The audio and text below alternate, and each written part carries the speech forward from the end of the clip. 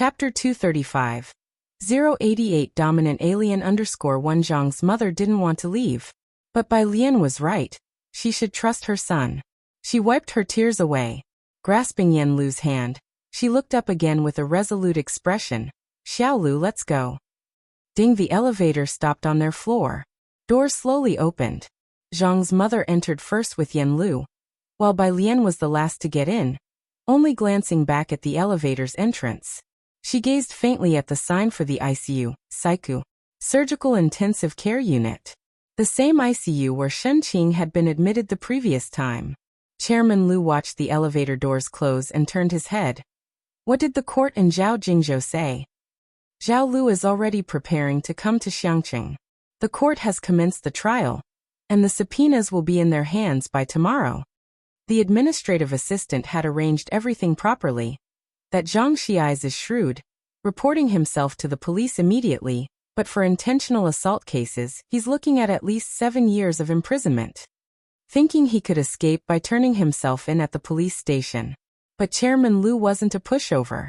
Even if Zhang Xiais engaged Zhao Jingzhou, he was still looking at a minimum of 7 years imprisonment. Beep, the ICU machine suddenly flashed wildly. The doctor on duty and nurses quickly ran over. Take him to the emergency room first. What about President Su? Chairman Liu's complexion changed, not worried about Zhang Shi's case, but now concerned only for Lu Xinming's life. The administrative assistant immediately made a call to Su En. Please wait a moment.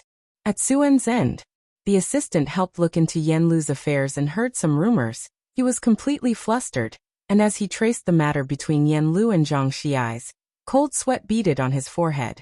Despite Su En being in the middle of an online meeting, the assistant knocked on the door. President Su, this is urgent. I must speak with you right away.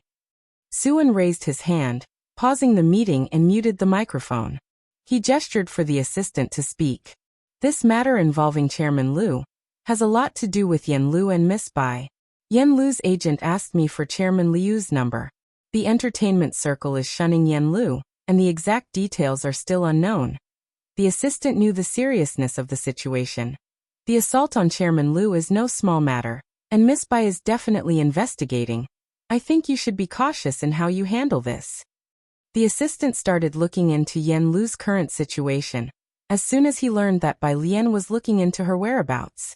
News from the entertainment circle always spreads quickly, and word of Chairman Liu's intent to blacklist her had traveled fast. Su En's mind was in disarray, and within a few seconds he made a decision. First, sever cooperation with the Lu family. As for Alien, I will ask around. Also, there's no rush to contact Dr. Lance. Around 8 in the evening, Zhang's mother and Yan Lu supported each other as they walked ahead, the streetlights elongating their shadows. Bai Lian looked down slightly, observing the two silhouettes. Manager Xian carefully extended her hand, offering Bai Lian her school uniform jacket. Thank you. Bai Lian reached out to take it, but didn't put it on, simply walking slowly down the stairs, her brows and eyes drawn together, her tone calm. So why did Zhang Xiais hit him? I don't know yet. Manager Xian was somewhat coming to her senses, replying from behind Bai Lian, her gaze fixed on Yan Lu. It was related to Yan Lu, but Yan Lu had been silent all this while. Bai Lian followed her gaze, nodded her head, her tone even. Okay. Manager Xian was more than a decade older than Bai Lian, and should have seen her as just a child. Yet standing next to Bai Lian, she felt an inexplicable pressure. But the other party was polite in her speech and actions. Not far from the hospital, a black business van parked steadily by the roadside. The passenger window was half open. Having been in the entertainment industry for so long, Manager Xian had no trouble recognizing that this not too luxurious business van was somewhat different from those she was familiar with. She was quite surprised. This girl was Zhang's younger brother's classmate? This kind of vehicle wouldn't attract much attention in Beicheng, but it was conspicuous in Xiangqing. She hadn't expected Zhang Xiais to have such well-to-do classmates, and it seemed that she got along quite well with Zhang Xiais. The rear car door opened. A chill poured out. A kid resembling a jade ice sculpture sat in the back, cradling a Chinese cabbage, and raised his head belatedly at the sound, then rested his chin on a pillow. Get in the car first. Bai Lian instructed Zhang's mother, Yen Lu, and the others to get into the vehicle. After manager Xian got in, she sat down somewhat awkwardly. She just couldn't ignore the cold air coming from the driver's seat, and couldn't help but look over. All she could see was the back of a head, and the outline of a chiseled profile, with pale slender fingers resting on the steering wheel, and a Bluetooth earpiece in his right ear, speaking to someone. Chapter 236, 088 Dominant Alien _2 The tone was casual and lazy, yet laced with ice, such a unique voice that it would stand out even in the entertainment industry, spouting words that left people clueless, words like recoil nucleus, spectroscopic measurement, annual modulation effects. Sister Yen Luxin couldn't make out a single word. Where to? Jiang Fulai finally greeted the person on the other end of the Bluetooth only after he saw Bai Lian get into the car. He pressed the Bluetooth button and spoke to her in a low voice. Bai Lian's expression wasn't great either. To the flower shop. First sending Mother Zhang, and the others back. So you guys still haven't seen Zhang Xiai's? Bai Lian tilted her head as she asked the person sitting behind her. By now, Yen Lu had caught on, her gaze fixated out the window that had almost lost its luster. Before the trial, we can't see him unless we find a lawyer to go meet him. Both she and sister said they checked, and Zhang Xiai's was in criminal detention. Family couldn't visit. So no one knew what exactly Zhang Xi's current situation was. She and sister were already doing their best to find a lawyer. Bai Lian nodded, indicating she understood. She took out her phone, opened the dial pad, and directly punched in a string of numbers. Chief Chun on the other end. He had just finished his work for the day, and was about to take a quick shower when a specially set ringtone for his phone went off. He hurriedly put down his clothes and answered the phone with the speed of a sprinter. The one making this call could only be either Bai Lian or Jiang Fulai. Miss Bai. He answered the call before the third ring with lightning speed. Bai Lian, phone in hand, her other arm resting on a half-opened car window, was invigorated by the cold wind, and she concisely stated her concern. I want to know how he's doing inside now. Zhang Xiai's. Chief Chen hadn't heard the name before, but that didn't stop him from looking it up at the police station. He no longer cared about his shower and put his hat back on. Don't worry, I'm heading to the police station to check for you. Lu Xinming, who is that? Chief Chen hadn't heard of this person either. Bai Lian pondered. Philanthropist? Seems like a shareholder of Time Entertainment too. She only ever heard Wang Qi mention him briefly. Don't look at me. Jiang Fulai hadn't said a word while she was talking, but upon seeing her look his way, he raised an eyebrow. I don't know either. If you're talking about Lu Sun, I might recognize him a bit. Backseat. Sister looked at Yen Lu, then at Bai Lian and the others, utterly baffled. Lu Xinming wasn't just a major shareholder of Time Entertainment, he was also well known online for his frequent charity work, especially with good marketing. It was sister's first time seeing someone who hadn't heard of Lu Xinming. And it wasn't just one or two people. And then Lu Sun. Who is that? Which Sun? Sister was somewhat muddled for a moment. Zhang family. Mother Zhang hadn't rested in 2 days. Bai Lian took her back to the Zhang family home, comforting her to get some rest. Auntie, take care of yourself first. She didn't urge Mother Zhang to eat but bought her a bowl of soup on the way for her to drink. Under Bai Lian's comforting, Mother Zhang closed her eyes and fell asleep, though it was not a restful sleep. Her brow furrowed even in her light slumber. After ensuring Mother Zhang was asleep, Bai Lian quietly closed the bedroom door behind her and left. Jiang He was leaning on the Zhang family's couch, dozing off, as she came out. Jiang Fulai stood alone in the yard, the desolate moonlight behind him casting a large shadow over the house and potted flowers in the yard. He deliberately avoided the people in the main hall. Sister Yen Luxin was sitting on the other end of the couch, and due to Jiang Fulai's presence in the entire environment, it was very quiet. At this moment, sister's phone ringtone suddenly broke out. She was startled, subconsciously covering her phone, cautiously answering it while discreetly glancing at the yard. The call was from the publicity department of the Su family. What? Okay, thank you. Sister blinked away her daze after hanging up the phone, then turned to Yen Lu. Xiaolu, you can't be late for the publicity event tomorrow morning at 8. Yen Lu looked up, her lips dry as she spoke. They haven't replaced me? Everyone must know about the ban Lu Dong ordered, right? Never mind, Yen Lu forced a smile, her hands trembling as she fished out a packet of cigarettes from her pocket. Can you help me? Be there on time tomorrow. Bai Lian sat next to Jiang He, picked up a cup of cool boiled water from the table, took a sip to quench her restlessness, and then looked up. You must go. Yen Lu was stunned, but now? Yen Lu, right? Bai Lian set down her cup, her posture casual as she sat on the couch, her arm resting lightly on the armrest. Under the light, she looked towards Yen Lu, her voice calm and rational. You don't need to worry about Zhang Shi's situation. Since the Su family hasn't replaced you, even if it's in a swamp, you have to stand up. I don't want him to come out and see you fallen midway. Chapter 237. 088 Dominant Alien _3 She didn't need Yen Lu to explain anything to her. But she believed that the Zhang family, who would leave the most beautiful lily for Yang Lin every week, were trustworthy. Yen Lu's fingers trembled violently, and the cigarette box instantly dropped to the ground.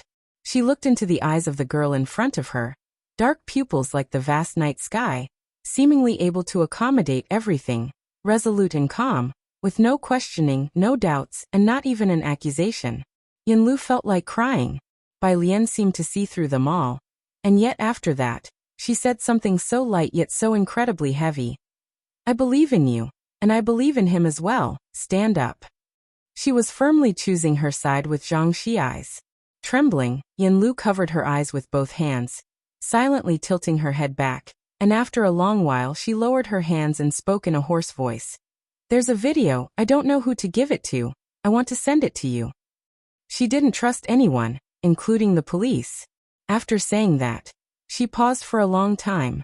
She stood up, fished out sunglasses from her pocket, and put them on, covering her reddened eyes. Sister Xian, arrange for the shooting tomorrow morning, she said as she walked out, her voice strong. Hand me the script, and also contact whoever can still be reached, inquire about news from Lu Xinming's side. After the two had left, Jiang Fulai came in from outside. Bai Lian picked up the cigarette box that Yen Lu had left on the sofa, playing with it in one hand. Her gaze lowered, in no rush, as she drew out a long, thin cigarette from the box. With the cigarette loosely held between her fingertips, she bit it casually, and as she turned her head, she saw Jiang Fulai coming out of the courtyard. The two exchanged glances for a moment. Bai Lian, Tui. She spat out the cigarette. Police station. Chief Chen came to check on Zhang Shi's case, and the station chief was very surprised to know that he was looking into Zhang Shi's eyes, quickly leading him to the detention area. He's right here. Chief Chen peered through the small window in the iron door at Zhang Shi's inside. Zhang Shi's lay on the only bed motionless. Chief Chen frowned. Open the door. The door was opened. Looking at Zhang Shi's back, Chief Chen said, Zhang Shi's, Miss Bai asked me to come to see you. The other party still didn't move. There was no basic reaction whatsoever. Chief Chen, he's been in this position for the past 2 days, hasn't touched his meals, the station chief quickly explained. We didn't do anything. This kid got beaten up by the victim himself. You didn't see the bloody scene. It was a vicious attack, aiming to take a life. The methods were extremely cruel. If it were someone else, they would almost certainly believe this was PTSD. But he didn't think Zhang Shi's would have it. After all, when they received this report, they felt that this man was mentally abnormal, and a person with abnormal mentality torturing a victim wouldn't have any aftermath effects. Chief Chen's brows were furrowed as he looked at Zhang Shi's. I understand. Bring me the file to look at. His tone was somber. He walked out, pulling out his mobile phone from his pocket, and sent this message to Bai Lian. The person responsible for this case had already gone to fetch Zhang Shi's file. Back in his office, Chief Chen opened the file that was brought to him, read it from beginning to end, his frown deepening. Is this all? Yes, the station chief replied cautiously. In fact, the officers responsible for the courtroom and case investigation were all very puzzled. Zhang Shi's and Lu Xinming were completely parallel lines. Today they had brought in Zhang Shi's homeroom teacher and neighbors, and according to the investigation, Zhang Shi's was a sunny, helpful big boy. But Lu Xinming was also a kind, philanthropic businessman. It remained a mystery why Zhang Xiais had beaten the man to such a state, and he still refused to cooperate with the investigation. The phone outside rang, and an officer answered it, his expression serious. 2 minutes later he came in to report.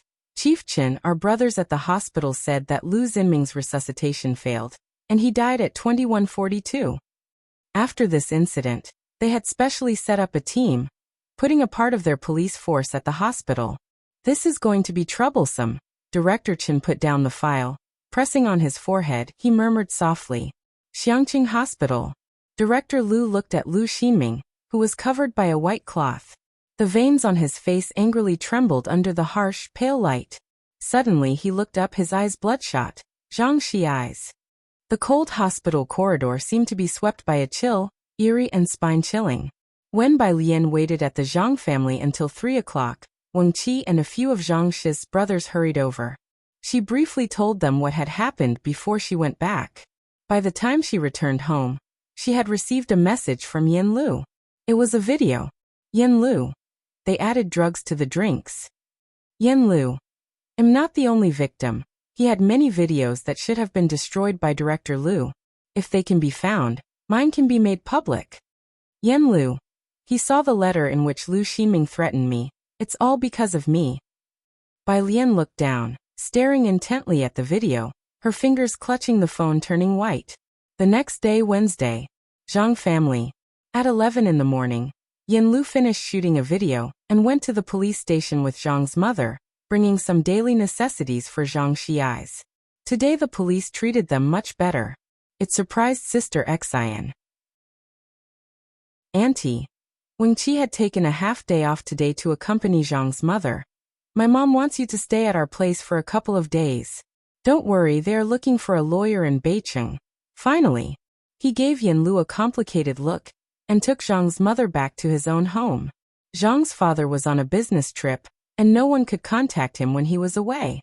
Wang Qi used to joke that Zhang Shi's father was like a secret agent, but now, no matter what, they definitely couldn't let Zhang's mother stay at home alone. Wang Qi went home. Yin Lu and Sister Xian went to find Bai Lian. Zhang family's living room. As soon as Yin Lu and Sister Xian opened the door, they smelt a faint scent of smoke. Bai Lian stood by the window with 3 photos pinched in one hand and a slim cigarette loosely held in the other. Her brows lightly furrowed, making it difficult to see her expression. Hearing someone enter, she stuffed the photos back into her pocket. The other hand casually pushed the window open, dispelling the smell of smoke. The midday sunlight was fierce, passing through the thin smoke, casting its light on the girl's face, mysterious and dangerous. Both Yin Lu and Sister Xian paused for a moment. Sit. Bai Lian directed them towards the sofa, gesturing for the two to sit first. Sister Xian quickly found a seat to sit down, while Yin Lu didn't know what to say. She had thought that today Bai Lian would say something to her, but she hadn't expected her to remain silent. Even her gaze remained as it always had been. Yin Lu softly sat down next to Sister Xian. The living room became quiet, just as Sister Xian couldn't help but want to say something. The door was knocked on 3 times, polite and respectful. Sister Xian wondered who could be visiting at this time, and so politely knocking. While she thought this, she went to open the living room door, only to see a somewhat familiar figure. As an agent, Sister Xian naturally remembered all the investors. She was startled and couldn't believe the person would appear here. She opened her mouth in surprise. Suen? How did you come here? On the sofa, Yin Lu, who was deep in thought, also looked up and was very surprised to see Suen. Suen glanced at Sister Xian. He was busy with work and had not brought his assistant, so he did not recognize that this was Yin Lu's agent. He just cracked a hasty smile, nodded a slight acknowledgement to her, and walked inside. When he saw Bai Lian standing by the window, Suen finally sighed in relief. Ah, Suen, I'm just going to ask you one question. Bai Lian extinguished the cigarette and looked aside indifferently. She looked at Suen without even addressing him as Mr. Su, and simply asked, Who were you trying to save by seeking me out yesterday? Lu Xinming?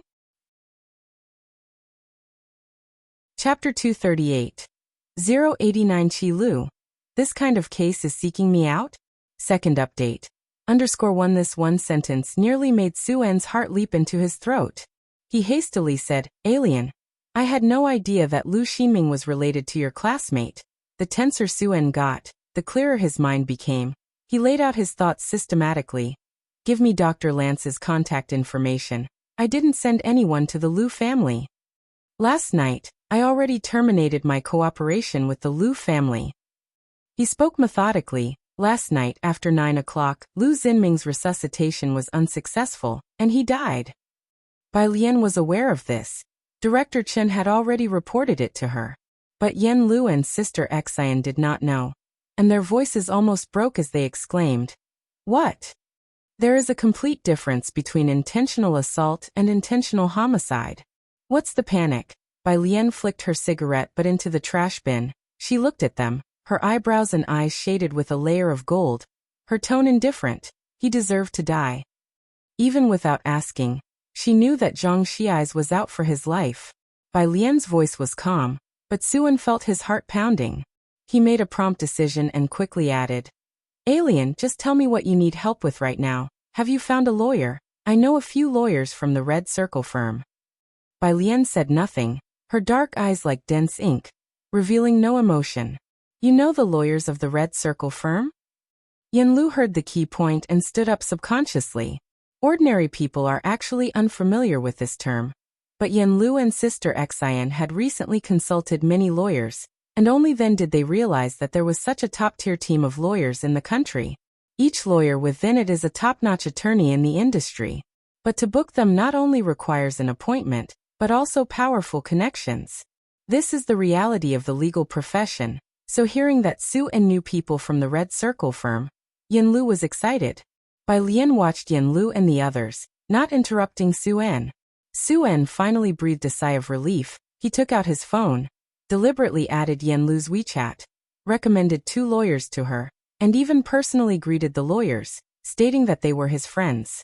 There was no need to doubt Sue-En's networking skills. Once he had finished, he let Yan Lu communicate with them. Then he said to Bai Lian, Alien, then I'll go back and take care of the remaining problems with the Lu family. All right. Bai Lian nodded. She said nothing else. Sue-En knew this meant the matter was settled, and he breathed a sigh of relief. Then he looked warmly at Yan Lu and Sister Xian. If you have any issues in the future, feel free to contact my assistant. Thank you very much. Yan Lu bowed deeply to him. Don't mention it. Sue-En smiled, and after speaking, he went back to deal with the Lu family's affairs. Yan Lu added the 2 lawyers recommended by Sue-En. She conveyed Zhang Shi's case details to them. Sister Xian sat on the couch. She was not as concerned about Zhang Shi's case as Yan Lu was. As an agent, the only reason she stayed with Yan Lu until now was because she believed Yan Lu had a certain drive. She held back for a long time but could not resist. Miss Bai, you know President Su? She heard it. Bai Lian directly called President Su by his name. She actually didn't know which and it was at the moment. But she didn't dare to call her classmate by either. She stuck to what she felt was a very formal title. Yes. Bai Lian was propping herself up on the windowsill. She was holding her phone, replying to Director Chen with an address. And when she looked up and saw Sister Xian staring at her, she couldn't help but raise an eyebrow. What's up? Ah, Sister Xian snapped back to reality, hiding her inner shock. No, nothing. President Su, he was someone that even Lu Ximing treated with great respect. She couldn't help but question at the bottom of her heart. What kind of classmate was Zhang Xiai's in the end? Director Chen hurriedly came to find Bai Lian. After being busy all night and the morning, he finally cleared up the matter with Zhang Xiai's. Xiao Zhang still doesn't want to talk this morning. Director Chen plopped down at the table in the Zhang family's main hall, and poured himself a cup of water, and drank it down in one breath. Then he handed the materials he found to Bai Lian for her to see. This is the information I gathered. You are. Sister Xian noticed Director Chen. Bai Lian sat opposite, her head lowered, slowly flipping through the materials Director Chen had gathered. After placing down his teacup, Director Chen smiled and greeted Sister Xian. Hello, I'm an undercover officer, currently investigating the case involving young Mr. Zhang. If you have any information or evidence, make sure to let me know in time. An undercover officer, huh? Sister Xian nodded, her head bobbing eagerly. Thank you, officer. Director Chen waved his hand, indicating it was no problem. So your point is? Bai Lian read through the entire case process at a glance. He acted heinously. Director Chen sat up straight, his fingers tapping on the table rhythmically yet casually. He showed a rare seriousness. There's surveillance footage, and although his confession might mitigate the charges, since the plaintiff has passed away, under such circumstances, he won't get away with less than 3 years. A society ruled by law. Normally, cases with a confirmed suspect like this do not require a trial, and are directly handed over to the presiding judge. It wouldn't even pass through Director Chen's hands typically. It was rare for him to handle a case personally, and the seriousness of his team meant that even the Liu family could not interfere.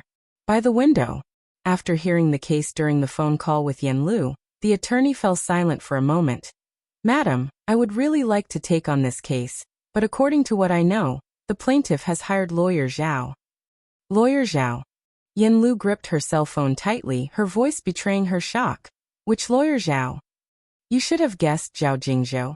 The other party really wanted to help Suen, and owing Suen a favor wasn't something easily done, but since the plaintiff's defense attorney was Zhao Jingzhou, he dared not take the case, fearing he might mess things up and leave a bad impression on Suen, or even worse, displease Suen.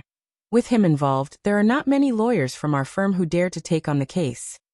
Yan Lu had just caught a lifeline, but hearing these words, her face turned pale. Is it lawyer Zhao? Xian's sister heard Yan Lu's voice from the table. That Zhao Jingzhou? Yan Lu pursed her lips and nodded. What do we do now? Xian's sister murmured. Who else would dare to take it on? Bai Lian was messaging Jiang Fulai. Zhang Xiais isn't seeing anyone or talking. Is he also in self-isolation? Jiang Fulai looked at her message and raised an eyebrow at a name that kept appearing frequently. Then he took the time to open up an investigation report sent by Director Chen. Bai Lian didn't know lawyer Zhao. She let her phone screen go dark and placed it on the table, looking up. Which lawyer Zhao? Zhao Jingzhou. Xian's sister looked at Bai Lian with a wry smile. The lead attorney of Time Law Firm. Fought and won over a dozen cases, big and small, without a single loss. His most classic case was that 300 million economic lawsuit. He's quite popular online and rarely takes cases now. He could argue that the dead are still alive. It's unexpected that the Liu family managed to invite him to Xiangqing. Zhao Jingzhou's 2 classic cases were even made into short videos which garnered over 1 million views online. Almost everyone on the internet knows him. The fact that he's almost never lost a case is already terrifying. And the internet has almost mythologized him. So when Xian's sister and Yan Lu heard his name, they both felt a chill. Miss Yan, you should look for someone else. The lawyer on the other end of Yan Lu's phone call spoke up helplessly. I really dare not take it. The person on the other line hung up. Yan Lu and Xian's sister exchanged glances. Even the lawyer recommended by CEO Su dared not take the case. Bai Lian snapped back to reality, and resting her arm lightly on the table, she looked up at Director Chen. Do you know this Zhao Jingzhou?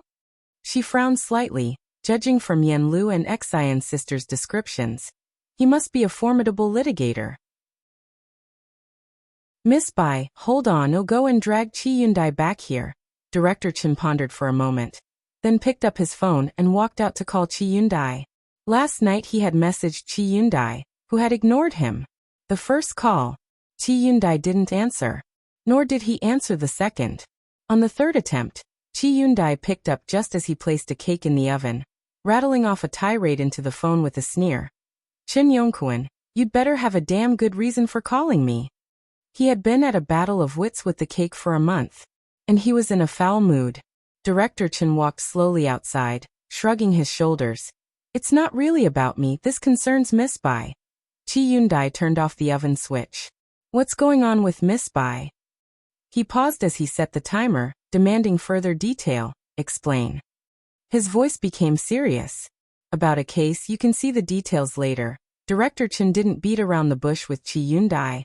We're at the flower shop by the school. They'll wait for you at the intersection. Don't dawdle. As he spoke, he was stepping towards the street, waiting for Chi Yundai. A case. Chi Yundai stripped off his gloves, shed his coat, and made sure to remind the shop assistant to watch the oven, puzzled. What kind of case? Did something happen again?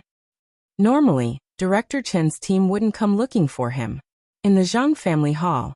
Yanlu, let's not panic. Xian's sister steadied Yanlu, her mind racing. There's still a chance. Let's ask if there's anyone willing to take it on. We can offer 3 for times the fee. That's true. Yanlu exhaled deeply. But with Zhao Jingzhou on the case, who from Red Circle firm would dare to take it? Yanlu forced herself to stay calm. What to do? As they spoke, Director Chen entered with a man. The man was slightly stooped, in his 30s or 40s, with a tall and upright figure, dressed in simple and clean white casual wear. Slightly taller than Director Chen, with deep-set and stern features. He even wore a white chef's hat on his head. Miss Bai. Chi Yundai greeted Bai Lian politely, then turned to Xian's sister and Yanlu, introducing himself. Hello, I'm Chi Yundai. This is Lawyer Chi. I declare him to be our defense attorney for this case. Director Chen introduced Chi Yundai to Yanlu and Xian's sister in a haphazard manner. Then thrust the case file into his hands. Take a look first, court begins next week. He had spent the previous night and morning organizing the case, also to provide Chi Yundai with reference material. Chi Yundai skimmed the case file, and the corner of his mouth twitched involuntarily as he cast a sidelong glance at Director Chen. Are you out of your mind? You needed to call me for this kind of case? Chapter 239. 090 Outlaw Madman Young Master Jiang _1 Chi Yundai scanned the case and instantly knew it was yet another commonplace criminal matter. He initially thought that since Director Chen was being so secretive, it must be some major incident or a big case. But this, it wasn't even worth mentioning. Any lawyer from young Master Jiang's team could handle it. Cases with such clear causes and effects rarely vary much in outcome. If even this kind of case requires me, then that group of lawyers might as well pack up. Chi Yundai placed the case file on the desk with a sneer. Upon hearing Chi Yundai's unabashed words, Director Chen's temple throbbed several times. He coughed, covering his mouth with his left hand, and said in a lowered voice, Chi Lu, this person is Miss Bai's friend. Fold me up. Chi Yundai immediately sat up straight, reaching out to pick up the file again. Miss Bai, to be frank, what I am best at is criminal litigation. His expression was austere and solemn. If only he weren't wearing that chef hat. Bai Lian sat opposite him, slightly leaning against the back of her chair with a lazy posture, her slender, pale fingers tapping intermittently on the back of her phone, listening quietly to the conversation between the two. All right, then I'll leave it to you. She paused her fingertip and gave thanks. Chi Yundai waved his hand and began flipping through Zhang Shi's file. 5 minutes later, he frowned slightly and asked, What kind of sentence can you accept? Bai Lian didn't speak, simply tilting her head to look at Yanlu. Yanlu had inquired about lawyers relevant to this on the first day. She had also consulted 2 lawyers from Red Circle firm introduced by Suan. This case had eyewitness testimony and video surveillance, a heinous and intentional murder. Cases like this normally resulted in imprisonment for no less than 10 years under normal circumstances, but the other party's lawyer was Zhao Jingzhou. Thus, the best possible verdict for Zhang Shi's might still be 15 years of fixed-term imprisonment. They all suspected that with the methods of the Liu family, it was very possible to get a life sentence, or even the death penalty. Yanlu looked at Chi Yundai. Neither she nor Sister Xian had ever heard of Chi Yundai, especially with him wearing a neatly arranged chef hat. Before Director Chen spoke up, neither Yanlu nor Sister Xian took him for a lawyer. 15. Yanlu was watching Chi Yundai as she began to speak, but when she uttered the first syllable, she distinctly saw Chi Yundai's eyes narrow. No, as long as it's not the death penalty. Not the death penalty, that's all. Not the death penalty, that's all? Chi Yundai repeated expressionlessly. He looked at Yanlu biting back curses, then turned his head somewhat speechlessly towards Director Chen. He wants me to get involved in a case where the verdict is anything but the death penalty. He might as well just use his toes to type. Director Chen, perhaps realizing Chi Yundai felt a lack of trust, Lawyer Chi, Sister Xian jumped in to explain on behalf of Yan Lu. The plaintiff in this case has some background, and most importantly, they've engaged Zhao Jingzhou as their defense lawyer. No need to mention the Lu family. Zhao Jingzhou alone was enough to intimidate everyone. Red Circle's invincible general wasn't a nickname netizens had given him arbitrarily.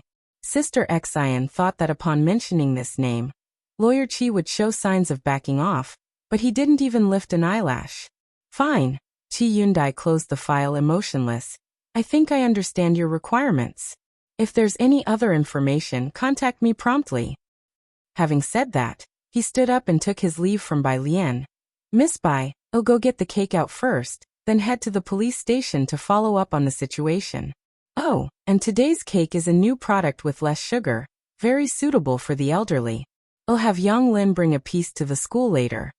Timing it, the cake should be ready by now. Qi Yundai left after speaking. Director Chen wasn't surprised. After bidding Bai Lian farewell, he followed Qi Yundai to discuss the case details. We have a problem now. The suspect is uncooperative, won't meet or talk. This was the real difficulty. If the suspect kept quiet, it didn't matter if Qi Yundai or the Daoyuo Golden Immortal himself took on the case. Getting a bit closer, Bai Lian still had to head to school. She comforted Yan Lu. Don't worry, leave this matter to us for now. Director Chen and his team had never dropped the ball on important matters. Bai Lian walked toward the school. Behind her, Sister Xian said to Yan Lu, I think Miss Bai's friend seems quite reliable. I believe they can negotiate a reduced sentence for little brother Zhang. Let's hope so. Yan Lu took a deep breath, rallying her spirits. If there are any activities coming up, count me in. Just leave out the day of the trial. I'll take on the rest. No matter the outcome, she couldn't collapse now. If something really happened to Zhang Xiais, his parents from the Zhang family would still be waiting for her. Chapter 240. 090 Outlaw Madman Young Master Jiang _2 Let me think, Xinjie pondered in her mind. Ever since the news broke that Yan Lu was blacklisted, no partners sought her out. I have a classmate who is a producer for the Great Eternal Prosperity. I'll ask if he can give you an audition opportunity. Thank you, Yan Lu said, looking at Xinjie earnestly. Xinjie. Xinjie waved her hand. Meanwhile, Bai Lian returned to school. At the entrance of the teaching building's staircase, Wang Qi had just returned as well, and got into an argument with someone at the bottom of the stairs, surrounded by a 3-layer deep crowd of students. Say that again? The buzzcut boy shouted at him. What if I say it again, huh? Everyone knows Zhang Xiais is a murderer. Spit, he even killed a great philanthropist. Wang Qi was about to fight when he was held back by students from class 15. Wang Qi, let it go. Let's try not to cause any trouble for Mother Lu. No wonder the school ranks so low. Having a murderer isn't surprising, a social pariah, a disgrace. The buzzcut boy spat. You say one more word? A voice rose from within the crowd. It was light and slow. The crowd subconsciously parted to make way, revealing Bai Lian behind them.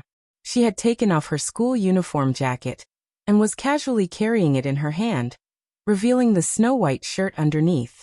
Her hair was arranged carelessly with a few strands blown messy by the wind, and she walked forward slowly, step by step, with the wind against her.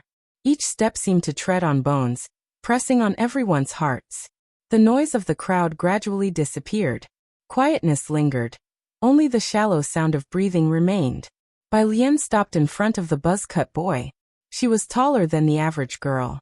She reached out, her pale, snow-like fingers casually grabbing the boy's neck, forcing him to crouch down. She looked down at him, raised an eyebrow, and said with a light and indifferent tone, Go on, why aren't you talking anymore, The buzzcut boy was very arrogant. He was jealous of Zhang Xiais. But his arrogance did not mean he was foolish. Alarm screamed in his mind, and he had the feeling that this Bai Lian was even crazier than the lunatic Chen Wei from the school. His neck restrained, he couldn't speak, and could only look up at her with fright. The Dean of Discipline is coming, someone shouted from not too far away. Wang Qi tugged at Bai Lian's sleeve. Sister Lian. Bai Lian gave buzzcut boy one last glance. Without hurry, she let go of her hand, then shook her uniform jacket and methodically put it on. The boy gasped for air and stumbled several steps backward. What's all this crowd about? Are you fighting? The dean of discipline approached with a stern face. In the center of the crowd, Bai Lian was pulling up the zipper of her school uniform slowly, head bowed. When she looked up again, her face was back to its usual laziness. She looked at the dean of discipline and dropped her long lashes slightly. No, teacher, I was just discussing a question with Wing Qi. They were gathered around to watch. Oh, it's Bai Lian. The dean of discipline's mood brightened immediately upon seeing her, smiling particularly warmly. His gaze then fell on the buzzcut boy behind her. Bai Lian, no one's been bullying you, right? The dean of discipline eyed the troublemaker buzzcut warily. Bai Lian was demure. No, dean. The dean of discipline nodded, clearly disbelieving, but said, It's all right, Bai Lian. You go on up. I'll stand here and keep an eye on things. Buzzcut. Other students. This is ridiculous. At the police station. When Jiang Fulai finished up and came over, Chief Chen and Qi Yundai had already been waiting at the door. Chief Jiang, this kid hasn't said a word in 3 days. Director Chen frowned. The biggest fear in a case was an uncooperative suspect. Jiang Fulai's face was expressionless as he spoke succinctly. Take me to see him. Detention center room. Zhang Xiai's curled up, lying on the bed. He hugged himself with both arms. His whole face was buried in his arms, the hair at the back of his head messy, and there were dried blood stains on his clothes. A strong rejection to communicate. Jiang Fulai entered and stood in the middle, looked around for a moment, then lowered his eyelids and said, You can't face yourself now? Afraid of the gaze of others? Zhang Shi's body stiffened. Director Chen respectfully carried in a chair. Jiang Fulai held his overcoat, coldness emanating from head to toe. He slowly sat down, then lifted his right hand slightly. Director Chen understood immediately. He left the small cabin, gently closing the door behind him. I've almost finished investigating the matter. Jiang Fulai relaxed back into the seat and raised an eyebrow after Director Chen left. Do you think you did wrong? But I don't think you made a mistake. Zhang Xiai's dropped his hands, revealing a pair of bloodshot eyes. In this world, no one can judge right from wrong. I don't think the law upholds justice. It's just a set of rules to restrain everyone's behavior. Jiang Fulai looked at Zhang Shi's back. Why not believe in yourself? Zhang Xiai suddenly sat up and turned around to look at Jiang Fulai. Zhang Xiai's. Jiang Fulai just sat there, looking indifferently at Zhang Xiai's, his tone unhurried. Yin Lu will have a bright future, paved by your own hands. Lu Xian is nothing but a sacrifice on that road, and you are the key to that road. It's up to you whether to destroy the key or hand it over to her. Zhang Shi's voice was hoarse. He hadn't had water in a long time, his lips were cracked, and when he looked up again, his listless face finally showed some vigor. Thank you. Zhang Xiai's was afraid. He feared facing his teacher, his classmates, his parents. But he never regretted it. If there were 10,000 possibilities, even if the chance was 1 in 10,000, he'd rather endure the possibility of never meeting her than have her face this. But there was no such possibility, so he felt even if Lu Xian died 10,000 times, it wouldn't be enough to atone. Have you come to realize? Jiang Fulai stood up, looking down at him from above. Zhang Xiai sat up straight and nodded. Yes. That's good. Jiang Fulai's demeanor remained cold, and the dim light in the room blurred his overly sharp profile. The trial is next Wednesday. Let attorney Qi in. Try to cooperate with him as much as possible. Jiang Fulai left. 5 minutes later, Qi Yundai came in. He looked at Zhang Xiai's, who seemed to have become a different person, his eyes shining with a startling intensity. Did you listen to young Master Jiang's nonsense? Don't listen to him, he's just an outlaw. Listen to me, I'm a lawyer, and whenever I wear this suit, I won't let any criminal escape. Zhang Xiai's came back to his senses and looked at Qi Yundai. If Yan's sister's family filed a complaint, would he be sentenced to death? Every life has its meaning. What about Yan's sister? Does her life have no meaning? Zhang Xiai stood up, grabbing his hair with both hands. Why should she endure all this? Qi Yundai had watched some videos before coming in. After listening, he remained silent. It had been a long time since he had heard such naive thinking.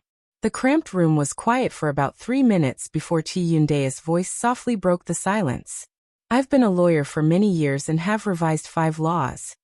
Chi Yundae looked at Zhang Xi's with a complex gaze. If you find it unfair, I hope that one day, you too can put on this suit, stand in court, and exert your own sense of justice to amend the law.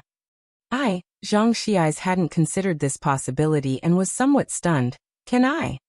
Why not? Chi Yundae took a cigarette from his pocket, nibbled on it, and gave Zhang Xi's some time to think. In no more than 2 years, you can make it to Jiangjing, and I'll wait for you at the University of Political Science and Law. I wasn't keen on taking apprentices before, but I can reserve a spot for you. Smoking wasn't allowed in the detention center, so he didn't light it up.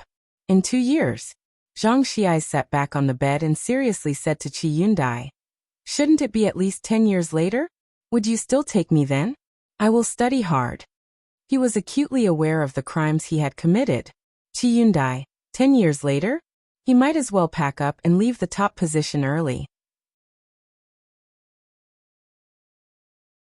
Chapter 241, Chapter 91, Chi Lu the Great Killer in All Directions, second update. _1 No, after 10 years, how can you distrust me so much? Chi Yundae sneered. Don't you know the first principle for a client is to fully trust their defense attorney? Zhang Xi's muttered. I do want to trust you. Chi Yundae entered the room full of worry, and almost died of anger when he was about to leave because of Zhang Xi's. How could he have anticipated Jiang's son would be so swayed by a few words? You might as well be mute. You can't expect Jiang's son to do anything good. Director Chen was waiting for him at the entrance. When Jiang's son left, his expression was as usual, unchanging. Director Chen couldn't discern any progress, and didn't dare to speculate and ask, how did it go? Chi Yundae came out, and he hurriedly approached and asked, what is it with all of you not trusting me? 10 years? 15 years? The death penalty? Chi Yundae complained to Director Chen and then pointed to his own face. I always thought my face carried authority. Why can't they have a little trust? Upon hearing this, Director Chen silently looked up. Perhaps it's because of the hat. Hat? Chi Yundae frowned. What hat? On your head. Director Chen heard from his tone that Zhang Xi's was okay, so he withdrew his gaze and walked outside with some unspeakable feelings. The chef's hat. Chi Yundae's feet instantly froze in place. He looked down at his suit pants, white shirt, then tremblingly reached up to his head, and felt the chef's hat. His whole being as if struck by lightning. So, I've been parading around town with this hat on all afternoon? Yeah. Director Chen nodded. Why didn't you remind me? Attorney Kai's stern and serious face began to crumble bit by bit. He walked from the cake shop to the Zhang family, then to the police station. All the while wearing this thing? This foolish appearance. Passers-by saw it. Miss Bai saw it. Jiang's son saw it. Director Chen, seeing that he was oblivious, was even more surprised than him. He touched his head, utterly confused, and carefully said, I thought you had a special reason for doing it. Like making the opponent lower their guard. Say it. Attorney Chi coldly said to Director Chen. How many years do you want to go in for? Director Chen, Xiangqing No. 1 Middle School. Jiang Fulai parked the car at the side of the road with a cold expression on his face. Bai Lian didn't get in the car, but lazily knocked on the passenger door window as it rolled down. Why haven't you replied to my messages? She raised an eyebrow. Jiang Fulai, still with a cold face, unlocked his phone to see the 2 messages Bai Lian had sent 2 hours before. Zhang Xi's is afraid of you. His spirit is fragile right now. You need to treat him gently. It's his first time doing something like this. He must be scared. Comfort and guide him. In front of her, Jiang Fulai coldly replied with one character. One Bai Lian. She pulled open the car door. So, what's his situation now? Alive. Jiang Fulai waited for her to get seated before starting the car, speaking succinctly, polite and refined. Jiang's son has always been indiscriminate in his mockery, only holding back from insulting Zhang Xi's today, because of Bai Lian's face. In his view, Zhang Xi's hadn't used his brain at all when doing this deed. Otherwise, Chi Yundae would have 100 ways to get him acquitted. Jiang Fulai drove to the estate where Qi Yundai and Director Chen were already present. Zhang Shi's case still had many details and evidence that required attention. When Bai Lian and Jiang Fulai arrived, the two were in the midst of a heated discussion. Mr. Jiang, Miss Bai? Qi Yundai, holding the documents and still intending to scold Director Chen, glanced at the newcomers and stood with his papers, recalling something important. My attorney badge is still in Jiangjing. The attorney badge is issued by the Lawyers Association to every attorney. It can only be worn in court. Qi Yundai hadn't brought it along on this trip to Xiangqing. Badge. Director Chen indeed recalled someone. Chen Jingyu will come to Xiangqing in 2 days. Let him know to bring your badge along. Chen Jingyu? Qi Yundai wasn't familiar with this person and looked towards Jiang Fulai. Give it to Jiang Shijue. Jiang Fulai sat down on the sofa, lowered his gaze, and poured 2 cups of tea. Qi Yundai took out his phone to take care of the matter. Because of Zhang Shi's incident, Class 15 had been under low morale lately. Tuesday evening. Director Chen waited for Bai Lian at the school entrance while Ming Dongheng went to watch Mr. Bai's match. So today the person bringing Jiang He became Director Chen. He waited at the road junction for Bai Lian.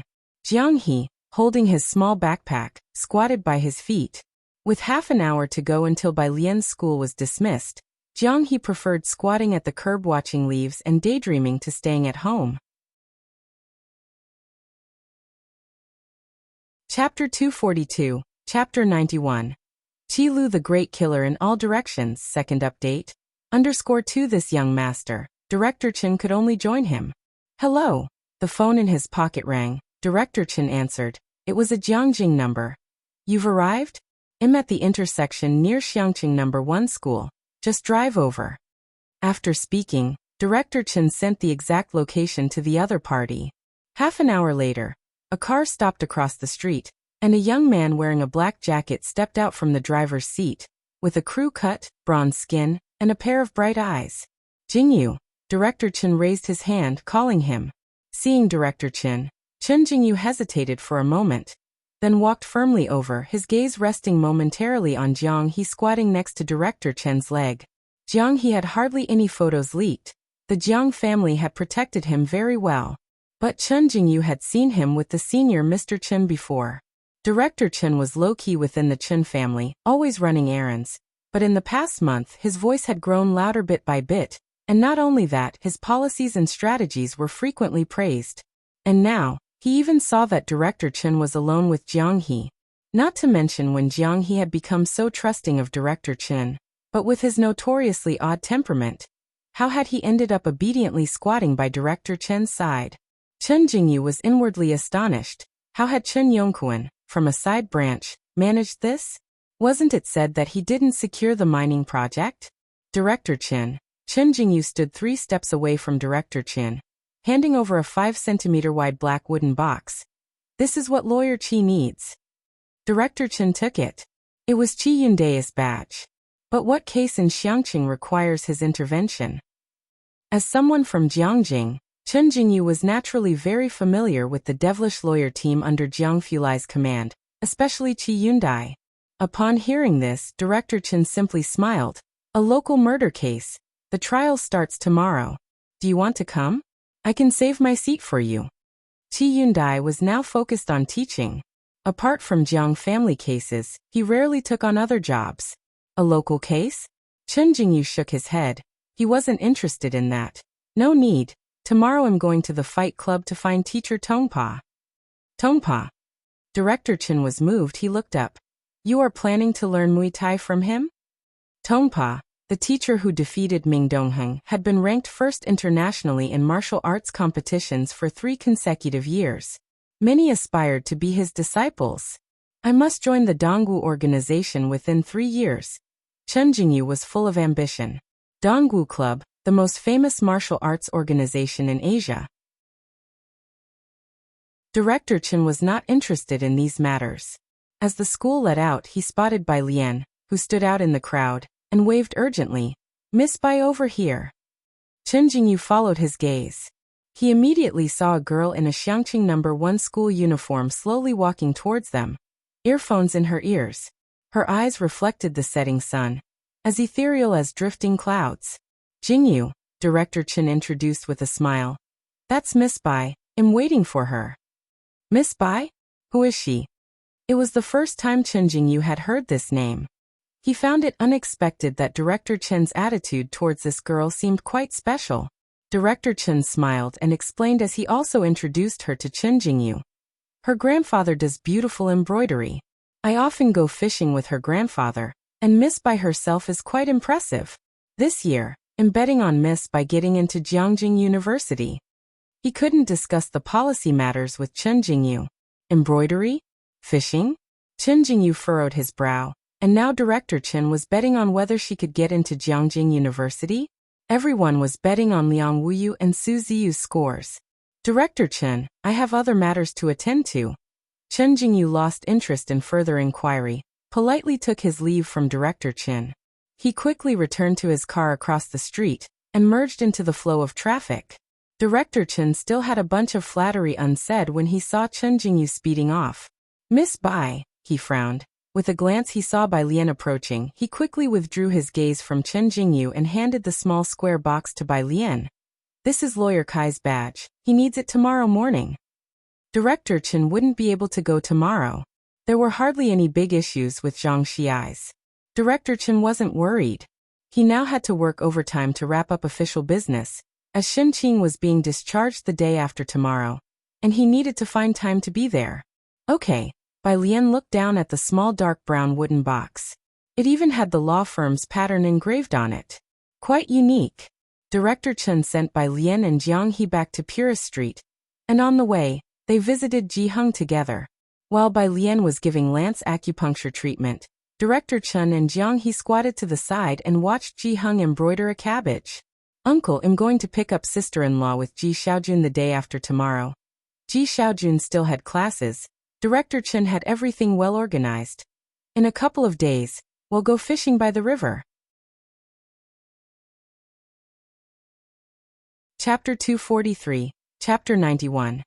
Qi Lu the Great Killer in All Directions, second update.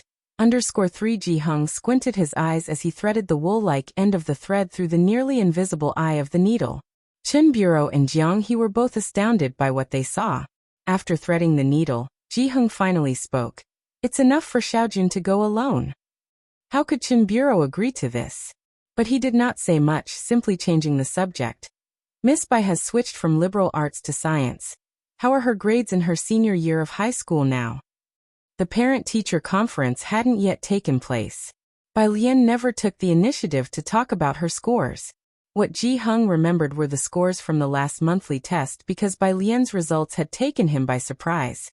He remembered them very clearly, 450, not a high requirement, but enough to meet the Tier 2 university admission line. Chen Bureau was thrown into disarray. Tier 2 university admission line? He was still planning on pressuring Miss Bai to attend Jiangjing University. Wednesday, the trial for Zhang Shi's case commenced. At 8 o'clock, before the courthouse doors had opened, Zhang's mother and Yin Lu were already waiting at the entrance, looking eagerly through the doors. At 9 o'clock, Bai Lian, Jiang Fulai, Pu Xiaohan, and Weng Qi arrived. At 9:20, Qi Yundai arrived fashionably late. He was wearing an ordinary black lawyer's gown today, which he had just bought this past Sunday. There was no specific requirement for the robe for this court session, and he hadn't asked for his own to be brought over. Qi Lu, Bai Lian handed him a wooden box. This is your lawyer's badge. Qi Yundai casually took it from her, opened it, and saw a black badge inside. He glanced at it, and then clipped it onto his left side. His attitude was very casual. Bai Lian lowered her voice, whispering to Jiang Fulai. The lawyer they've hired today seems to be very formidable. Can Qi Lu handle it? Who did they hire? Jiang Fulai asked with a slight bow of his head, his voice deep. Zhao Jingzhou. Bai Lian thought for a moment. Jiang Fulai pondered for a while, then shook his head. I haven't heard of him. Bai Lian, forget it. Xian's sister stood behind the two, glancing at Qi Yundai's solemn face as he adjusted his lawyer's badge, and then back at Bai Lian and the unapproachable-looking Jiang Fulai.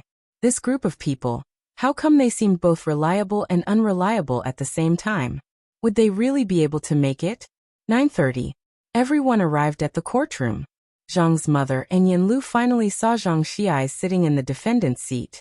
Having not seen him for almost 10 days, Zhang Xiai had lost a lot of weight, but he still looked fairly spirited. Upon seeing Zhang's mother and Yanlu, he didn't speak, just sat in silence. Zhang's mother held Yanlu's hand, struggling to hold back her tears. The group took seats in the spectators' area on the left side. Almost 10 o'clock. Director Liu and the judge took their places one after the other. Director Liu arrived first. He was walking shoulder to shoulder with a young man who was also wearing a black lawyer's gown. Unlike ordinary robes, this man's had red lapels. Director Liu, with his wrinkled face, scanned across Zhang Xiai's with a gaze as sharp as a serpent's the moment he entered the courtroom, his mouth curving into a strange arc. It sent shivers down one's spine. A few minutes later, he finally shifted his gaze, sizing up the attorney sitting at the defendant's seat. It was a middle-aged man he had never seen before. Both parties' lawyers took their seats. On the left in the spectators' area, Pu Xiaohan clutched Wang Qi's arm, her voice low and her hand trembling uncontrollably. Wang Qi, that's the invincible General Zhao Jingzhou, isn't it? Wang Qi's gaze was still focused on the young man seated in the opposite attorney's row. Most people don't look exactly the same as in videos, but Wang Qi was certain.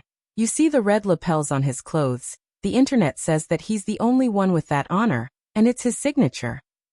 How did they manage to hire Zhao Jingzhou? Pu Xiaohan almost exclaimed as she looked across the room. In front, the confidence that Yanlu and Xian's sister had struggled to build over this period was once again shaken by the conversations of the two. The judge sat solemnly in the central seat. A light tap with the gavel confirmed the identities of both parties, and the opening arguments began. The attorney Zhao stood up. First he glanced at Qi Yunde's side. Then, picking up a pile of documents, he started his argument.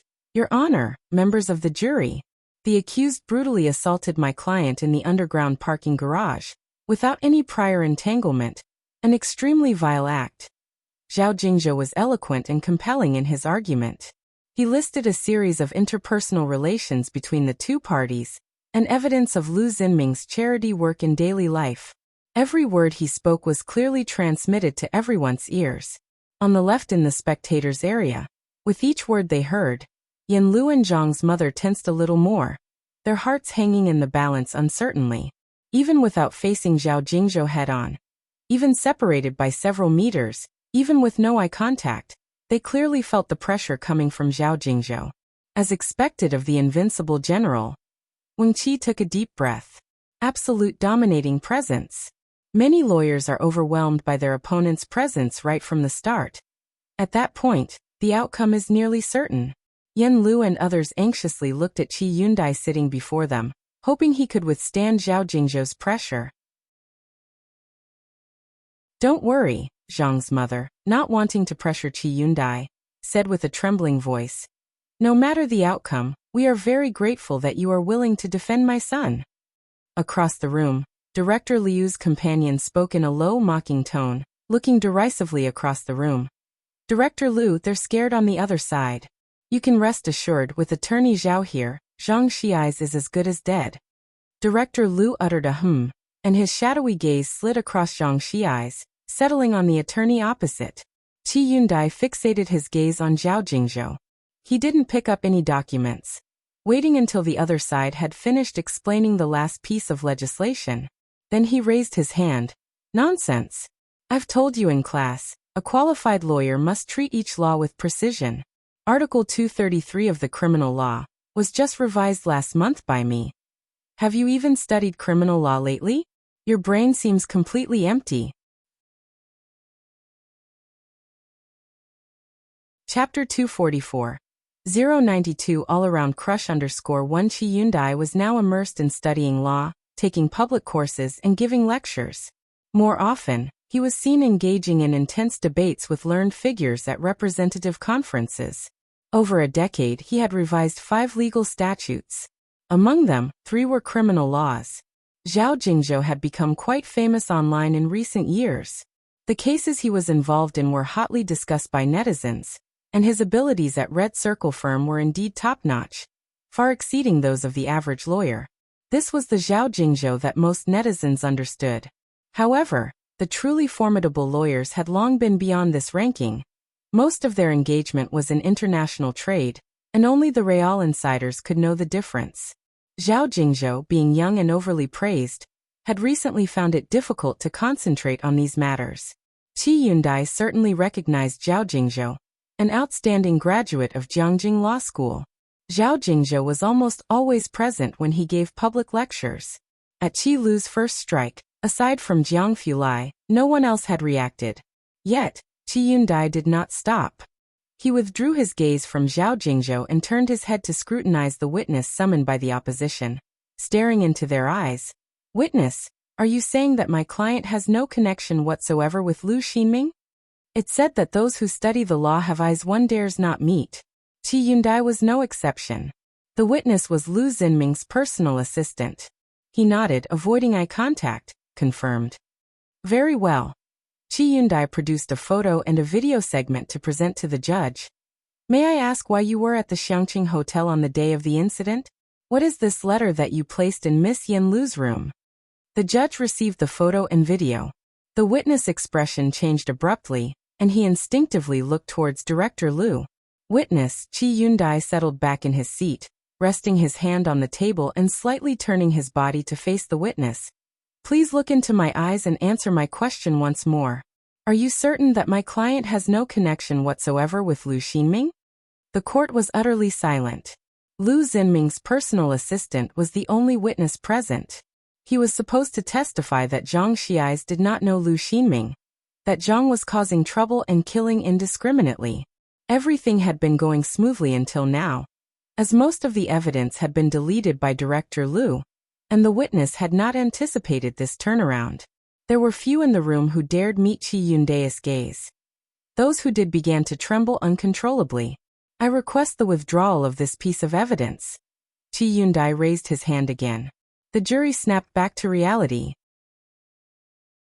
Without exchanging many words, just a glance at each other, they dismissed the evidence brought by Zhao Jingzhou, and the first witness was escorted out of the courtroom.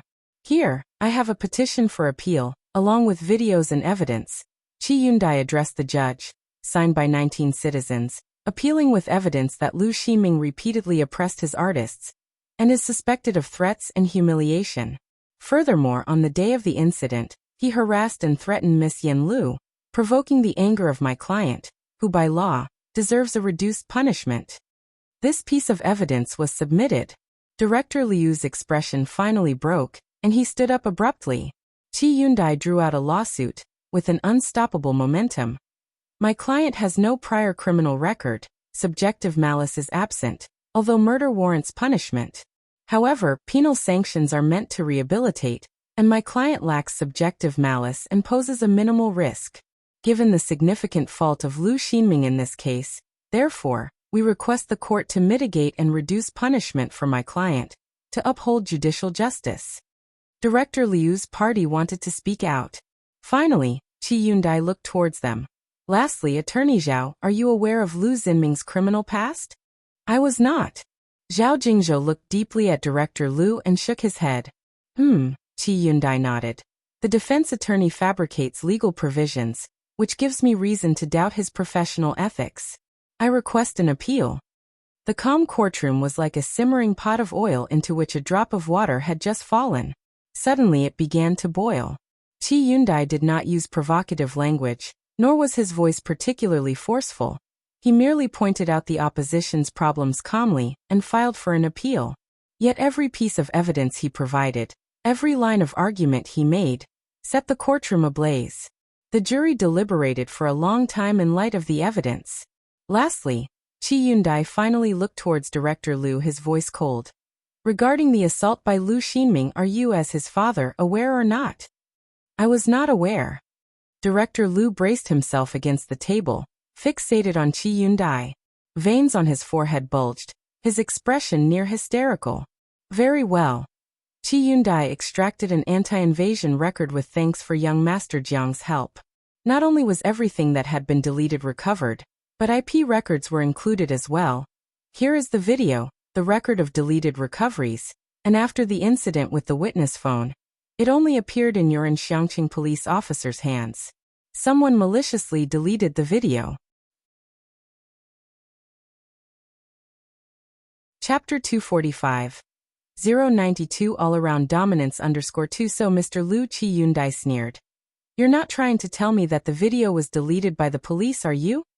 Whoosh, what could Director Lu say to that? Accuse the police of deleting it? Would he dare say that in court? The entire courtroom once again fell into an uproar.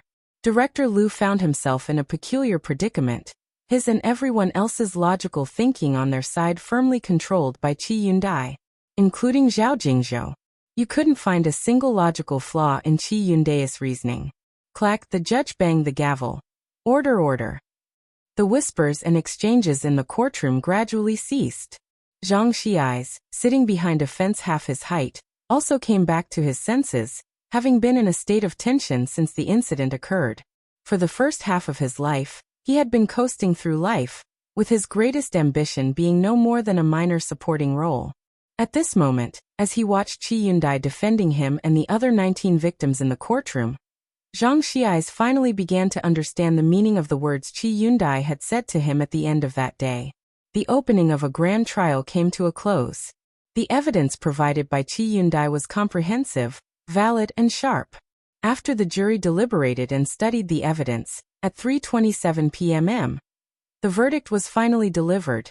A sentence of 1 year of fixed-term imprisonment. While motive has no bearing on the establishment of intentional homicide, it has a significant impact on sentencing. This is probably the first case in the country where the sentence for an intentional homicide case was so minimal. Beyond that, the opposing witnesses, lawyers, all were released on bail.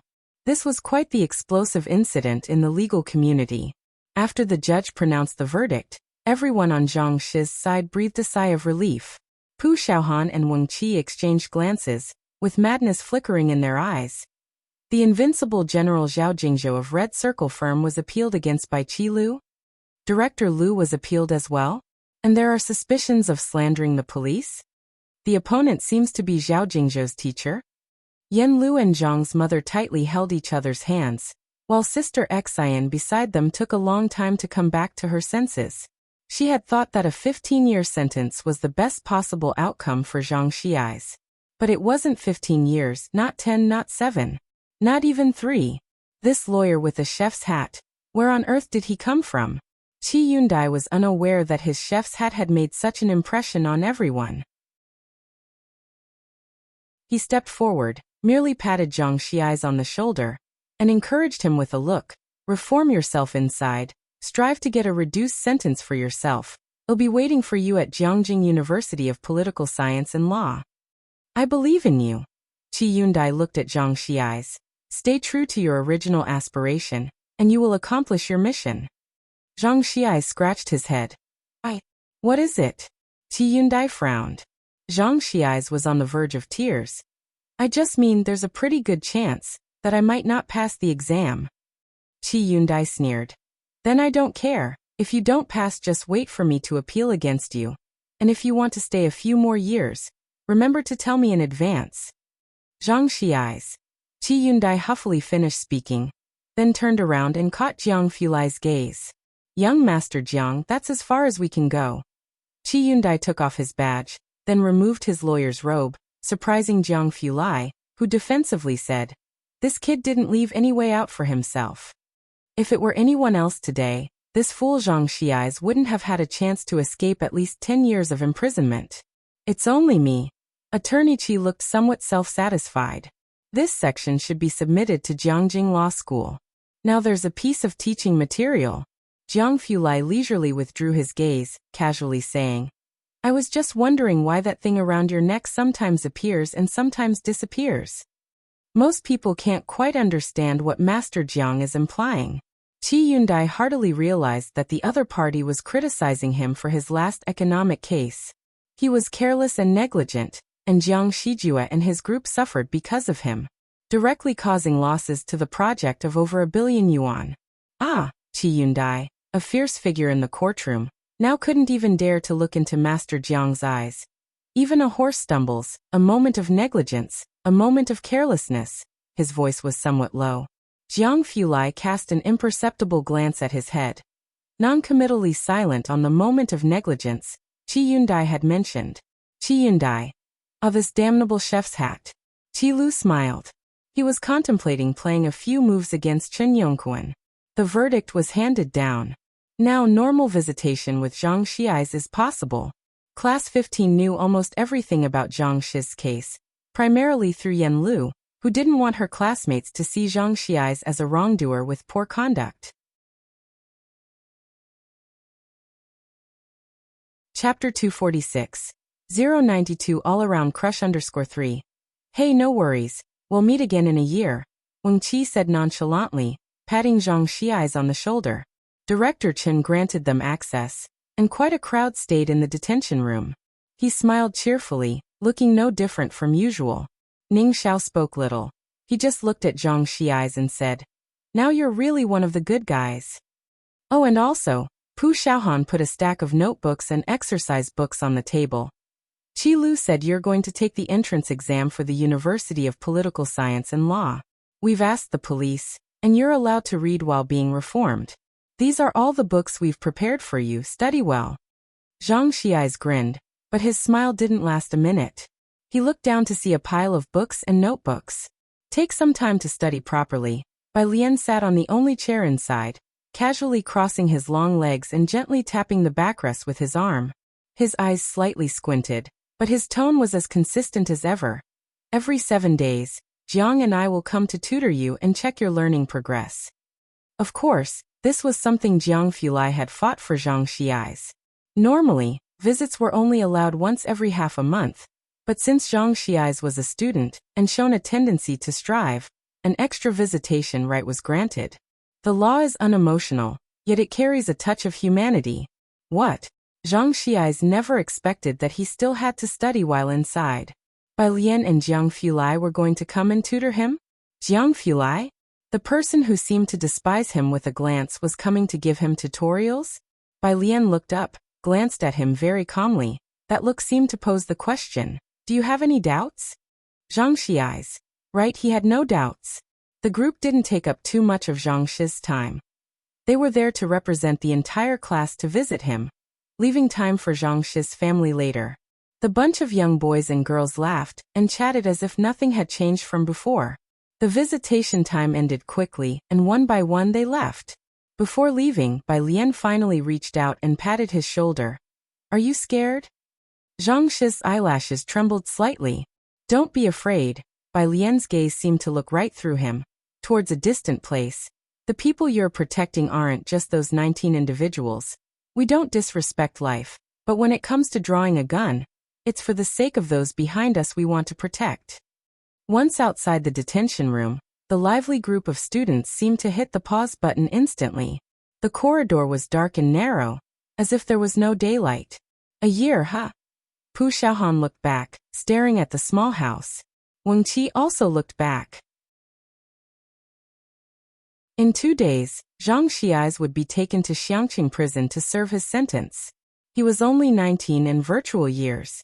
Regarding the verdict for Zhang Xi's, some were relieved, while others were not convinced. Lu Dong was at the forefront of discontent. When he went to find Zhao Jingzhou again, Zhao Jingzhou was just finishing up with the police evidence collection. Outside the police station, the setting sun was ablaze like fire. Zhao Jingzhou simply gave Lu Dong a cold look. I remember before the trial began, I told you more than once that you must tell me everything about the case with no omissions. Whatever the client has done, I, as a lawyer, will keep it confidential. Clearly you do not trust me. This is a rule known by everyone in the industry. But as a businessman, Lu Dong could not trust anyone, even if the other person was a lawyer. So today, Zhao Jingzhou was utterly defeated. Lawyer Zhao, Lu Dong also acknowledged his mistake today, quickly apologizing and then stating his request. I would like to file for an appeal.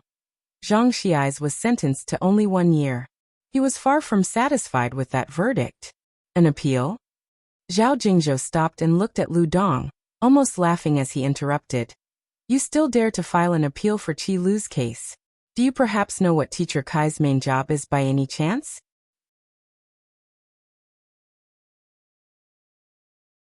Chapter 247. Chapter 093. Alien raises the spear again. Second update. _1 Director Lu was taken aback. I know he's your teacher. Teacher? Zhao Jingzhou shook his head, his gaze complex. I have only attended a few of his public lectures. Everyone at the University of Political Science and Law wanted to become his disciple, but he made it clear that he doesn't take apprentices. Of course, none of that is important. Zhao Jingzhou collected his thoughts and looked at Director Lu. Putting aside the second trial, I think you should be more concerned about your own safety as well as your company's. It's best if your company doesn't have any financial loopholes. What? The tone of Zhao Jingzhou startled Director Lu. A sense of unease began to spread. Although Teacher Qi is involved in the amendment of the criminal law, his specialty is economic capital market cases. Zhao Jingzhou withdrew his gaze, walking outside as he spoke, because his home turf has always been the international stage.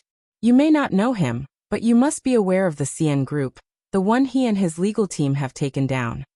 Among the top 10 gold lawyers internationally, he is the only one listed from our country, understand?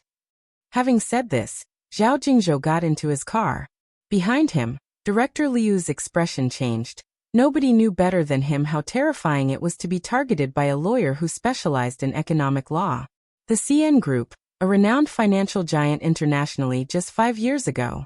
In comparison to the Liu family's assets, they were practically negligible, and at last he knew fear. He quickly made a call to his company's finance department. Of course, by this time it was already too little, too late. Zhang Shi's situation seemed to have little effect on Class 15. His seat was still there. Everyone knew Ning Xiao had a desk mate, though that spot was temporarily empty.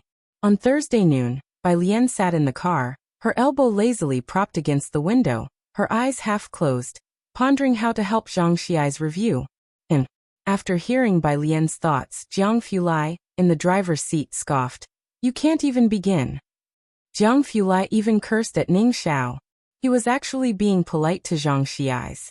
But his learning methods indeed didn't suit Zhang Xi's. Bai Lian thought it over and decided to ask Ning Xiao and Tang Ming later.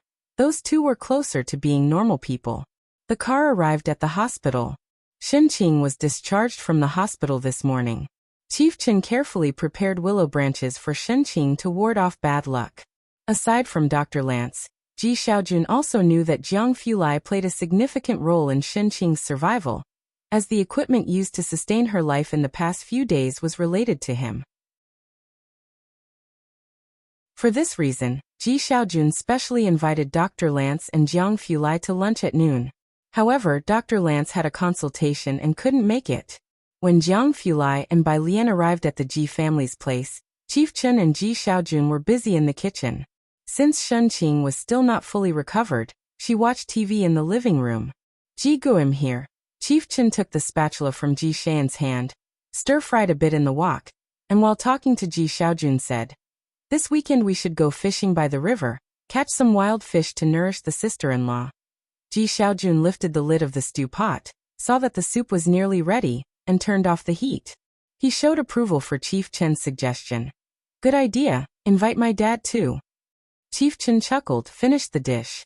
And as soon as he brought it out, he saw Jiang Fulai raising an eyebrow at him. The grin on his face instantly retracted. Ji Xiaojun also came out of the kitchen, and upon seeing Jiang Fulai said, Xiaojiang, you've come at just the right time, just in time for the meal. Chief Chen found it quite difficult to comment on this Xiaojiang. Jiang He, dressed in new clothes, sat on the couch, chatting with Shen Qing. Jiang Fulai looked down at Jiang He from above. Jiang He was wearing a white long-sleeved shirt with a satin finish, the collar and cuffs a pale green color, embroidered with tiny white cranes, and there was a large white cabbage on the chest. Next to the big cabbage lay a small rabbit. Jiang Fulai only glanced casually, his gaze lingering on the Bai character on one of the rabbit's ears, which was almost imperceptible. Embroidery teachers often sign their works in various ways. After the meal, Shen Qing needed to rest, and since Jiang Fulai had to go to the laboratory, he left early. He hadn't been to the lab the day before and had taken some time off that day. He really didn't feel at ease about the lab. Chief Chen took over the responsibility of taking Bai Lian to school. The residential area was undergoing demolition. Recently, many people had begun moving out, leaving many unwanted items on the road. Hence Chief Chen's car didn't drive in. Outside, Chen Jingyu, dressed in a windbreaker, parked his car and frowned as he looked at the old residential complex. He didn't quite understand why Chief Chen would be here, but still, he waited while checking messages on his phone.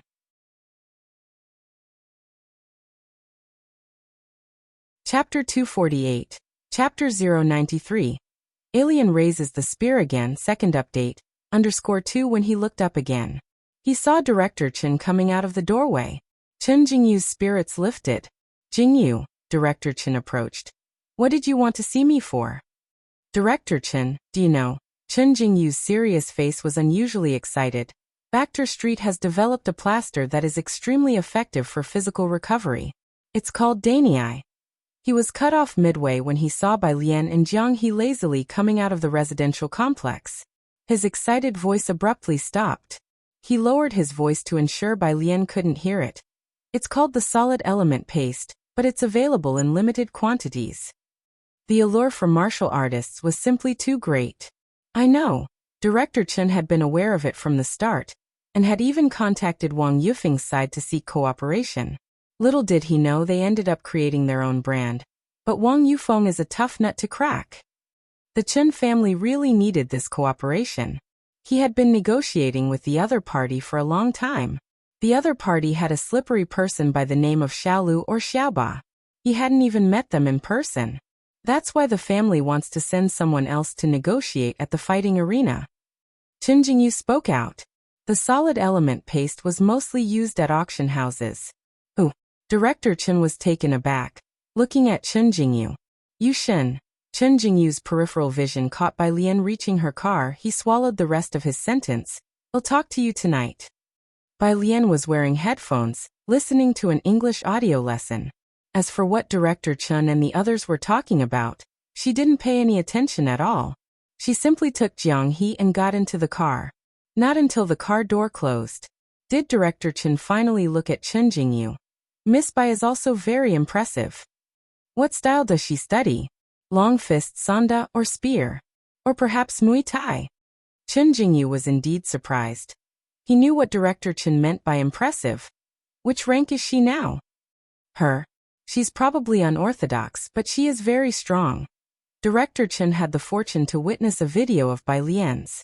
Although lacking in technique, one could tell that Miss Bai's strength was considerable. Unorthodox, huh? Chen Jingyu withdrew his gaze. I thought by your tone, you meant she could compare with Yu Shen. Director Chen was quite speechless. How can you compare?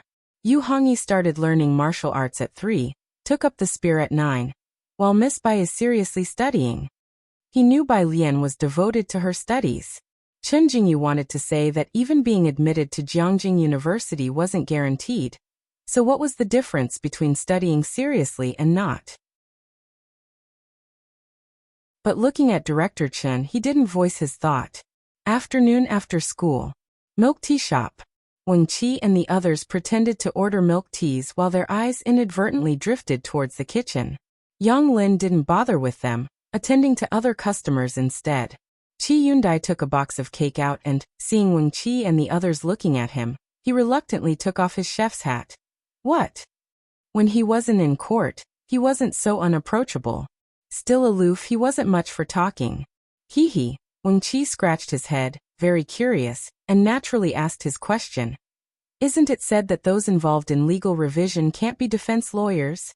Qi Yundai handed the cake to Yang Lin and casually inquired. Where did you hear that? Online, and Baidu says so too. Wang Qi said as if it were obvious. Qi Yundai. A look of incomprehension appeared on his face. You guys search for this kind of stuff on the internet? Not only had they searched, they had believed it too? It might have been the way Qi Yundai looked at fools with such overt transparency that made Wang Qi and the other boys exchange glances, then quietly take their milk tea back to where Bai Lian and Ning Xiao were. So we can't search online? Wang Qi asked Ning Xiao. Ning Xiao gave him a glance and reminded him. As everyone knows, all the answers on Qiandu are edited and answered by the public, including Qiandu Qianke. Wang Qi didn't dare to retort Ning Xiao, the academic god.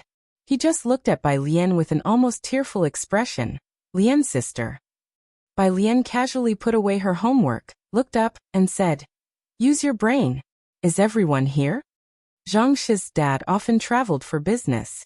And now, Zhang Xi's was not at home. So the people from class 15 had discussed and agreed that they would take turns, a few each day, going to the Zhang family's place to help Zhang's mom move goods in flower pots. Today it was Bai Lian's and Wang Qi's turn among others. Once everyone was gathered, they all went to the Zhang family's flower shop at the street corner. Zhang's mom had closed the flower shop for many days and was cleaning today, organizing wilted petals. There was also a delivery on its way, and by the time Bai Lian and the others arrived, Yanlu had already started cleaning inside the shop. "Alien, little Wang. How come all of you are here?" Zhang's mom was bustling about with a smile, no different than usual. "I'll get you guys some drinks." Outside the front gate of the Zhang family's home, Wang Xian was on the phone, suppressing her anger and forcing a smile. "Teacher Hu, just consider that we approached you first, and you also said Xiaolu had potential." "Enough, Wang Xian, let's cut to the chase," Teacher Hu said on the other end. "Man, she also scheduled with me, you are aware, right?" Teacher Hu was a martial arts instructor at Time Entertainment. After the Great Eternal Prosperity announced open auditions, everyone in the industry, from top celebrities to minor stars, was clamoring for a role. The Great Yong script had been finalized 3 years ago. The lead role was still that of General Chen Yi from the Chen family. The Bai family and their entourage were all historically very influential figures. Directed personally by 3 major directors, investment was said to be coming from Jiangjing. Wang Xian wanted Yanlu to audition for the role of the 5th female lead in the drama, which was a serious piece. Every female character was extraordinary, and the one Yanlu wanted to audition for was a maid to the female lead, who since childhood had learned to use a spear and had been influenced accordingly. This was extremely important for the audition. Thus, she had arranged for a martial arts instructor well in advance. But she didn't expect to be stood up by Teacher Hu at the last minute. Of course, Wang Xian wasn't surprised. Man, she was the top actress at Time Entertainment, and all the company's resources were funneled towards her. Between Yanlu and Man Shi, was there really a choice to be made? Wang Xian exhaled deeply and entered the Zhang family's backyard. Inside the yard, several students were standing around drinking cola. Wang Xian glanced at Bai Lian, whose school uniform was unbuttoned, holding a cola can loosely in her hand, standing sideways to her, her profile as meticulously crafted as a fine brush painting, causing Wang Xian to look several times over involuntarily. She then went to Yanlu and whispered to her about the situation with Teacher Hu. "It doesn't matter," Yanlu dismissed the concern. "I'll give it a shot on my own, and Wang Xian, please check other notices for me. I'll take anything." "This Man Shi, could she be as popular as she is now without you?" Wang Xian was irate. "I can't believe she doesn't know you booked Teacher Hu first." "Oh well, let's try our luck. Maybe the director will see your aura and pick you for the 5th female lead." Bai Lian was multitasking with her mind. She overheard the conversation between Wang Xian and Yanlu. She walked a few steps in their direction, with a casual posture, staring at Yanlu for a while, then slowly crumpled the cola can. "You too, have you never considered the lead female role?" "The lead female role?" Wang Xian was taken aback before bursting into laughter. "So many people are vying for it. The directors this time don't lack funding. They only care about acting ability and suitability. Even Man Shi would have a hard time being chosen." She sighed. Something seemed to dawn on Yanlu. She raised her head to look at the sky and said softly, "Who am I to play that role?" Yanlu was from Xiangqing, and people from Xiangqing had a very special sentiment towards the Bai family. She had never even considered acting as the young mistress of the Bai family. "Who says you're not suitable?" Bai Lian spoke casually. Yanlu looked surprised. Bai Lian tossed the cola can into the trash can, her dark eyes narrowing slightly. She spoke at an even pace, unrestrained and wild. "Tomorrow afternoon at 5:30, bring the spear you're most comfortable with and wait for me here." Having been in this world for so long, it was also time to pick up the spear again.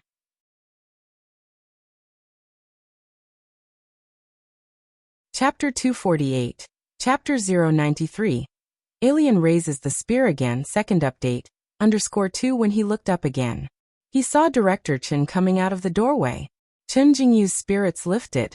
Jingyu, Director Chen approached. What did you want to see me for? Director Chen, do you know? Chen Jingyu's serious face was unusually excited. Bacter Street has developed a plaster that is extremely effective for physical recovery. It's called Danei.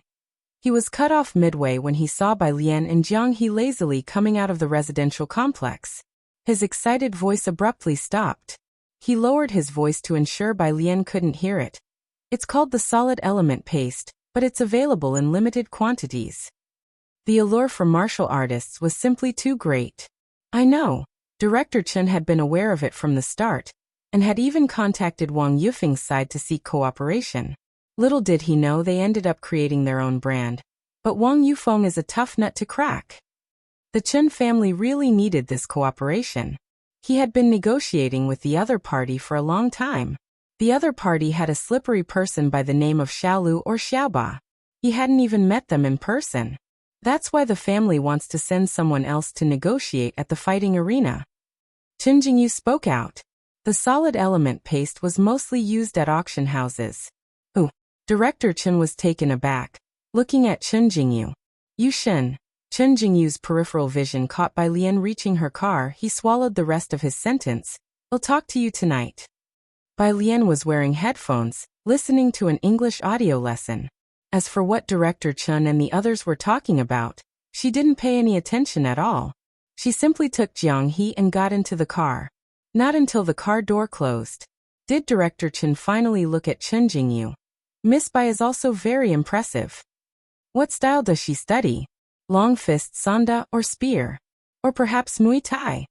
Chen Jingyu was indeed surprised. He knew what Director Chen meant by impressive. Which rank is she now? Her. She's probably unorthodox, but she is very strong. Director Chen had the fortune to witness a video of Bai Lian's. Although lacking in technique, one could tell that Miss Bai's strength was considerable. Unorthodox, huh? Chen Jingyu withdrew his gaze. I thought by your tone, you meant she could compare with Yu Shen. Director Chen was quite speechless. How can you compare? Yu Hongyi started learning martial arts at 3, took up the spear at 9, while Miss Bai is seriously studying.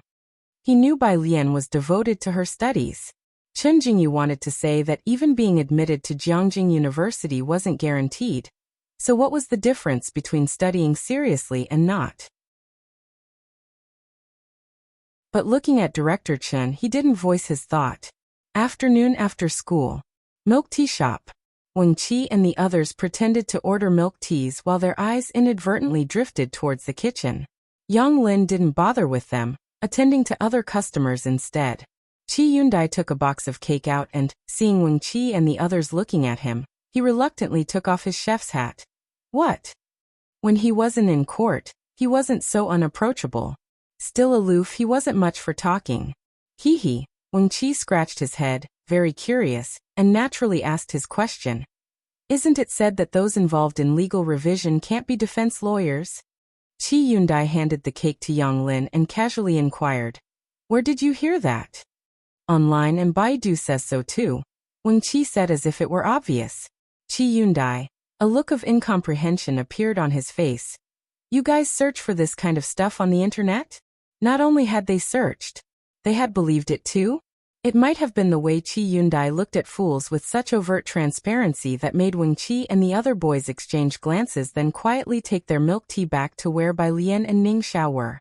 So we can't search online? Wang Qi asked Ning Xiao. Ning Xiao gave him a glance and reminded him. As everyone knows, all the answers on Qiandu are edited and answered by the public, including Qiandu Qianke. Wang Qi didn't dare to retort Ning Xiao, the academic god. He just looked at Bai Lian with an almost tearful expression. Lian's sister. Bai Lian casually put away her homework, looked up, and said, Use your brain. Is everyone here? Zhang Shi's dad often traveled for business. And now, Zhang Shi's was not at home. So the people from Class 15 had discussed and agreed that they would take turns, a few each day, going to the Zhang family's place to help Zhang's mom move goods in flower pots. Today it was Bai Lian's and Wang Qi's turn among others. Once everyone was gathered, they all went to the Zhang family's flower shop at the street corner. Zhang's mom had closed the flower shop for many days and was cleaning today, organizing wilted petals. There was also a delivery on its way, and by the time Bai Lian and the others arrived, Yanlu had already started cleaning inside the shop. Alien, little Wang. How come all of you are here? Zhang's mom was bustling about with a smile, no different than usual. I'll get you guys some drinks. Outside the front gate of the Zhang family's home, Wang Xian was on the phone, suppressing her anger and forcing a smile. Teacher Hu, just consider that we approached you first, and you also said Xiaolu had potential. Enough, Wang Xian, let's cut to the chase, Teacher Hu said on the other end. Man, she also scheduled with me, you are aware, right? Teacher Hu was a martial arts instructor at Time Entertainment. After the Great Eternal Prosperity announced open auditions, everyone in the industry, from top celebrities to minor stars, was clamoring for a role. The Great Yong script had been finalized 3 years ago. The lead role was still that of General Chen Yi from the Chen family. The Bai family and their entourage were all historically very influential figures. Directed personally by 3 major directors, investment was said to be coming from Jiangjing. Wang Xian wanted Yanlu to audition for the role of the 5th female lead in the drama, which was a serious piece. Every female character was extraordinary, and the one Yanlu wanted to audition for was a maid to the female lead, who since childhood had learned to use a spear and had been influenced accordingly. This was extremely important for the audition. Thus, she had arranged for a martial arts instructor well in advance. But she didn't expect to be stood up by Teacher Hu at the last minute. Of course, Wang Xian wasn't surprised.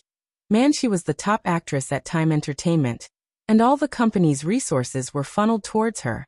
Between Yanlu and Man Shi, was there really a choice to be made? Wang Xian exhaled deeply and entered the Zhang family's backyard.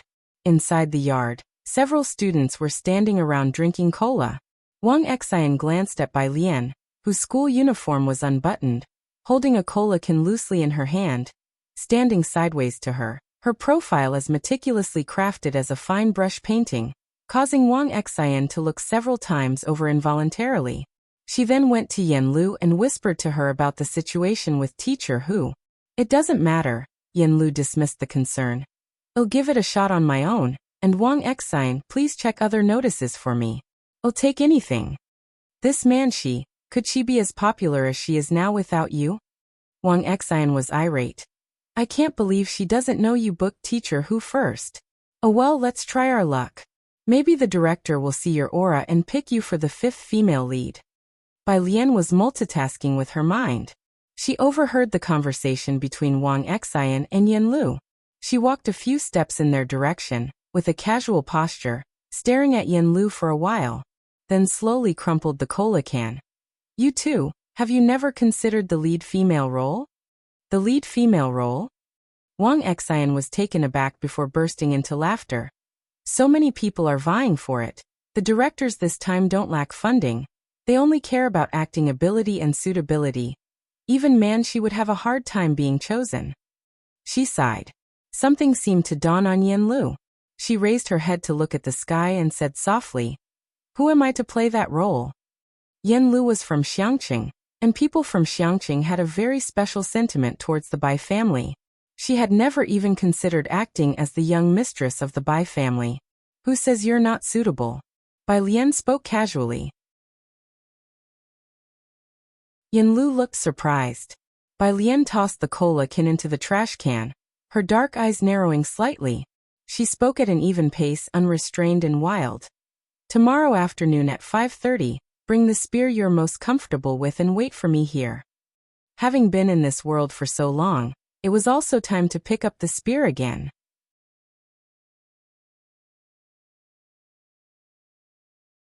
Chapter 250. 094 Dongwu Club _2. But for some reason I didn't understand, it was shut down for 2 months. The old hall master fell ill from worry and passed away after that. Consequently, the Xingyi martial arts school plummeted, and all the students flocked to the Jingfeng Taekwondo gym.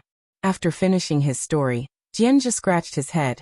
However, Hall Master Jean is now working on a construction site. People around say that Hall Master Jean is very skilled, a martial artist of the 6th Dan. He could be a coach in any martial arts school. I don't know why he chooses to do hard labor. So what if he's a 6th Dan? What's wrong with doing hard labor? Bai Lian glanced at him and leisurely evaluated him. Old-fashioned. Jianzhe was stunned for a moment, then reflected. That does seem right. But if it were him, he probably couldn't let go of his pride to do that. We have an elder in our family who didn't study hard when he was young. Instead, he learned to play the guzheng. Jianzhe recalled this matter. My great-grandfather scolded him, saying he was a man with feminine tendencies. And then his mother took him and moved out. Bai Lian nodded in agreement, very much approving of his mother's course of action. Now my grandfather and others want to include him in the family shrine, but they can't even get an appointment to see that elder. Jianzhe raised his eyebrows. The next day, Friday. School let out in the afternoon.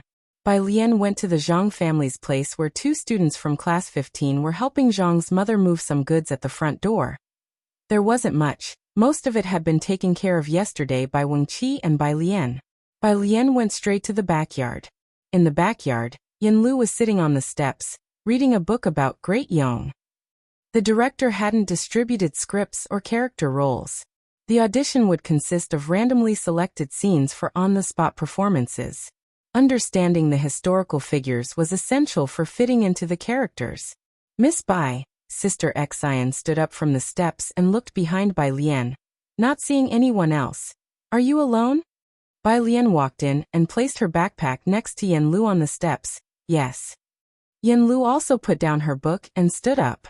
The book had been turned to that page, with the black title, The Death of Bai's Mother. Then where's the teacher? Sister Xian opened her mouth to ask. Bai Lian's gaze lightly drifted towards the long spear leaning against the corner of the wall. The black spear shaft, a little over 4 feet long, with a silver diamond-shaped spearhead, below which hung a red tassel. In the setting sun, the lazy shadow of the spear shaft stretched out across the yard. Teacher. Bai Lian reached out and casually picked up the spear, tilting her head towards Sister Xian with a lazy smile around her mouth, her dark pupils reflecting the sunset. There's no teacher, I'll teach her. As she spoke, she handed the long spear to Yin Lu. Hold it well. Yin Lu, like Sister Xian, had assumed that Bai Lian knew a senior spear teacher. She took the spear, a bit startled. Straighten your back. Bai Lian positioned her left hand against Yin Lu's waist and raised an eyebrow at her. Don't look at me, look at the spear. Left hand holds the butt, right hand in front. Yin Lu straightened her back, somewhat flustered. Left foot forward, right foot back. Move your right hand to the middle of the shaft. Bai Lian extended a slender, pale finger and leisurely pushed Yin Lu's misplaced fingers upwards. The spear is a long weapon. Its advantage is its length, so you must hold it in the middle to fully utilize its reach. This was the ready stance for an attack. Yin Lu was smart, and although she didn't have much strength, she could learn a set of movements for show. In 5 minutes, she could manipulate it at will. As soon as she held the spear, she could reflexively make attack moves. Bai Lian didn't read today. She crossed her arms and stood beside Yin Lu, giving instructions. When Yin Lu's movements were off, Bai Lian would reach out to correct them. Not bad, seeing that she had mastered the ready stance, Bai Lian reached out. Give me the spear, I'll teach you a sequence of moves first. Yin Lu handed the spear to Bai Lian. She and Sister Xian retreated to the steps.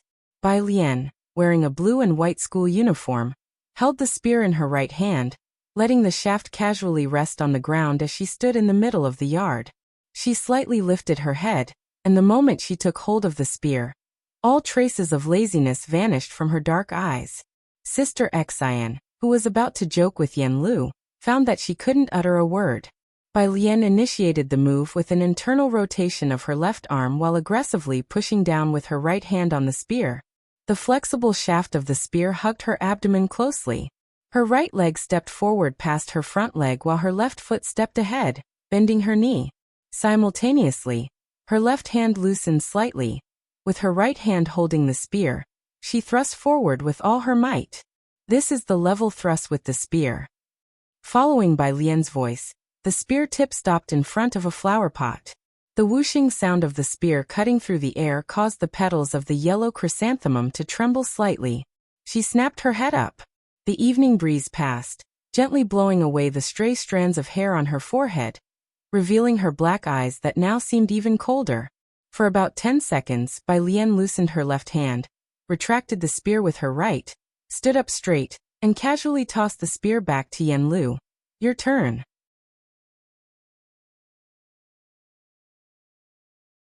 Chapter 251. 094 Dongwu Club _3 behind her. The yellow chrysanthemum quivered as it shed 4 petals.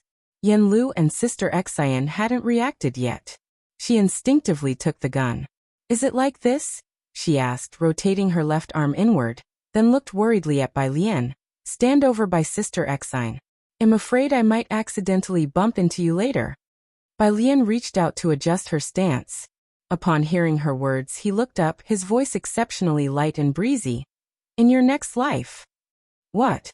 With the way you're doing it. Bai Lian lazily withdrew his hand and stepped back 5 paces, commenting. By your next life, you might actually be able to touch me. Yan Lu. Afterward, Bai Lian demonstrated again for Yan Lu, letting her record it on her phone to practice slowly later on. Only then did Bai Lian leisurely leave with his school bag. After Bai Lian had left, Sister Xian finally retracted her jaw, grabbing Yan Lu's hand. I think you are truly blessed. Sister Xian was somewhat envious of Yan Lu. She had searched for Teacher Huss videos. Wang Xian didn't understand guns, nor had she learned martial arts. But purely in terms of aesthetics, with a gun, that teacher who didn't seem to compare to Bai Lian at all, did he? This time it seemed she really had it. She was somewhat dazed. Across from the Zhang family, Ming Dongheng parked his car at the intersection waiting for Bai Lian. Tonight, Ji Xiaojun was treating Su En to dinner, as Su En had helped a lot while Shen Qing was hospitalized, and Ji Xiaojun owed him this meal. As they weren't that close and the other was a big boss, Ji Xiaojun specifically chose a high-class, clean restaurant. Ji Heng was also going. Bai Lian would go over to eat at Qi Lu's house instead. When she and Jiang He arrived, Jiang Fulai hadn't come yet, and Chief Chun, originally wanting to help Qi Yundai wash vegetables, was because of a misplaced item chased out by Qi Yundai. With a gloomy face, Chief Chun thought Miss Bei's uncle was easier to get along with. Mr. Ming. Chief Chun looked at Ming Dongheng, remembering something important. Are you going to the grappling match this weekend? Ming Dongheng stooped to pass Jiang He's puzzle piece and said, I'll definitely be there to see Mr. Bei's NO. One duel. The man in the white vest was ferocious, and he had amassed numerous fans in the grappling arena. Clearly Ming Dongheng was one of them. You God will be there tomorrow as well, Chief Chen informed him. Ming Dongheng's eyes showed a touch of surprise as he turned. She's coming? Bai Lian was sitting at the table doing her homework, biology questions from Jiangjing University-affiliated college.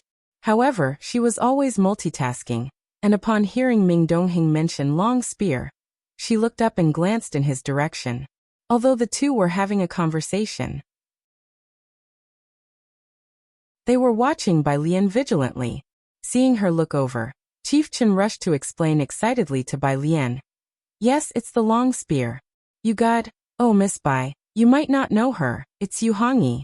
She's been practicing martial arts since she was a child, started learning the long spear at 9, and reached level 7 by 20. Of course, the most important thing is, last year, Dongwu Club personally invited her to join. Though Chief Chen didn't practice martial arts himself, he had heard of the famous Dongwu Club. Every member there was a top talent in the martial arts world. Ming Dongheng and Chen Jingyu both wanted to join Dongwu, but hadn't met the entry requirements yet. Chief Chen finished speaking, beaming with excitement. Noticing Bai Lian's lukewarm reaction, she smiled and then went back to doing her homework. Ah, Chief Chen scratched his head, thinking next time he'd have to restrain himself. Miss Bai, being from Xiangqing, would surely have never heard of Dongwu Club. Showing off for what? Chief Chen slightly wanted to slap himself. Just as he quietly slapped his own head, he caught Ming Dongheng giving him a cold look. Chief Chen, what did he do this time?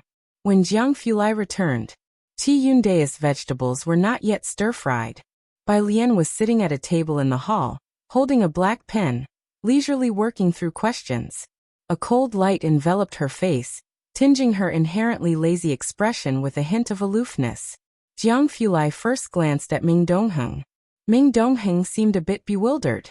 Director Chun, however, was eagerly obsequious. He lowered his voice.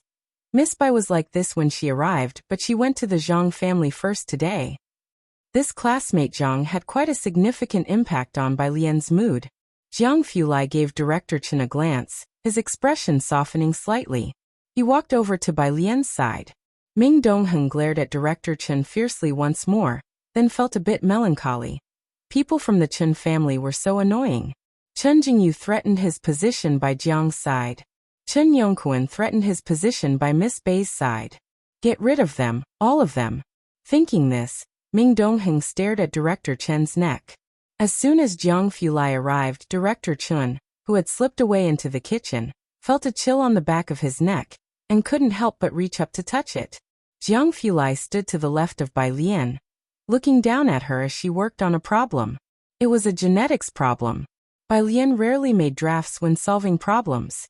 She obviously hadn't finished reading this one yet.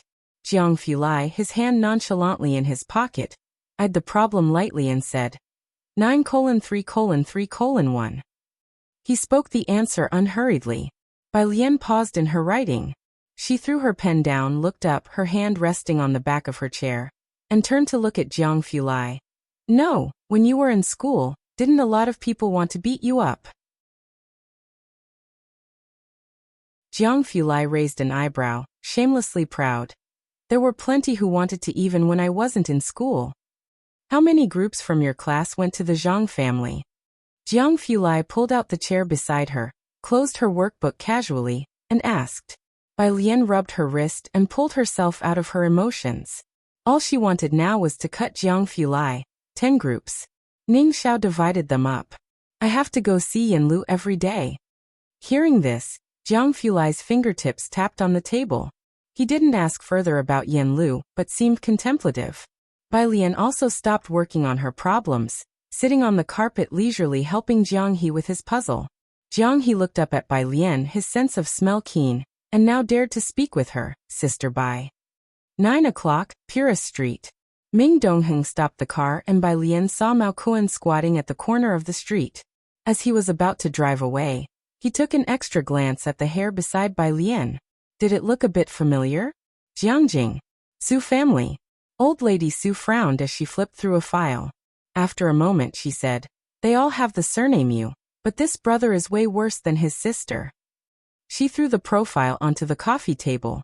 She was not satisfied with the information on this person. The butler smiled beside her, but inwardly sighed. The Yu family, favored by the Chen family, held a pivotal status in Jiangjing. Many wanted to form a connection with them. The Su family was simply not in the same league. If that young master Yu was as outstanding as his sister, would the Su family even have a chance? Old madam, the butler thought for a moment before speaking up. Miss Xiyue is at a critical point in her final year of high school, and all the deals in Jiangjing this year are handled by Liang Wuyu. We shouldn't disturb Miss Xiyue with these matters. But Old Lady Su really didn't want to miss out on such a great opportunity with the Yu family. That Yu Hongshu might be a good-for-nothing, but his sister was too exceptional. Favored by the Chen family, they might benefit from the connection later on. Su Zhiyue was raised by Old Lady Su herself. Her expectations for her were no less than those for her own grandson. At the butler's words he smiled softly, speaking softly into the old lattice ear. Old madam, even though Miss Zhiyue is not suitable, haven't you forgotten? There is still another young lady in the Su family. Without the butler saying more, Old Lady Su understood what he meant. She raised her hand. Give me the phone. The butler hurriedly handed her the mobile phone. Old Lady Su reached out and dialed Su En's number. It rang twice before Su En answered. The sound of clinking glasses came from the other end. Mom! Su En was quite surprised to receive a call from the old lady. Is that woman next to you? Old Lady Su asked. Su En frowned. Mom, you. Enough. Old Lady Su interrupted him. She picked up the file again, her murky eyes fixed on the bold name. Yu Hongshu, and spoke in a somewhat charitable tone. I can let that mother and son enter our doors, and even allow her daughter to take the Su surname.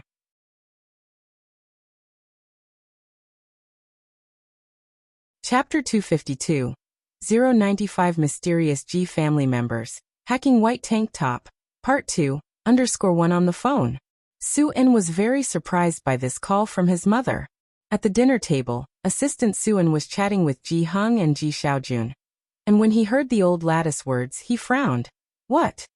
It caught the attention of Ji Mulan sitting beside him. Su-in covered the phone and shook his head at her, then walked towards the corridor. Ji Mulan watched Su-in's retreating figure, deep in thought. Mom, what are you talking about? On the corridor, Su-in lowered his voice, his eyebrows knitted together. The old lady put down the documents and stood up. You remember the Yu family, don't you? The Yu family? What about them? Su-in wasn't very familiar with this surname. He only knew that there was someone from the Yu family who was the old lattice intimate friend. But he knew that the Yu family had ties with the Chun family, had moved out of Jiangjing's outer city areas, and now lived in the central area of Jiangjing. Many people from the outer city areas were envious. I am planning to introduce that woman's daughter to my old friend.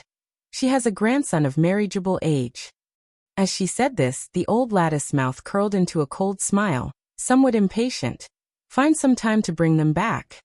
For the old lady, this was a golden opportunity for Ji Mulan to rise to the heavens. Once she changed her surname to that of the Su family, she would be a Su. Of course, it never crossed her mind that Ji Mulan and her mother would refuse. After all, such an opportunity was rare even for those from the outer city areas. And once the news was released by the old Madame Su, there would be plenty of people clamoring for it. But she was not willing to give this advantage to others. What a boon for them! Madame Su hung up the phone, placed it on the table with a plop, and sneered. On this side of the phone, Su-in looked at his phone, his brows slightly furrowed. The Yu family? He returned to the private room. Ji Mulan could tell he had something on his mind, and after the drinks were finished and the party had dispersed, the sober assistant Su-in drove Ji Xiaojun and Ji Hung home one by one. Only then did Ji Mulan find the chance to ask Su-in. Su-in told her about the matter. Your mom said this? Ji Mulan glanced at Su-in. Would your mother really be so kind-hearted? She hadn't set foot in the Su family's door to this day.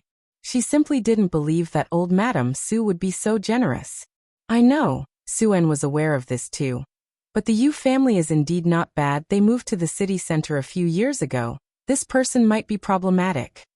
It was only then that Ji Mulan seemed slightly taken aback, looking at Su-in. The Yu family? Although she didn't understand the forces in Jiangjing, she knew that in Jiangjing, the areas were divided. Every family in the center area had an illustrious background. About this matter, Su-in pressed his brow. Let's not tell Alien about it. Changing surnames? He thought that Bai Lian wouldn't care at all. The two didn't speak any further, and the assistant came back to pick them up. Mr. Su, after returning, Ji Mulan went upstairs, and it was only then that the assistant whispered to Su-in. This Mr. Ji is profound and knowledgeable, with a broad range of knowledge. Ji Xiaojun was a teacher. The assistant wasn't surprised by his eloquence. But after a deep conversation today, Ji Hung had surprised the assistant. He had never expected a common old man from Xiangqing, from Purist Street, to have a wider knowledge than many people he knew. There was a moment when he felt that even old Madame Zu's breadth of knowledge might not compare to that of Mr. Ji. This whole family was too strange. Initially, he had wondered how someone like Ji Mulan could emerge from a place like Xiangqing, but now, compared to Ji Hung, compared to Bai Lian, Ji Mulan seemed much more normal. The assistant pondered in his mind. Saturday. Pura Street. Mao Kuan was helping the store manager move things. Bai Lian sat on a small stool on the side, memorizing vocabulary not far away. Chen Yongkuan passed by with a man in a windbreaker. Chen Yongkuan didn't drive today, so he had to pass by here to get to Bacter Street. Miss Bai, seeing Bai Lian from a distance, the station manager jogged over. Bai Lian was reciting words with earphones on, occasionally talking to Mao Kuan. Hearing the voice, she looked up toward the source and lazily greeted him. Station Manager Chen. I came for a bit of business. Station Manager Chen stopped in front of Bai Lian. You didn't go to the library today? No. Bai Lian swiped away the word on her phone and memorized the next one. Had a bit of business to attend to. What business Bai Lian had, Station Manager Chen didn't dare to ask further, only glancing up at the store, 112 Star Store. Behind him, Chen Jingyu, wearing a black windbreaker, glanced at Bai Lian, then at the blonde young man beside her wiping sweat with a towel, his gaze lingering on the vocabulary page on Bai Lian's phone for a moment. Station Manager Chen, we're running out of time. He urged urgently. To the outside world, Mao Kuren always looked like a ruffian.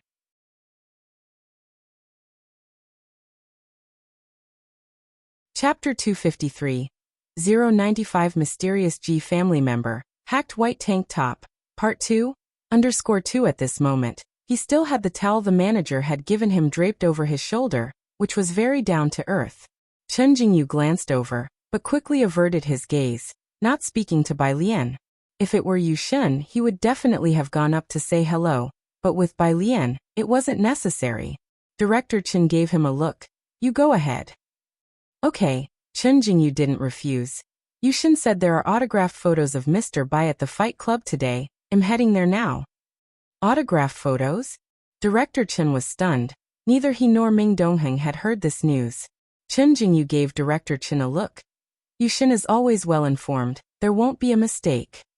After saying that, he took out his phone and strode forward.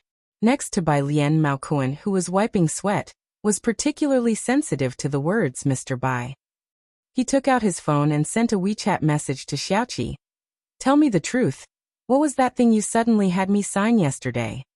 Yesterday, Xiaoqi showed him some kind of artistic font? Supposedly, but Mao Kuren didn't quite recognize it. It was said to be a joint design by Xiaoqi and Sun Chun. Simple and easy to understand. Mao Kuren was stared at by Xiaoqi for an hour before he barely learned it. His brain felt very confused. He would rather fight 20 more bouts in the ring. Xiaoqi had always been gentlemanly. Mr. Mao, you don't need to know. Bai Lian glanced at the sky. Mao Kun's fight was the last one, but the fight club started early. Are you also going to the fight club? As for Bai Lian knowing about this place, Director Chen wasn't too surprised. He and Ming Dongheng talked about the fight club every day. Director Chen nodded. Mr. Ming will come later. Bai Lian seemed thoughtful. She stood up. I'll go with you. Of course, Director Chen was happy to have Miss Bai come along. Though as to what Bai Lian wanted at Bachter Street, he didn't dare to ask. Mao Kun's delivery was not yet finished. He was still slowly moving goods inside the small store. Bachter Street was chaotic and crowded, but Director Chen wasn't afraid, even by himself.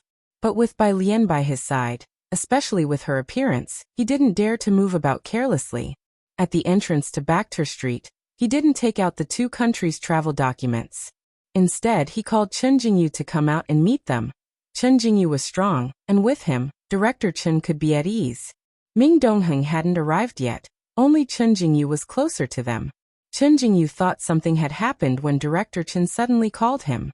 When he arrived at the entrance to Bachter Street, he found Director Chen standing with Bai Lian. He didn't need to ask to know what Director Chen meant. Director Chen fell back 2 steps behind Bai Lian, letting her walk ahead, his gaze constantly on the people in the wide street, afraid someone careless might run into Bai Lian. Director Chen. Chen Jingyu walked beside Director Chen with a somewhat poor complexion, his voice very low. Why would you bring her to a place like this? Miss Bai wanted to take a look, Director Chen said casually. On one hand, he sent a message to Jiang Fulai, and on the other, he sent one to Ming Dongheng. With just him escorting Bai Lian, Director Chen really didn't dare to relax. He still reported to Jiang Fulai, otherwise he couldn't bear the consequences if something went wrong. Having said that, he also introduced the area to Bai Lian in a hushed voice. Miss Bai, this is Qinglong Bar, we should keep away from it. Saying that, Director Chen led Bai Lian across the street. Why? Bai Lian removed one earbud, looking at Director Chen with surprise. Chen Jingyu failed to snatch the autographed photo, and was called here by Director Chen. Hearing Bai Lian's obvious question, he glanced at her and sneered. Why? Because there are a lot of mercenaries inside. The border area is unmanaged. I wouldn't dare to enter casually. How do you speak? Director Chen warned Chen Jingyu. Ever since Chen Jingyu got in good with the Yu family, his strength had almost reached Ming Dongheng's. So even though he was Director Chen's junior, his attitude towards Director Chen was not very respectful. Only now that Director Chen had been praised by the elder Chen recently had his attitude slightly improved. Hearing Director Chen speak, Chen Jingyu averted his gaze. It was a bit unexpected how protective Director Chen was of Bai Lian. Miss Bai, Director Chen lowered his head again, enlightening Bai Lian. This is the safest auction house around. No one dares to cause trouble there. The other two places, the bar and the fight club, are very chaotic, especially the fight club. He was still speaking. Suddenly, the crowd in the middle of the road scattered to both sides, clearing a path, their gaze all turning toward the entrance of the street. Director Chen's gaze also involuntarily shifted in that direction. A silver-modified off-road vehicle slowly drove in from the entrance. That is, Director Chen squinted his eyes. Chen Jingyu also stared fixedly at the vehicle. The car of Qinglong Bar, it must be a high-ranking member. They both recognized the symbol of Qinglong Bar. Given the reaction of the other people on the street, they must regard the person riding in the car with deep apprehension. Typically, cars here would line up and inch forward slowly. This was the first time they had seen a car being cleared away through here. Miss Bai, Director Chen nervously pulled on Bai Lian's sleeve, guiding her to retreat to a corner. He was extremely careful to avoid anyone bumping into Bai Lian. Let's back up and clear a path. Bai Lian lazily glanced at Director Chen's hand. Director Chen immediately withdrew his hand. With Jiang Fulai not present, he was truly scared of any mishap. Are they that afraid of this bar? Bai Lian casually crossed off a word, drawing back her gaze and memorizing another word. At this remark, Chen Jingyu glanced at Bai Lian once more, this time too lazy to even speak. Director Chen, however, explained excitedly. Miss Bai, it used to be fine, but you don't know, the man from the bar is too fierce. He crushed Poison Scorpion with one hand. Just the 3 words Poison Scorpion were enough to intimidate a crowd. Director Chen hadn't been tormented little by that case initially. Speaking of this, Director Chen cautiously lowered his voice, his expression serious as he informed Bai Lian. Miss Bai, Poison Scorpion used to be a mercenary. The silver off-road vehicle continued at a normal pace. As it reached them, the vehicle suddenly came to a halt. The crowd abruptly fell silent. Director Chen's voice also faded as he squinted at the car, wondering why it had suddenly stopped when the passenger side door was pulled open, and a slender, bookish youth got out. Spotting someone in the crowd, his face brightened. Sis.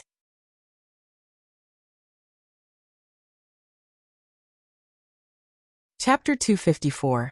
096 Bacter Street, a new king is born. _1 Qinglong Bar was renowned far and wide.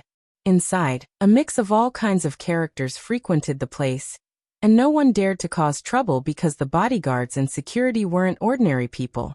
The last individual who did stir up trouble has become untraceable now. The bar was crowded, yet few had seen its high-level personnel. Rumors had it that it was backed by the Dawson family. Today was the first time anyone had seen someone from the bar's internal staff. The gaze of those around instinctively fixed on this gentle young man, with his straight jet-black hair, simple white jacket, looking so pure and fine that he did not seem to belong in a bar. Sister? Who was he calling? Chief Chen and Chen Jingyu were also looking around, curious about who this sister could be. As they watched, the quiet and seemingly shy youth stopped in front of them. Sister, what are you doing here? He called out once again. It was with this call that Chief Chen and Chen Jingyu realized that women who dared to walk around Bacter Street were scarce, and the few who did were very capable, with knives clearly strapped to their knees. And on their side, Chief Chen and Chen Jingyu instinctively looked towards Bai Lian. She was the only girl around. Bai Lian hadn't removed her earphones yet. She casually crossed out a word, then looked up at Xiaoqi, here to watch the match. With that, Xiaoqi understood. She was here to see Mao Kun's fight.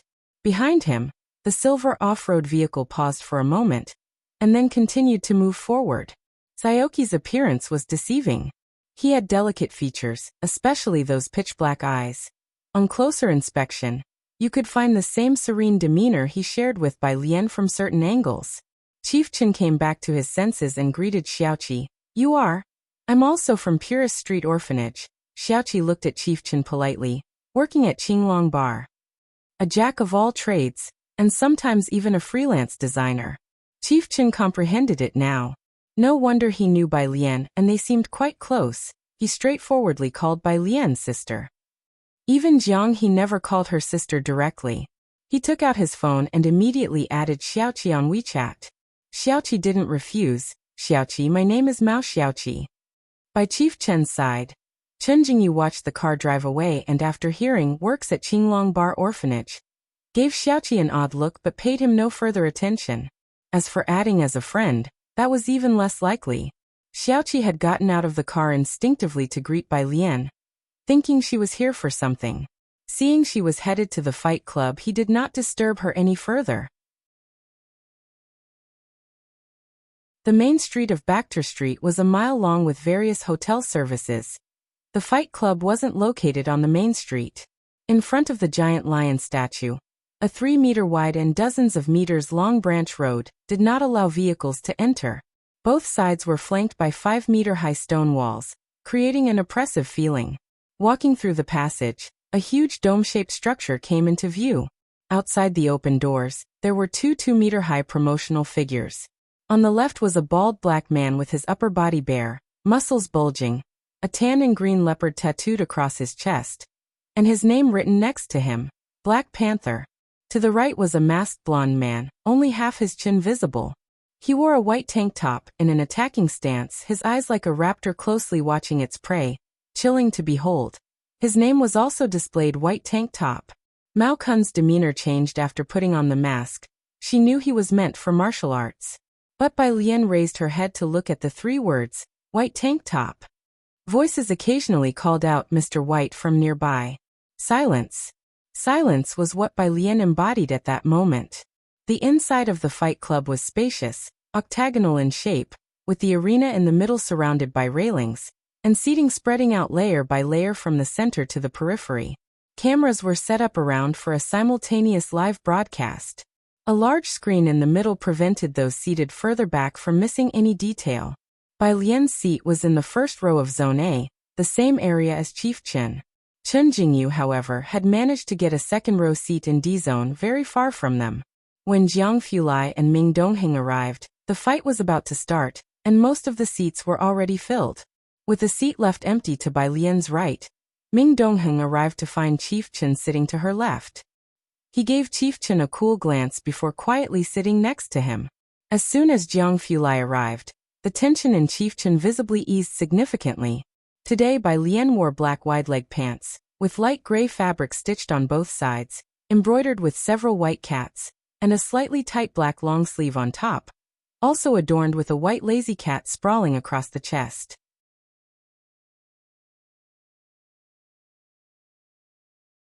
Chapter 255, 096, Bachter Street, A New King is Born. _2 She wore a loose black coat that only made her face seem paler in contrast. She didn't seem aggressive, her long lashes drooped, and the scattered lights gracefully struck her nose and side profile. Looks from the surrounding crowd kept coming incessantly. Only now did they begin to retract. Jiang Fulai sat next to Bai Lian, leaning lightly against the back of his seat, his light-colored eyes sweeping over the ring. The noise, the bloodshed, and the oppressive atmosphere of the ring didn't alter his expression in the slightest. 7 p.m. The laser lights came on. The fight began and the commentator was passionately excited. Ladies and gentlemen, hello. Today we are broadcasting to you live from Bachter Street, an unprecedented No.1 battle. First, let's welcome the fighter currently ranked 8th in the UFC middleweight category, Black Panther, to the ring. Bachter Street's fighting arena imposed no weight restrictions and held no regard for life or death, offering high prize money. Many UFC fighters have been here, but because the fights were too brutal, they eventually dared not return. The top 10 ranked fighters here all had the strength to be ranked in the UFC. Next up we have White Vest, who's climbed to No.2 in our arena within just 2 months. Whoosh, a tidal wave of cheers swept through. Ming Dongheng, standing next to Director Chin, also stood up excitedly, clenching his fists and shouting. The match was divided into 5 rounds, each lasting 5 minutes, with a best-of-5 rounds format. Both fighters were highly skilled, and with the score tied at 2-2 after the first 2 rounds, the stakes in the betting pool had skyrocketed to 3 billion. The final 5 minutes. Let's watch with bated breath. Mr. Bai will surely win. Ming Dongheng wiped sweat from his brow, not taking his eyes off the ring. Director Chin had a hard time understanding the match. Bai Lian was somewhat silent, and beside her, Jiang Fulai watched very intently. Throughout the whole time he spoke only once. Black Panther's ground control is too strong. He's the ceiling in the UFC. Xiao Bai winning against him is going to be a bit brutal. Hi's voice was not loud, but Ming Dongheng and the others heard him. Ming Dongheng couldn't help but take a glance at Jiang Fulai. He didn't realize that young Jiang knew so much about fighting, even down to the professional terms. Knew Black Panther's signature move. While the audience gasped, the commentator, flushed and breathless, provided play-by-play. We see that Black Panther has hit White Vest in the face, sweeping kick to White Vest's left fist. There's blood. White Vest is bleeding. On the ring, blood dripped down from the cyan mask onto the floor, staining the White Vest red. Black Panther is showcasing his ground techniques with White Vest locked on the ground. On the ring, Black Panther's legs, crotch, arms, and the weight of his body were completely bearing down on White Vest. White Vest locked the opponent's leg with his left leg, and propped himself on the floor with his right elbow. His face was suddenly defenseless, getting hammered directly by Black Panther's fists. Cracked, the mask caved inward. White Vest rolled over, sat up from the ground, and suddenly stood, lifting Black Panther and slamming him down. We can see that White Vest is trying hard, but this move didn't break through. Black Panther has many defensive options. In this dangerous moment, White Vest must seize the opportunity for consecutive strikes, not giving the opponent any chance to breathe. It was at this moment White Vest stepped forward with his left foot, dodging Black Panther's punch and elbow strike, and with a hook punch knocked the rising Black Panther back to the ground. Black Panther's mouth and nose were also bleeding. The two grappled and scuffled on the ground. Incredible, truly incredible. This is a clash between UFC and Backstreet fighters. We know that only Sun Lang has ever been ranked in the UFC from Asia. If White Vest wins today, he will be the second Asian to enter the UFC rankings. If Black Panther can win, he will create a myth of 10 consecutive victories in Backstreet's fighting arena. The most intense fighting arena, where blood almost dyed half the floor. Black Panther's best ground fighting skills were now being suppressed by White Vest. However, White Vest also seemed to be running out of energy. His punches toward Black Panther had none of the force they had before. Bang! Black Panther gave up on defending his head and punched White Vest off to the side onto the ground. Both men lay on the ground. No one got up. The referee blew his whistle and entered the ring, standing between the two and bending over. 3, he was counting down. In the last 3 seconds, whoever got up would be the winner. If no one got up, it would be a draw. White Vest, get up, and you've won. White Vest, get up, come on, hurry up. Black Panther, forever a warrior. The vast arena was filled with the excited shouts of fans. Almost everyone was standing, fists clenched, eyes glued to the ring.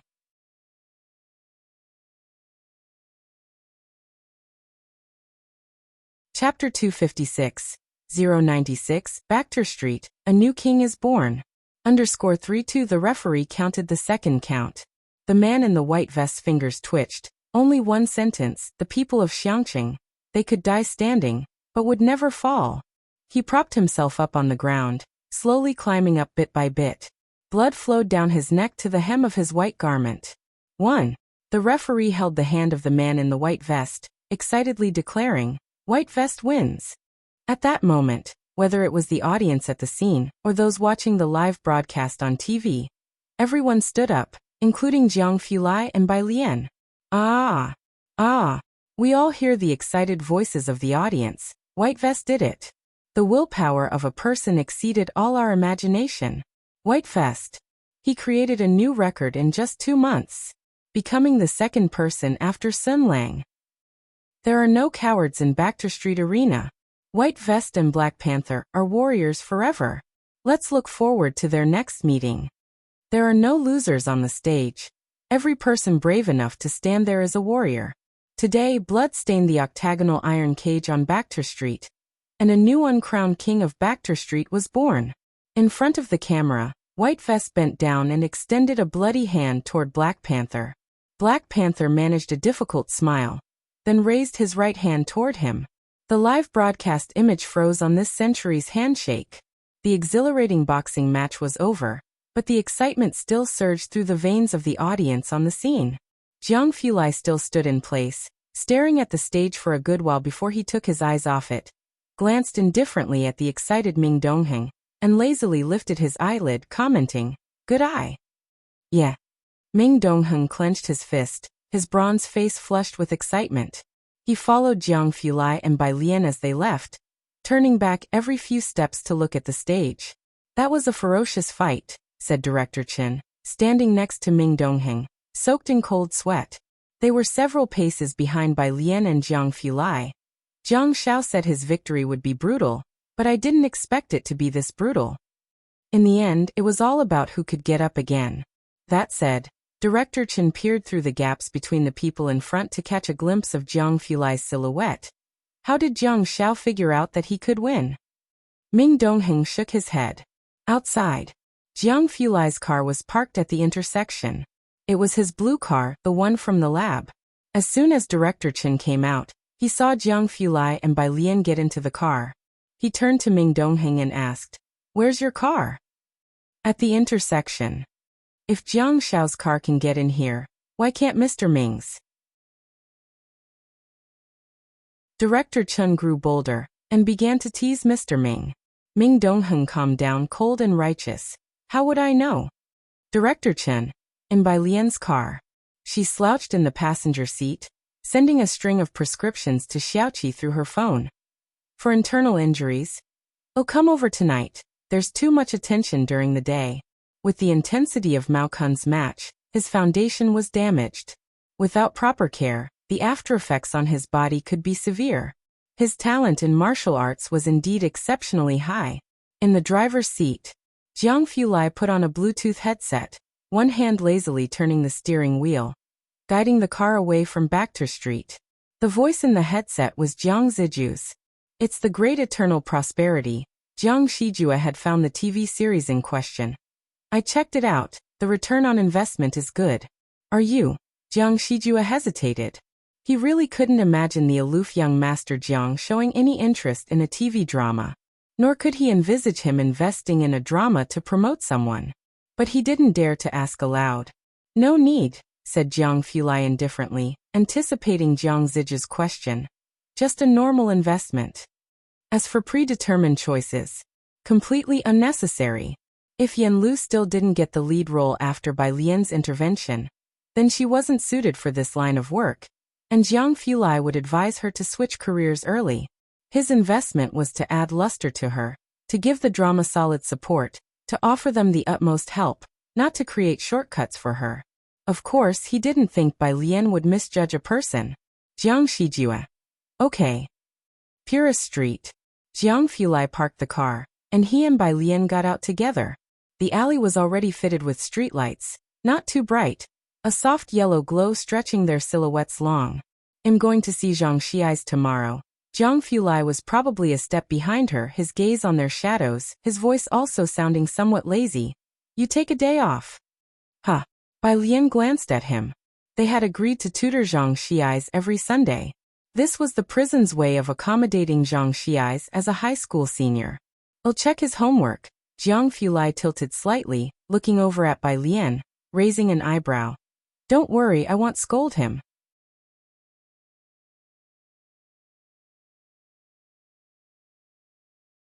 Chapter 257, 096, Backer Street, a new king is born. _4 Bai Lian was somewhat incredulous. She tilted her head and looked at him with a pair of big eyes. "Let's go inside."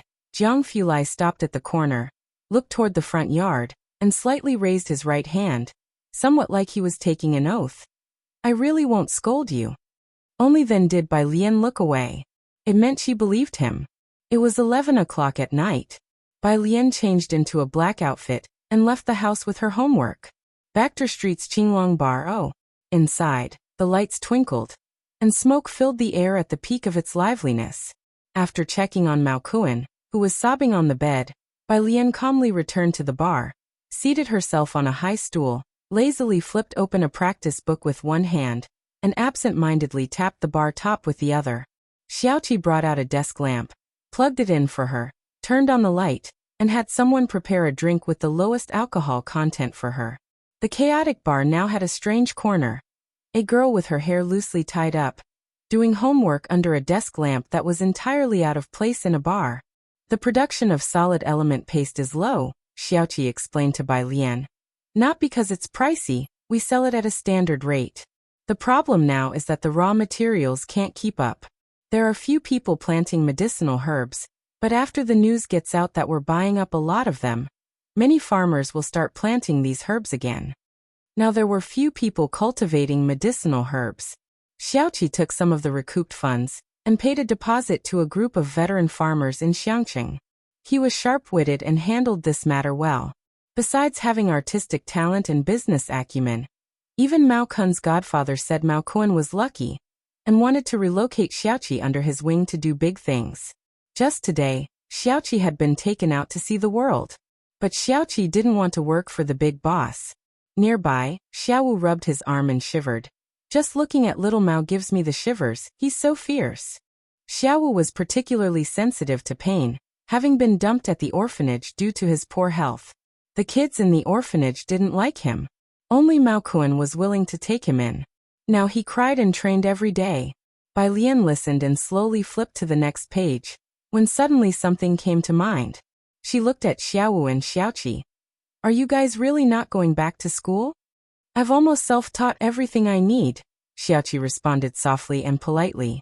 He once wanted to attend school, but now school seemed pointless to him. Bai Lian observed Xiaoqi. Mao Kun had told her that Xiaoqi was very talented and used to love painting.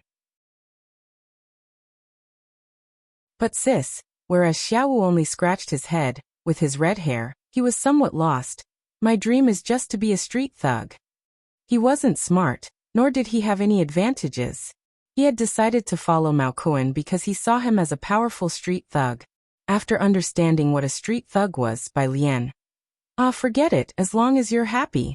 By the way, Xiaoqi handed an invitation to Bai Lian. This is Donghua's invitation, inviting little Mao over. They say little Mao also has a teacher, so they've prepared one for you too. Bai Lian looked up, nodded her chin at her black backpack.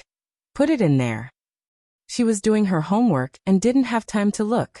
So Xiaoqi casually folded the invitation and tucked it inside. The next day, early in the morning, at Su En's residence, grandmother Zu's video call came through. She had originally thought that Su En and that woman would have been eager to agree, but instead Su En hadn't called for a whole day. To feign retreat, you must choose the right time.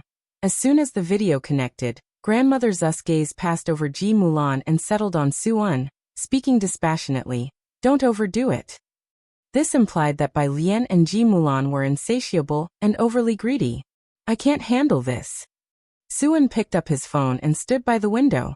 Grandmother Su looked deeply at Su En. Don't use such tactics on me. She ended the video call.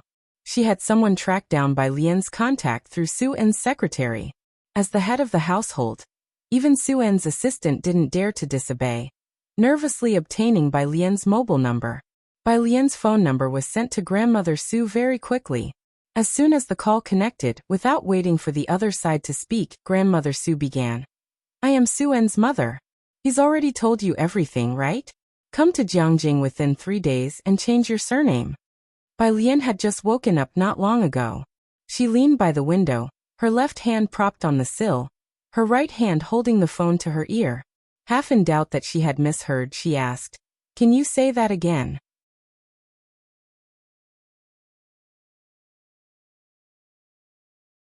Chapter 258. 097 Brother Jiang. He'll take the fall if he's killed. Second update, _1 name change? What surname would she adopt? Did Su En teach you to say that? With that tone, Mrs. Su laughed assuredly, saying, "Come to Jiangjing within 3 days and change your surname." Mrs. Su had never really looked into Ji Mulan's connection to Bai Lian. To her, it was unnecessary. But how much exposure could a high school student possibly have? It had to be Su En who tipped her off ahead of time, going to great lengths for the sake of this mother and daughter. Mrs. Su felt a bit of physical revulsion. But after all, she was unwilling to give up the mighty support of the Yu family. "Do you think changing a surname isn't enough?" Mrs. Su spoke indifferently. "I can let you into the Su family registry, give you a Jiangjing residence permit. Is that sufficient?" What was this? Is your Su family the royal household? Bai Lian finally caught what Mrs. Su was saying, raising an eyebrow. What? Through the window, Bai Lian saw Lance enter the yard. She stood up straight, and while walking outside said, "It seems not. Then where do you get the courage to offer me entry into your family's registry?" Saying, Bai Lian stepped out the door, her tone unhurried. "Can your ancestors rest in peace with that decision?" She hung up the phone and took the opportunity to block the number. What nonsense! Yesterday, Bai Lian had to reschedule her acupuncture session to this morning, because of her plans to watch a fight. Lance came over especially early today. He also brought them steamed buns and fried dough sticks, biting into a sticky rice cake. "Tastes great." Lance's Mandarin was getting pretty good, but there were still some pronunciations he couldn't quite master. "What's wrong with you?" Seeing Ji Hung with a dejected face, he asked with his not quite standard concern. Ji Hung, who had just finished reviewing his books not long ago, silently glanced at him. Without speaking, quietly nibbling on a bun. Methodically, Bai Lian inserted a silver needle into Lance's head, her eyes downcast. "Talk less." Okay. Lance held up his left index finger, and mimed zipping his mouth shut. In Xiangqing prison, Jiang Fulai arrived early. He sat sideways on the chair, resting his arm on the table, tapping his pale fingers against the tabletop sporadically. Less than 2 minutes passed when Zhang Xiais, wearing prisoner number 1108, came in with his head down, escorted to the opposite side. Jiang Fulai glanced at him and said indifferently, "Look up." Zhang Xiais silently raised his head, revealing 2 panda eyes and a bruised corner of his mouth. "Is this how you avoid letting them visit you?" Jiang Fulai's eyebrows twitched. "Each one of them. You can't always be a worry for her." Zhang Xiais lowered his head again. His handcuffed fingers twined together. After finishing his labor in prison, he had to do homework, and at night while writing, a bald cellmate hit him, complaining his desk lamp was too bright and disturbed his sleep. Jiang Fulai just watched him, his face devoid of smiles, his tone freezing cold. "You didn't fight back?" The words, "Don't you have hands?" were swallowed back harshly. "I heard he's the boss in here, and fighting might increase the sentence." Zhang Xiais had 2 concerns. "The knife must be in your own hands, no matter who the other party is." Jiang Fulai paused, restraining himself from scolding. "If someone hits you, you hit them back. If they end up dead." Jiang Fulai leaned back and sneered. "I'll cover for you." Zhang Xiais looked up, his eyes wide as he stared at Jiang Fulai. He began to understand why Qi Lu was so worried about this man. "Do you know what a rear naked choke is?" Jiang Fulai glanced at him again. Zhang Xiais shook his head, puzzled. 20 minutes later, Jiang Fulai nonchalantly stood aside, watching Zhang Xiais sparring with a prison guard. Ding, his phone chimed once. It was Bai Lian. How is his learning coming along? The previous night, Bai Lian had sent Ning Xiao's and Tang Ming's review points to Zhang Xiais over to Jiang Fulai, requesting him to teach Zhang Xiais today. Jiang Fulai paused. He hadn't taught the other man, as Bai Lian had envisaged. No matter. If worse comes to worst, when Bai Lian meets with Zhang Xiais next week, he could take the initiative to berate Zhang Xiais for being too stupid to learn anything in a week. Young Master Jiang thought indifferently and replied. Instruction given student by 1. Young Master Jiang put away his phone, his expression detached. As for what exactly was taught, who knows? It was only after Zhang Xiais mastered the chokehold that the guard followed Jiang Fulai out. Should we move him to a different cell? Jiang Fulai shook his head. Remember to give him the medicine I brought over every day.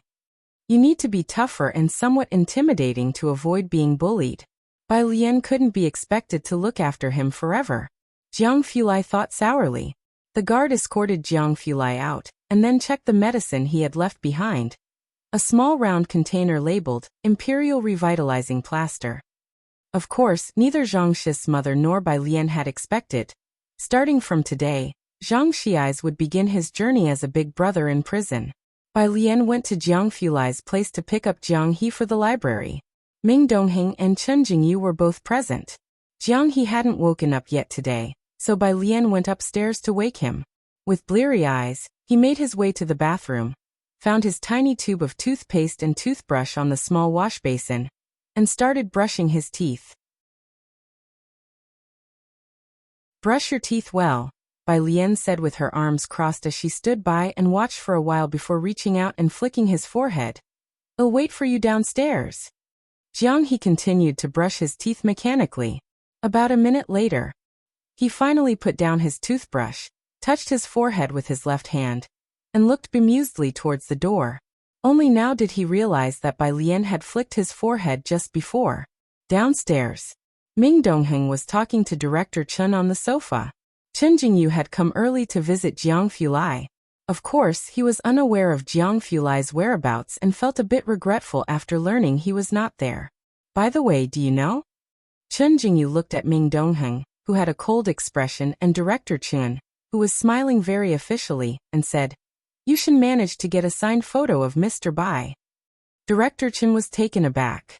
Ming Dongheng's eyes widened as he sat up straight. Mr. Bai has signed photos? How did you know about that?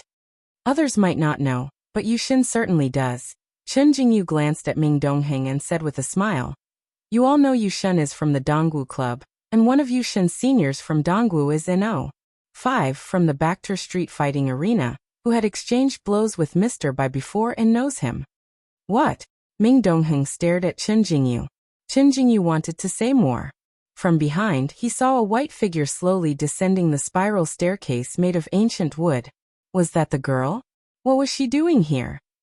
Chen Jingyu watched Bai Lian closely as she walked down, wearing a white pleated skirt with the hems opening up like yellow flower buds with every step, creating a picturesque trail.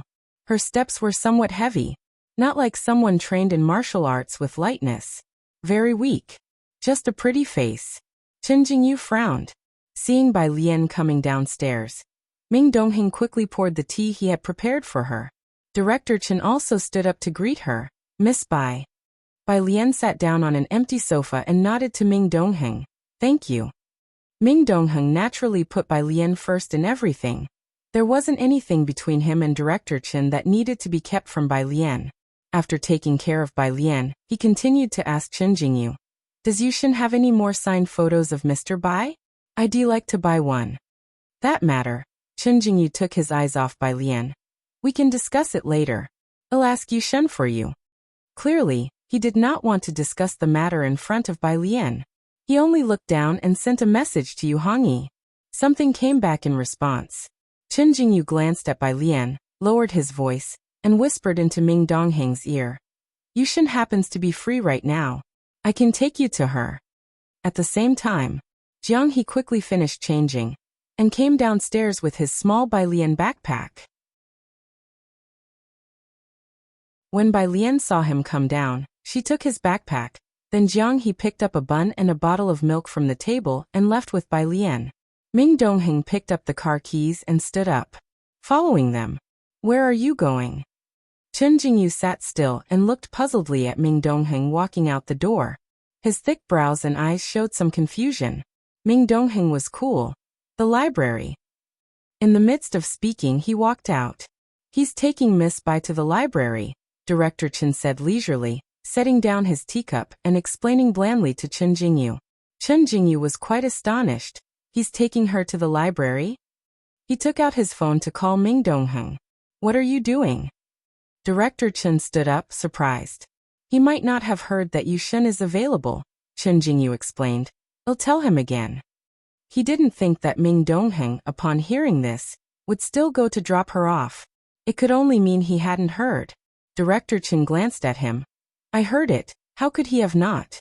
Bring him to meet Yushin next time when he's free. Today he is supposed to chauffeur Miss Bai. Finished speaking, he walked out with his hands behind his back. Today was Sunday. He had arranged to go fishing with Ji Hung and Dr. Lance, and they would cook fish head hot pot in Ji Heng's yard in the evening. In the car, Bai Lian leaned back lazily against the seat and opened up her reading comprehension material. Jiang He sat inside, slowly munching on his bun. Director Chen smiled and blocked Ming Dongheng's car, sitting in the passenger seat under Ming Dongheng's murderous gaze. Mr. Ming, I just happened to be going to the library area. There's a fishing store there, and Uncle Ji told me to pick out some fishing gear for Dr. Lance. Humph, Ming Dongheng snorted coldly. The car entered the main road. Director Chen then spoke seriously. Mr. Ming, Chen Jingyu has Yushen's recommendation this year. With her and that Tongpa, he's certain to get into Dongwu Club. What's your situation now? Once he's in, that will be a great threat to Ming Dongheng. Ming Dongheng was likely to be moved away from Jiang Fulai. Both their moods visibly sunk. Not enough yet, at least not until next year. Ming Dongheng pursed his lips, his eyes revealing his worry. Behind them, Bai Lian, who had heard about Dongwu Club more than once and witnessed Ming Dongheng's defensive posture, didn't understand and decided to ask. Her question was a bit slow and puzzled. Isn't that Xianming? Is it really that hard to get into Dongwu?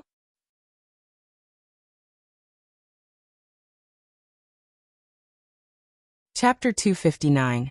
098 Hacks for Yen Lu, Business Trip Zhang Dad Returns. _1 Avis. Ming Dongheng instantly fell silent. Director Chen didn't practice serious martial arts, but he also knew about the Dongwu Club.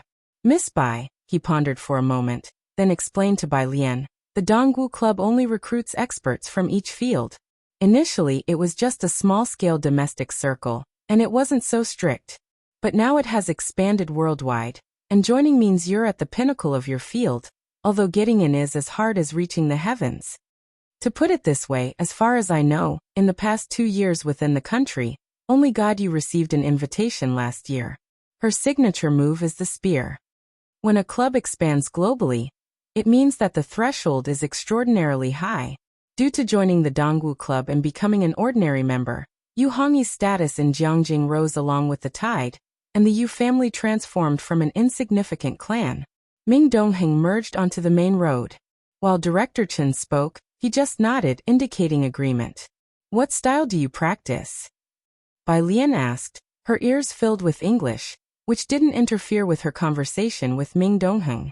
Ming Dongheng boxing. What he learned was the genuine boxing art. Bai Lian leaned back in her chair, her fingertips lightly tapping on the screen of her phone, and after a moment of thought she said, then you haven't mastered it yet.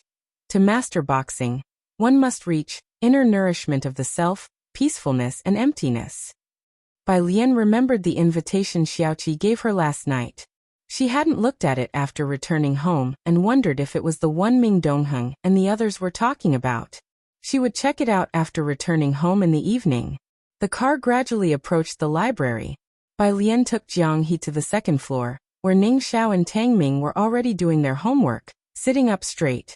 Seeing that Bai Lian came alone, the two simultaneously breathed a sigh of relief. Bai Lian. Tang Ming leaned back in his chair, relaxed, asking about the notes he and Ning Xiao had made. How's the good student doing with his learning? Is this pace okay?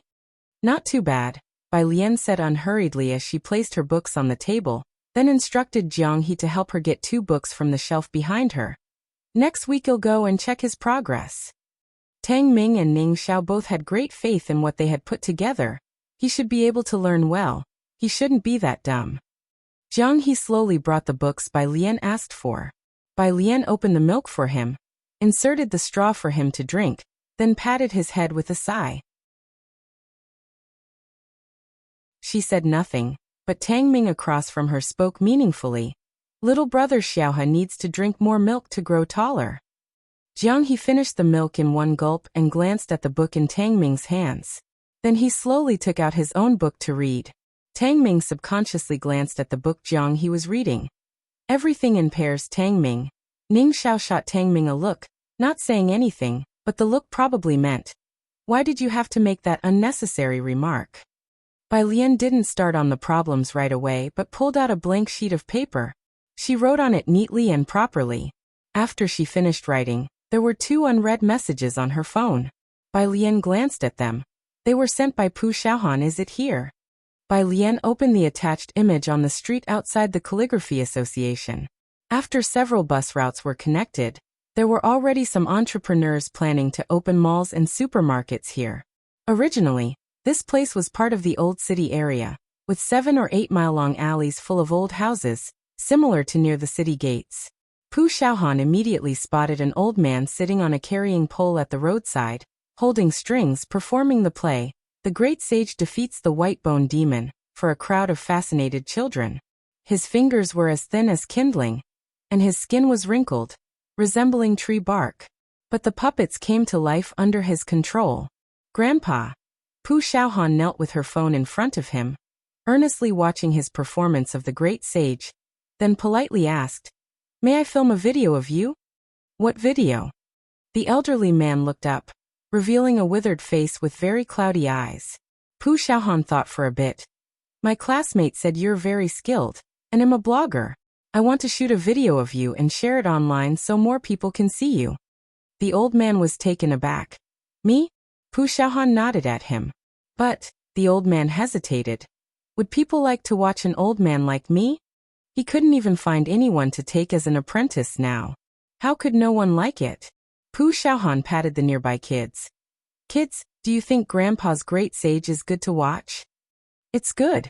The children chimed in unison. Pu Xiaohan smiled and took out her phone. "Grandpa, I'll start by recording your puppet show. If it's convenient, could I visit your home afterward to record a bit of your daily life?"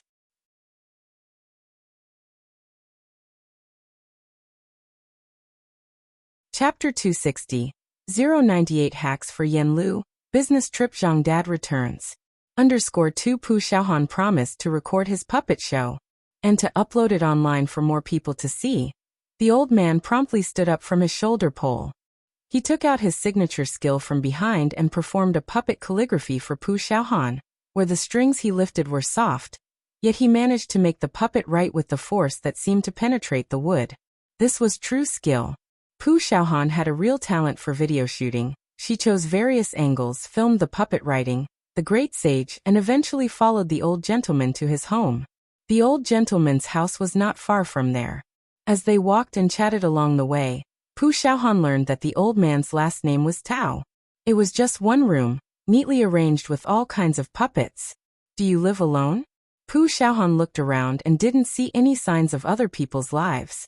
The old man twisted a cigarette, nodded his head.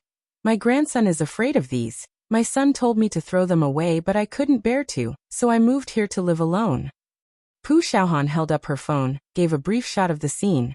"Grandpa Tao, I will come to see you again next week to film some additional scenes." Grandpa Tao was all smiles. "Okay." He went back to the side of his bed and took out a box of milk that had been stored for a long time for Pu Xiaohan. Pu Xiaohan took the milk and left. She opened her video account. She hadn't updated in a few days, but thanks to the last edit, the number of followers kept growing, reaching 5.6 million. Her edited videos were of high quality, but lacked some sci-fi technology. She would habitually open Jian Zongyi's chat box. "Today? One bowl, one meal." "No." Pu Xiaohan looked at their increasingly concise conversation and felt that one day she would inevitably become like Bai Lian. Evening. Bai Lian took Jiang He on the bus to the Zhang family. In the Zhang family's backyard, Yan Lu was still holding a long spear. This was what Bai Lian told her. Even if it was just for show, she had to learn to hold and steady the spear. "She practices until 12 o'clock every night," Zhang Mam said as she watched Yan Lu's figure, talking to Bai Lian. "Gets up before 6 in the morning to make breakfast, then stands here with the spear." Yan Lu was practicing with the spear while her sister, Xian, was out looking for opportunities and additions for her. Bai Lian observed Yan Lu's erect posture.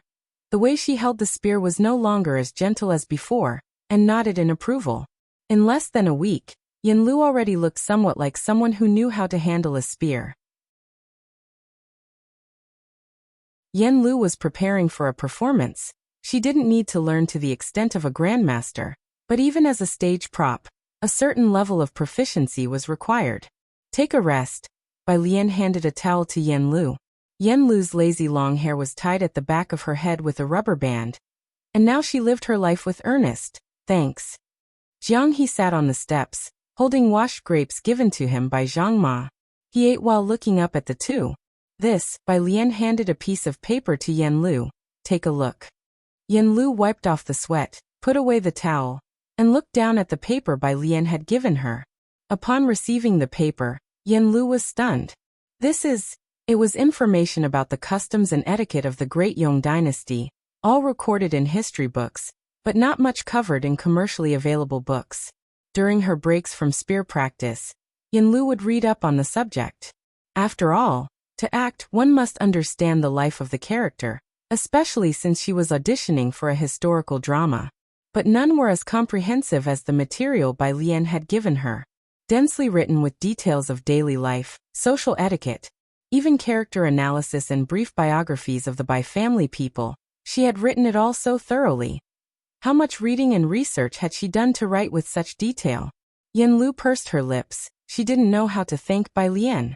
As she asked Bai Lian was sneakily stealing grapes from Jiang He. How much research? It was just something done in passing. Ah, said Bai Lian nonchalantly. After finishing a grape, she turned back calmly, her stature tall. I used to study literature and took an interest in this historical period, so I did some extra research, she went on and on. Yen Lu was spun around until she was dizzy, and in the end, she could only focus on Bai Lian's face. Right. Bai Lian raised an eyebrow. The lazy and beautiful girl was quite enchanting. Go and hold the gun. Yen Lu picked up the long gun, and as she held it again, more and more things seemed off. Someone knocked on the back door. While opening the Jiangjing University's app, Bai Lian went to answer the door. Outside stood a tall and imposing middle-aged man. His eyebrows were thick and neat, his eyes bright and piercing. Seeing Bai Lian, he grinned broadly, radiating friendliness. Bai Lian, are you here to play with our Xiaoza? This was Zhang Dad.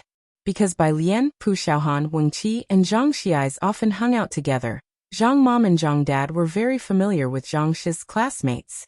As he spoke, he walked inside. Hey Xiaolu, Zhang Dad exclaimed with surprise when he saw Yen Lu. When did you get back to Xiangqing? Upon seeing Zhang Dad, Yen Lu put down the gun, her voice somewhat choked up. Uncle. Xiaolu, what's the matter, child? Both Zhang Dad and Zhang Mom couldn't bear to see children cry, especially this one whom they had watched grow up from a small age. Don't cry, don't cry. He walked over and patted Yen Lu's shoulder. Inside the house, Zhang Mom heard voices and came in with a dishcloth. After Zhang Shi's verdict had come out, Zhang Mom had been very proactive, and now that she saw Zhang Dad had returned, she couldn't help herself. Weren't you supposed to come back tomorrow? Every time Zhang Dad went out, he would give her a return date. He would usually come back on time, occasionally a few days late, but he would let Zhang Mom know in advance. Zhang Mom wouldn't disturb him while he was on business trips. I completed the task early. Seeing the condition of the two, Zhang Dad's heart sank, and his expression turned serious. What happened? Where's Xiaoza? He realized something was amiss. Seeing Zhang Dad return, Bai Lian didn't interrupt the family's conversation, and motioned for Jiang He to come over. They said goodbye to the Zhang family. Jiang He got up from the ground, walked over to Bai Lian, and held on to the corner of her white dress. Zhang Mom wanted to keep Bai Lian over for dinner, but Bai Lian tilted her head slightly, politely declining. Zhang Dad and Zhang Mom watched Bai Lian and Jiang He's retreating figures. Zhang Dad took another look at Jiang He, feeling a hint of familiarity, but it was his first time meeting Jiang He, though now was not the time to discuss this. He closed the back door and said gravely, "What on earth happened?" Thank goodness for Attorney Qi Lu, Alien, and Mr. Jiang. Zhang Mom dried the corners of her eyes. Now it's all been taken care of. Half an hour later, Zhang Dad had finally heard the whole story from Zhang Mom and Yen Lu. Uncle, it's my fault. Zhang Dad pulled out a cigarette, his face grave. I promised your father I would look after you, but I failed to do so. That scoundrel did it for me. Xiaolu, you must forgive your uncle. Yen Lu's eyes brimmed with tears, but she just shook her head without speaking. Zhang Dad smoked his cigarette and stood up. You two stay home. I'm going to check on that kid. He left quickly. Yan Lu and Zhang Mom were too slow to react. Xiaolu, Zhang Mom glanced at Yan Lu. Don't we need to make an appointment first? Uncle must be going to have a look outside. Yan Lu handed Zhang Mom a piece of paper, her gaze also drifting towards the door. Xiangqing Prison. In the west of the city, a concrete road leads straight to the prison entrance, desolate and uninhabited. Zhang Dad drove the car to the gate and parked before getting out. The towering iron gate opened from the inside, and two people came out, with the leading man hurrying towards Zhang Dad. Mr. Zhang, we've arranged everything. MHM. Zhang Dad's face lacked his usual warm smile, stern as he entered. The two men ushered him into a small room. Once the door closed, a prison guard turned to the man beside him, wiping sweat from his brow. Boss, what's going on? Who have we actually locked up?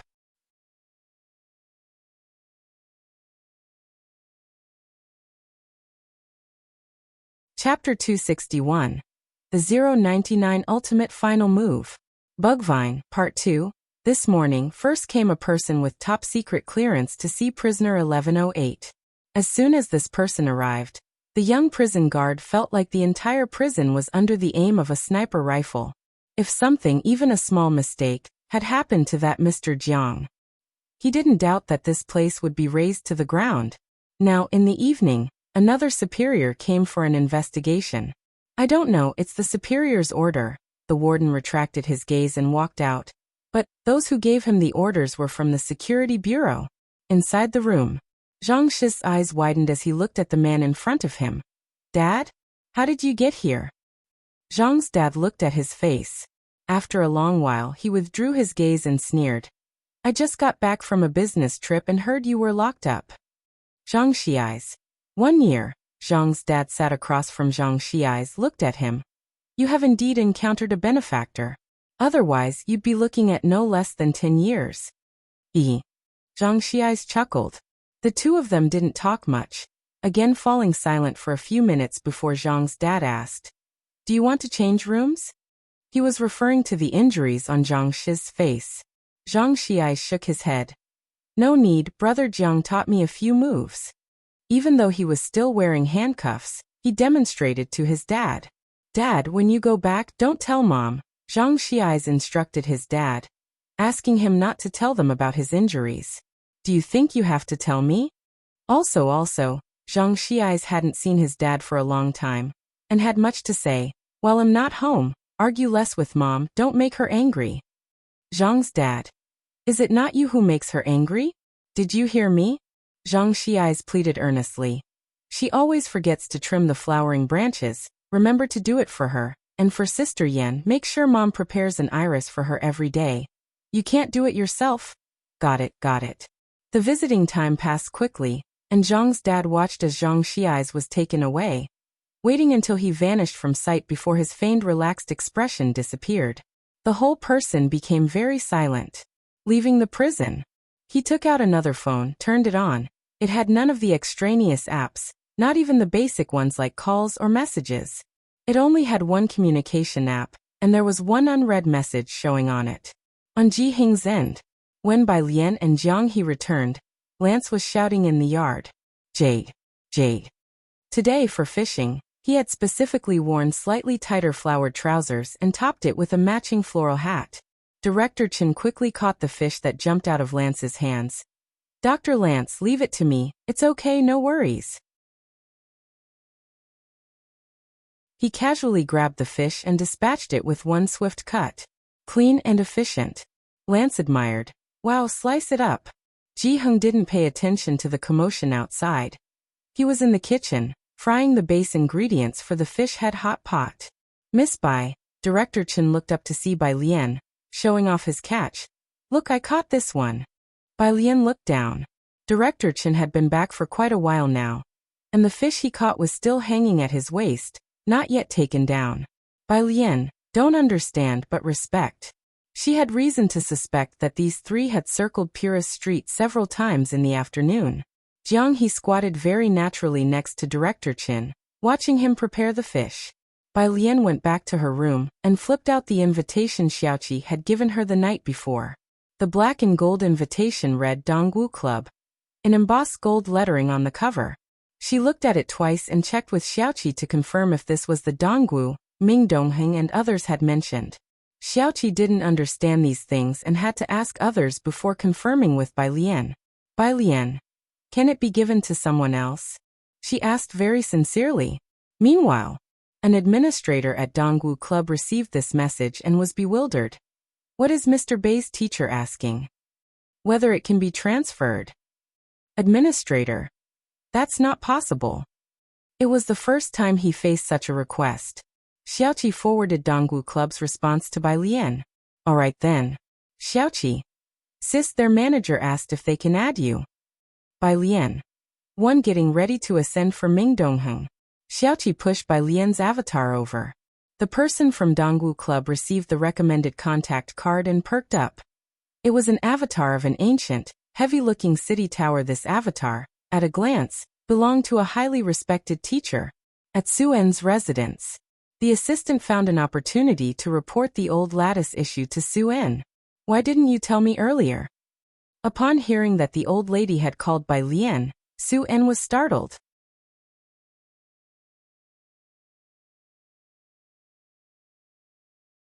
Chapter 262. The 099 Ultimate Final Move. Bugvine, Part 2. _2 He abruptly stood up and walked out.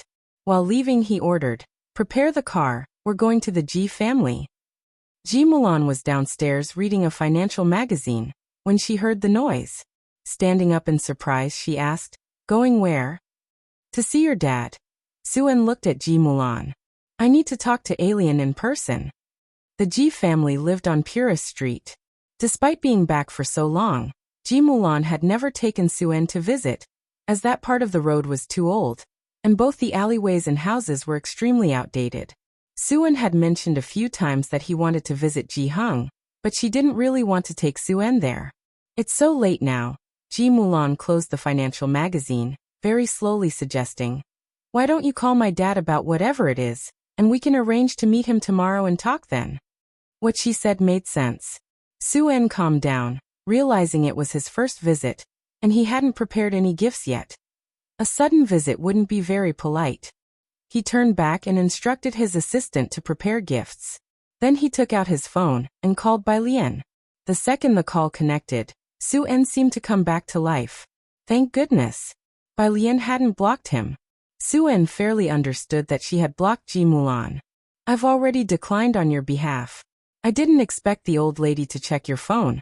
I know this must have caused you trouble. I'm truly sorry. I'll explain things to the old lady clearly. Su-en returned upstairs full of apologies. Bai Lian was elegantly nibbling on a fish head. Sitting on a chair, her tone was very light and breezy. It's fine. After ending the call, Su-en finally breathed a sigh of relief. His assistant was also very apologetic. From now on, inform me about these matters first, Su-en said gravely. I might be busy lately, but I still have time for this. If you can't handle such a small matter, I don't mind finding someone else. The assistant's heart sank. He gained a new understanding of Bai Lian's importance in Su-en's heart. Mr. Su, there's another thing, the assistant remembered. Old Master Run has invited you. After being suspended for 15 days, Run Qian was under investigation. Once a person is investigated, many trivial issues come to light. Although his position hadn't changed, his secretary had been dismissed. His personal credibility in Xiangqing had been greatly affected. Therefore, he was desperately trying to pull strings. Rin Qian had no way to contact Director Qin, not to mention meeting the legendary Master Qin, though Su-en had been in Xiangqing for quite a while. Unable to find Master Qin, Ren Qian turned to Su-en, who had come from Jiangjing. Su-en was now a major investor in Xiangqing, with tourism and hotel development in the area depending on him. I don't have time recently, Su-en waved his hand. Go and buy some tobacco. I remember Mr. Ji likes to smoke. I'll visit Alien at Xiangqing No. 1 Middle School tomorrow. The assistant understood. A week later, Saturday morning. Location, Xiangqing Prison.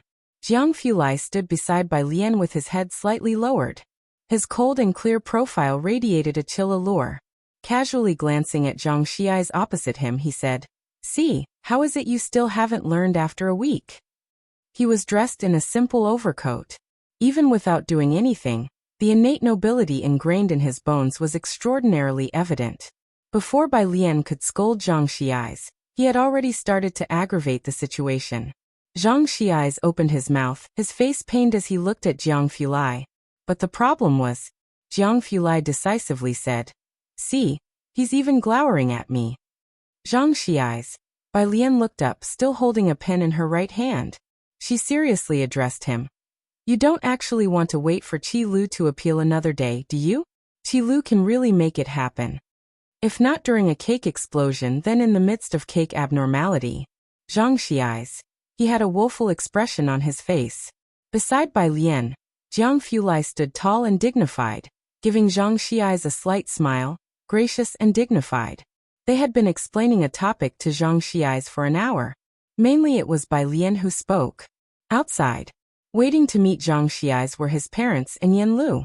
Bai Lian was dressed in a white shirt with a cyan cross-collared tie-shirt over it. The hem of the white shirt underneath protruded slightly, and the collar and neckline were embroidered with flowers transitioning from stone green to bright green. As the door opened, the hem and cuffs fluttered in the wind. The cool palette of clothing, devoid of some laziness, added a sense of crispness. If Sister Xian were here, she would again covet Bai Lian internally. "When is your screen test?" As Bai Lian passed by Yen Lu, she remembered the matter of Yen Lu's screen test. The crew of Great Yong had already arrived early in Xiangqing, with some scenes to be shot on location there. The Xiangqing building had recently become a filming site. Yen Lu stopped. "Next Wednesday." Bai Lian estimated the time. This week she had been focusing on Yen Lu's spear training, walking postures, various etiquettes. Yen Lu already had the ambience of the Great Yong era.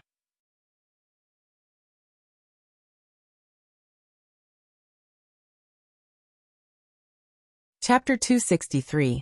The 099 Ultimate Final Move. Bugvine, Part 2, _3 Alright, Bai Lian said nonchalantly. "I'll come to you tonight and teach you the last trick." "Thank you." Yen Lu looked at Bai Lian very earnestly. While they were talking, Jiang Fulai was standing at the entrance waiting for Bai Lian. He had one hand holding car keys and the other in his trench coat pocket, backlighting him and making his figure blurred and indifferent. "Why are you always looking at Mr. Jiang?" Zhang's mother nudged Zhang's father.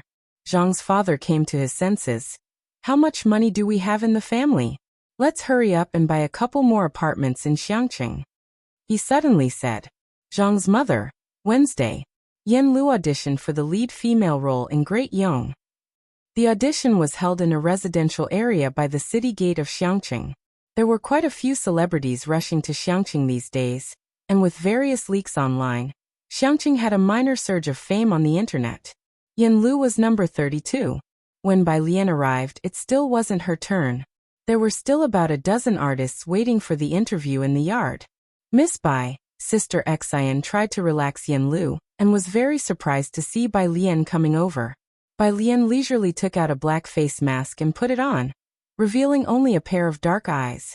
She was still wearing a school uniform, and some people's presence is undeniable even with a mask. Being tall, she was quite noticeable among the group. Many couldn't help but size her up. In a school uniform and unrecognized, she must be a newcomer. The entertainment industry is realistic. People who are not famous often get ignored. They quickly averted their eyes. Bai Lian didn't care about the looks of others, listening to vocabulary on her headphones while opening her phone. "Teacher Jiang. How much longer for her?" Bai Lian had left him outside in the car, mainly because she wasn't sure if the auditions could proceed normally if he came in. She leisurely replied, 3 more ahead."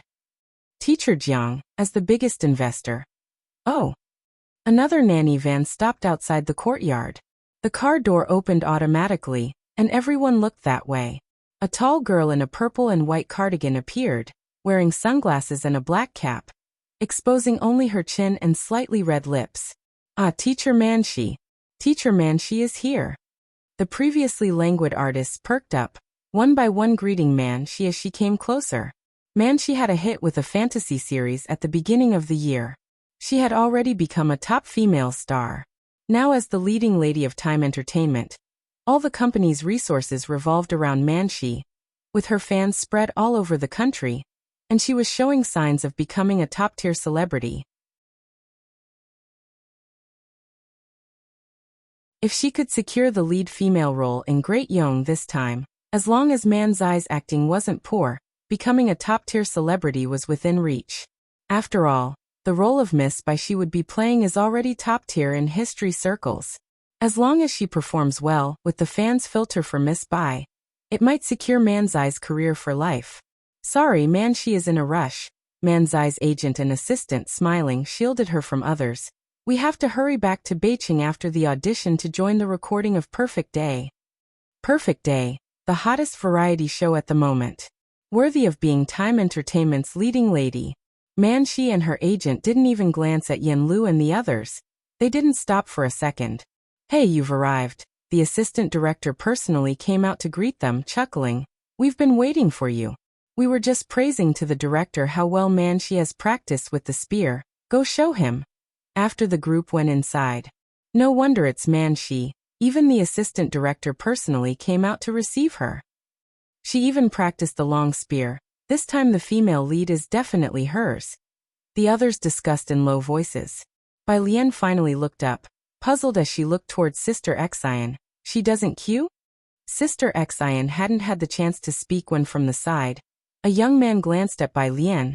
Does a top actress like Manshi need to cue? Yen Lu. Bai Lian clenched her phone and spoke to her slowly and deliberately. If you can't even surpass her, I will have Qi Lu sue you. Yen Lu. After Manshi went in, she didn't come out for 20 minutes. Sister Zin's expression wasn't great either. Normally actors would be out in less than 5 minutes. Staying this long, the directorial team must be very satisfied with Manshi. Nearly half an hour. Only then did Manshi come out. And the person escorting her was not only the assistant director, but also the director. The group left amidst laughter and conversation. The expressions on the faces of the few female artists waiting outside were very unpleasant. Most of them had been waiting since the morning. And in the morning there were also 2 top female artists, even including a best actress, but the director had not personally escorted them out. The Great Young directorial team was really very satisfied with Manshi. As Manshi passed Yen Lu, she glanced at her from the corner of her eye, and her gaze lingered on Bai Lian's face for less than half a second before withdrawing indifferently and getting back into her car. The directorial team escorted Manshi to the car. The assistant director, looking at the few remaining female artists, suddenly asked, "Do we still need screen tests?" As soon as these words came out, the expressions of all the artists awaiting their screen tests changed. Sister Xian couldn't help but tightly grasp Yen Lu's collar. The director didn't seem to want to continue, but after some thought, he casually waved, "Continue watching." But with Manzai's especially stunning performance earlier, they didn't look forward to the following auditions. After the next 3 actresses went in for their screen tests, they all came out in less than 3 minutes. Until Yen Lu went in. The director didn't speak, and the assistant director casually waved, "Just sit at that table and brew a pot of tea." Yen Lu looked at the only table there, with a teapot and cups on it. All her movements had been guided by Bai Lian, and for the past 2 weeks her daily life had revolved around mimicking Great Young. She picked up the tea grinder, her movements skillfully crushing the tea leaves. Clean and sharp. The assistant director, who had been casually watching, suddenly sat up straight upon seeing her movements. He and the director exchanged glances. Surprise and admiration were both evident in their eyes. By the time Yen Lu finished performing, the director's expression had turned serious. He looked at Yen Lu curiously. "Have you studied Great Young culture?" Yen Lu replied neither humbly nor arrogantly. "I've been studying it recently." The director carefully watched her, and in Yen Lu's every gesture there was an ancient charm. He nodded to himself in approval, then felt a sense of regret. Yen Lu's manners were better than Manzai's. Had it not been for Manshi, he would certainly have chosen Yan Lu for the female lead. Unfortunately, Manzai's spearplay had made a deeper impression. Their production team wanted to stick closely to history, and if the spear was not wielded well, the audience would certainly not be convinced. If only these two could combine their strengths. Thinking this, the director sighed.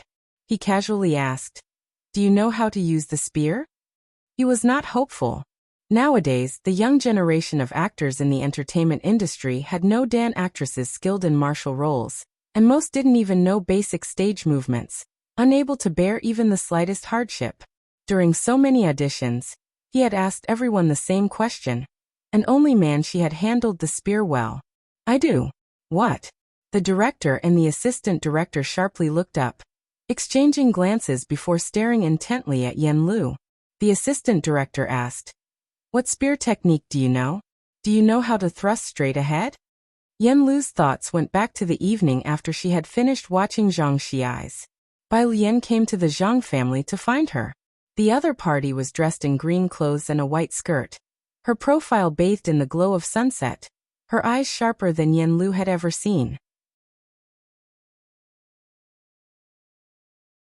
She held a long spear in her hand, her eyebrows like frost, languid yet casual.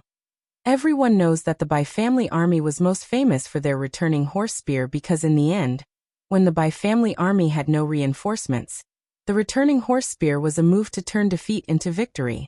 Every one of them knew it. "So, Yan Lu, today I'll teach you the final technique." Yan Lu looked up, her gaze firm as she spoke word by word to the director and the assistant director. Returning horse spear.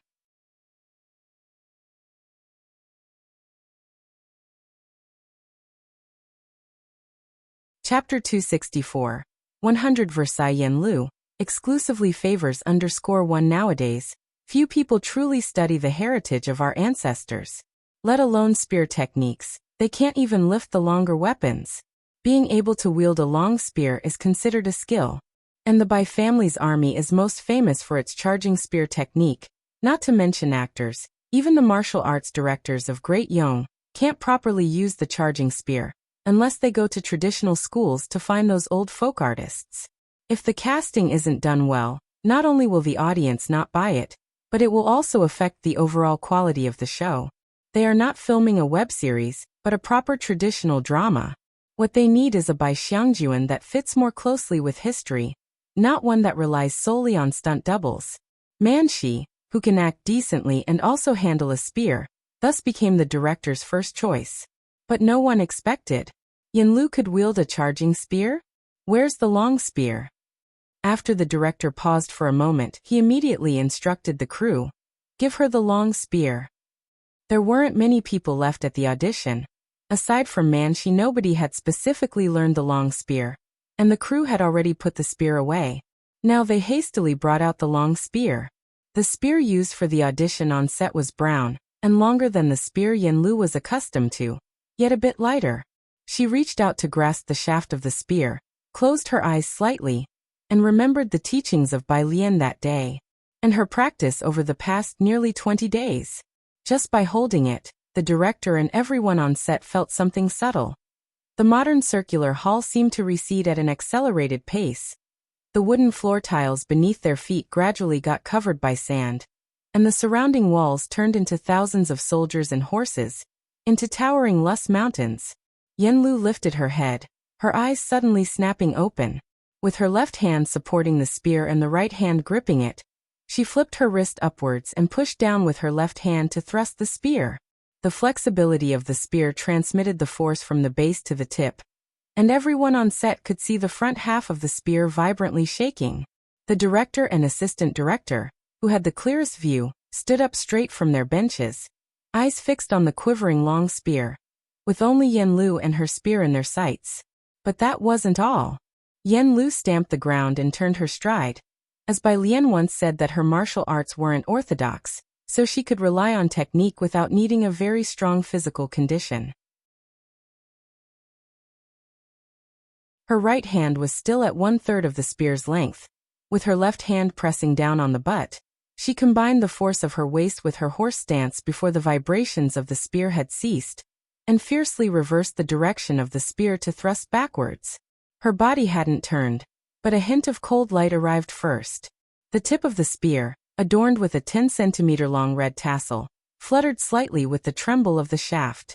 In the audition hall, there was no other sound, just a shadow cast on the wall, holding a long spear, the silhouette as if blended into the wall itself, harmonizing with Xiangqing into a picturesque scene. Yen Lu's eyes were fixed on the tassel. She breathed slightly hard, her cheeks flushed, and the intensity in her eyes slowly receded. Gradually withdrawing the spear, she calmed her state and looked up at the director with her lips pursed, expressionless. I haven't mastered it yet. This is all I have for now. The director and the others finally came back to their senses. If they thought she was very good, her performance excellent, then for Yen Lu's charging spear, they could only describe it with 2 words: astonishing. Because everyone present would think of those lines. Dressed in bright armor and riding spiritedly as a youth, a woman who never admitted defeat to men iron armor, and a charging spear with a flowing pennant. Ah! The director looked at Yen Lu's expressionless face, momentarily unsure if she was being modest or joking. Not mastered yet? This is called not mastered? Far from it. Yen Lu was clear about her goal, to fully learn everything Bai Lian had taught her. Director Wan, I will work hard and study diligently. She had held the spear for 20 days, each practice focusing on steady aim.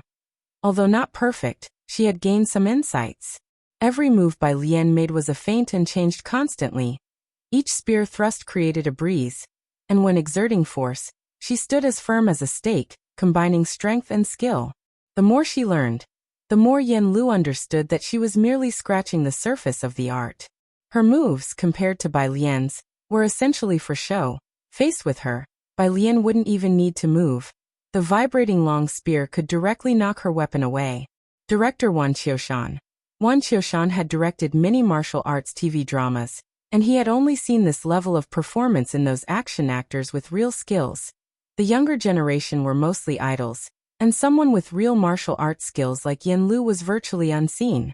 Seeing Yen Lu like this, as if she still needed to study hard, wasn't she, aiming to become a grandmaster? That was what he thought, but Wan Qiushan straightened his expression and carefully observed Yen Lu. From the moment she walked in, her movements had naturally carried a bit of Great Yong temperament. She wasn't short either, 169.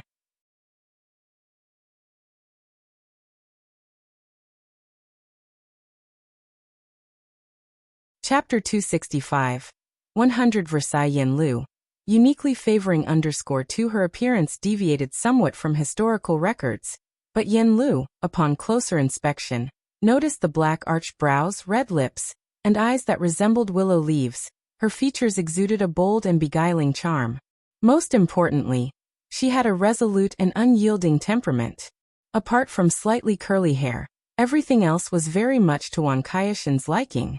Wan Qiushan picked up Yen Lu's profile, number 32.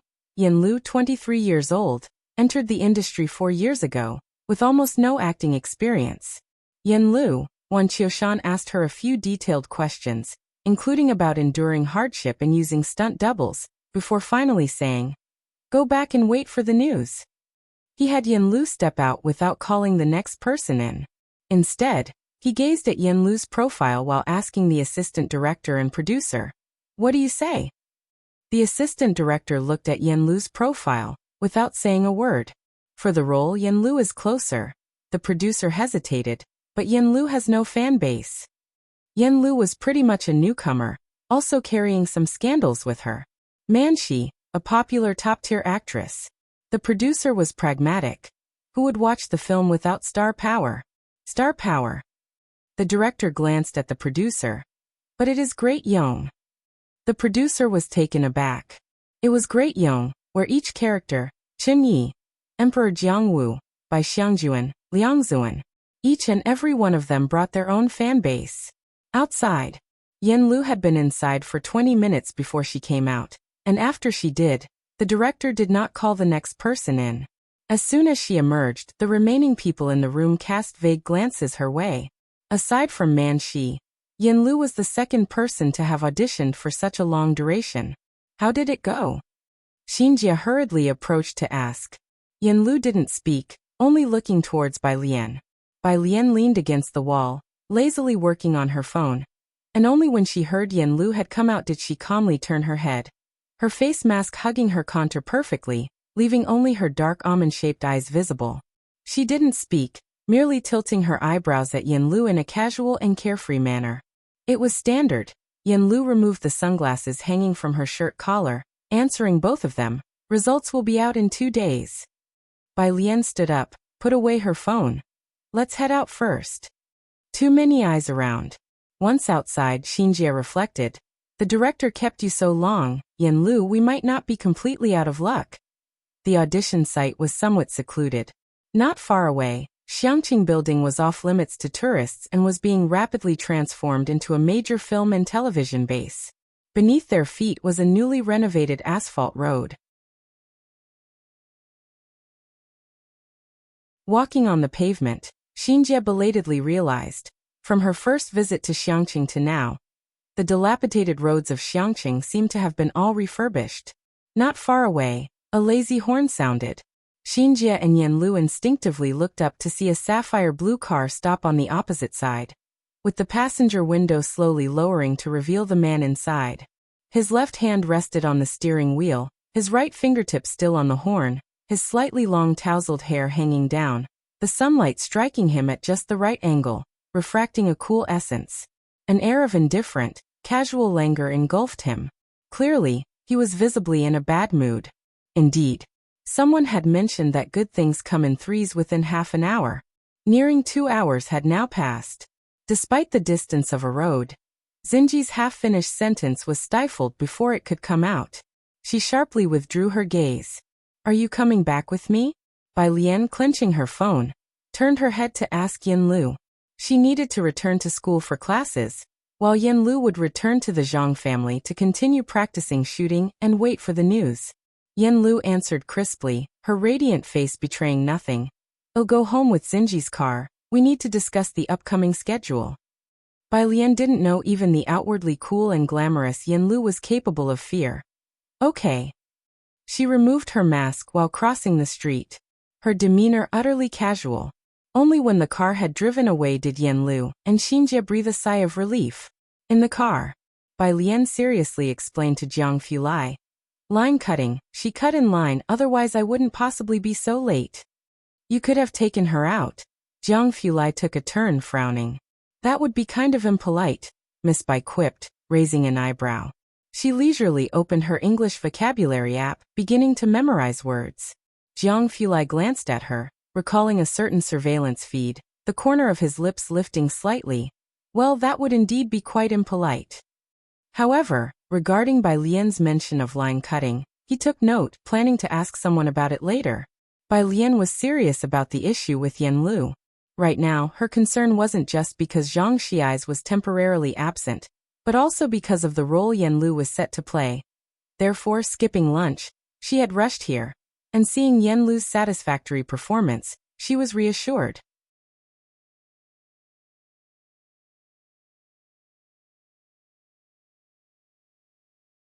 Chapter 266.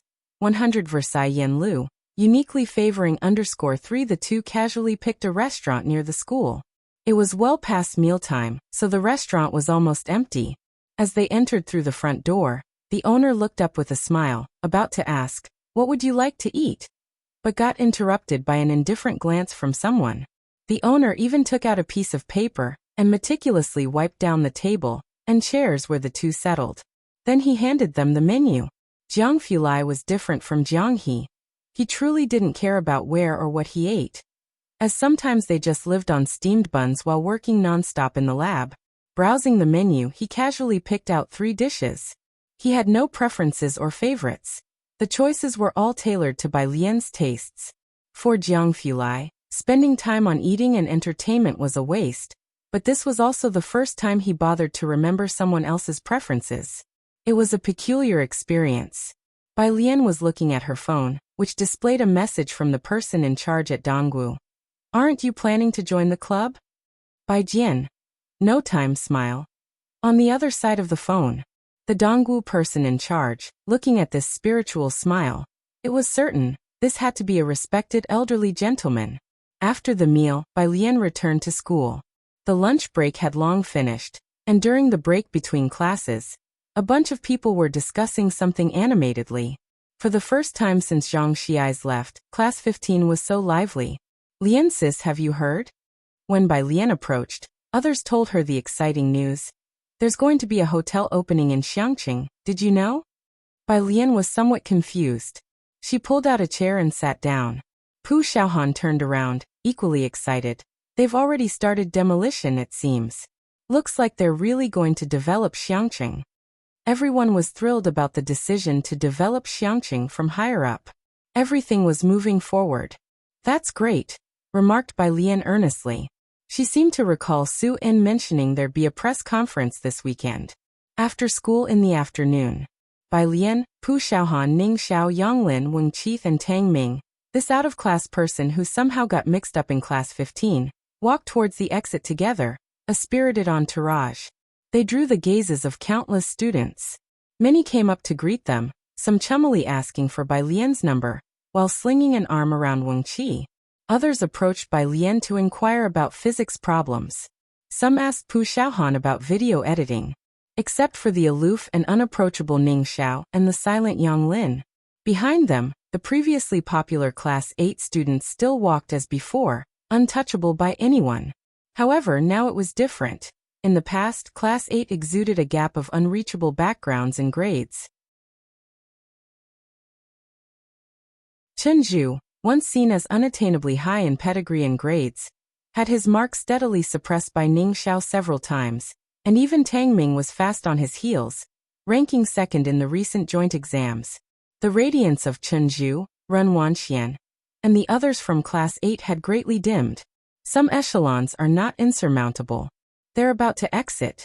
Chen Zhu shifted his gaze, looking at Ren Wanxian. "Haven't you talked to Bai Lian yet?"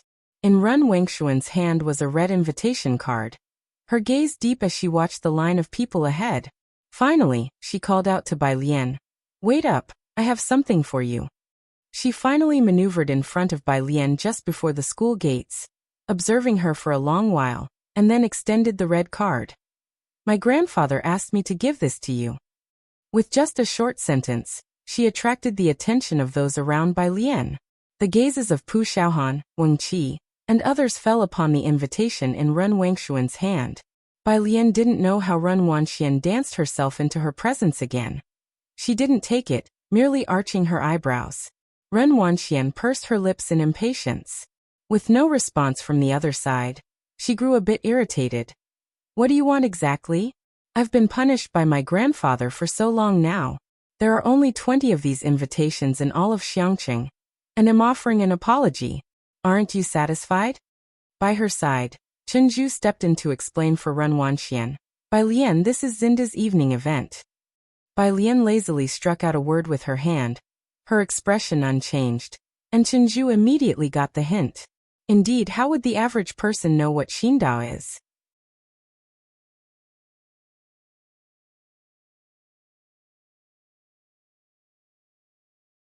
Chapter 267. 101 Alien comes out of retreat to compose music again. Second update, _1 Chen Zhu again explained to her. Xindao is a Jiangjing-based company and is also the partner that is entering our Xiangqing this time. The senior executives of Xindao will also be attending. The words spoken by Chen Zhu made others in the room exchange glances. A banquet hosted by Xindao in Jiangjing. Jiangjing, ah. It seemed so far out of reach. Most people in Xiangqing had never even dreamed of going there. Many people, including the former Ning Xiao, had only considered as far as Beijing when it came to exams. The banquet was very important for Ren Qian. It was the best chance to expand his network, as the Xinda high-level executives would all be arriving in Xiangqing that day. Everyone knew the importance of connections. Chen Zhu and Ren Wanxian didn't believe that Bai Lian would refuse. After the incident at the Calligraphy Association, Ren Qian went almost 10 days without speaking to Ren Wanxian, and just told her to reflect on her actions. Fortunately, the Secretary General often comforted her. With their relationship with the Ji family almost at breaking point, Ren Qian obviously couldn't bring himself to approach anyone from the Ji family, so he left this matter to Ren Wanxian. Ren Wanxian was very dissatisfied that Ren Qian wanted to take Bai Lian to the banquet, but at such times, she wouldn't displease Ren Qian, and still went to find Bai Lian as he had instructed. Are you done talking? Bai Lian didn't look at the invitation, just gripped her phone tightly and lowered her eyes and brows. Then please make way. This is what you don't want. Ren Wanxian looked at Bai Lian strangely, her mood suddenly relaxed, and she almost burst into laughter. Don't regret it later. Bai Lian lost her patience, smiled and said, a good dog doesn't stand in the way. Ren Wengshuan's face turned red. The others in the 8th class also realized and cleared the path blocked at the door. The news of Xindao Enterprises moving into Xiangqing had exploded in the business community. The financial channels had been discussing this matter all morning, and many people were now acting on the information. After all, everyone knew Xindao was from Jiangjing. They must have some inside information about Xiangqing to decide to move in.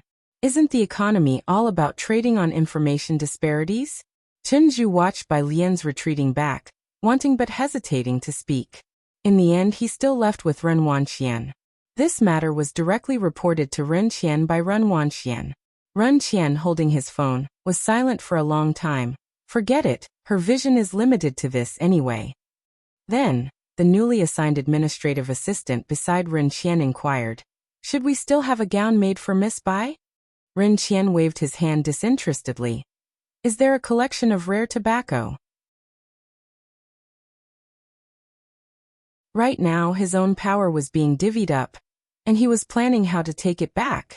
Also planning how he could arrange a meeting with Elder Chen. With the Ji family issue, he could only allocate 1/10 of his attention. He couldn't manage more at the moment. Bai Lian was unaware of all this. She usually went to the Zhang family to give pointers on Yan Lu's marksmanship, and then returned home, and complained to Jiang Fulai. Sometimes I find you quite useful, Teacher Jiang. Teacher Jiang. Sometimes? Bai Lian raised an eyebrow. 1. The Ji family's courtyard was bustling today. Besides Lance, Ji Xiaorong had also finally returned. Dad, with something so serious, how could you all keep it from me? Ji Xiaorong was referring to Xinqing's incident. He frowned, having just returned to Xiangqing to visit Ji Heng, only to hear about this. You were working, and besides, calling you back would have been pointless. Ji Heng, holding his tobacco pipe, was quite calm. She is fine now, isn't she? Ji Xiaorong did not know how perilous the situation had been. He thought Xinqing's injuries were not that serious. Next time you still have to tell me, Ji Xiaorong sighed. Even if I'm working, I could take leave to come back. They wouldn't trouble me because of this. Bai Lian came out with her silver needles to perform acupuncture on Lance. Ji Xiaorong looked at Bai Lian and asked Ji Heng in a low voice, what is she doing? Performing a test. Cough cough. Ji Heng paused, changed what he was about to say. Acupuncture. He kept it simple and to the point. Ji Xiaorong. He looked incredulously at Lance. This foreigner trusts Bai Lian so much? Both of them were truly bold. One dared to perform the acupuncture, the other to trust it. Ji Heng was this permissive of Bai Lian? This Saturday Xiaojun is moving. Did he tell you? Ji Heng asked about the serious matter at hand. Sheyan's neighborhood was starting to be demolished. Xinqing had already picked out a new house closer to Purist Street, and they planned to move there this Saturday. Moving to a new home always needed a bit of liveliness to warm the place up. The more people, the better. Yes, Ji Xiaorong would certainly go to such an event, but he was slightly surprised. His place is also getting demolished? He focused on his research and was indifferent to other matters. Ji Heng didn't know much about it, responding vaguely. Beside the two.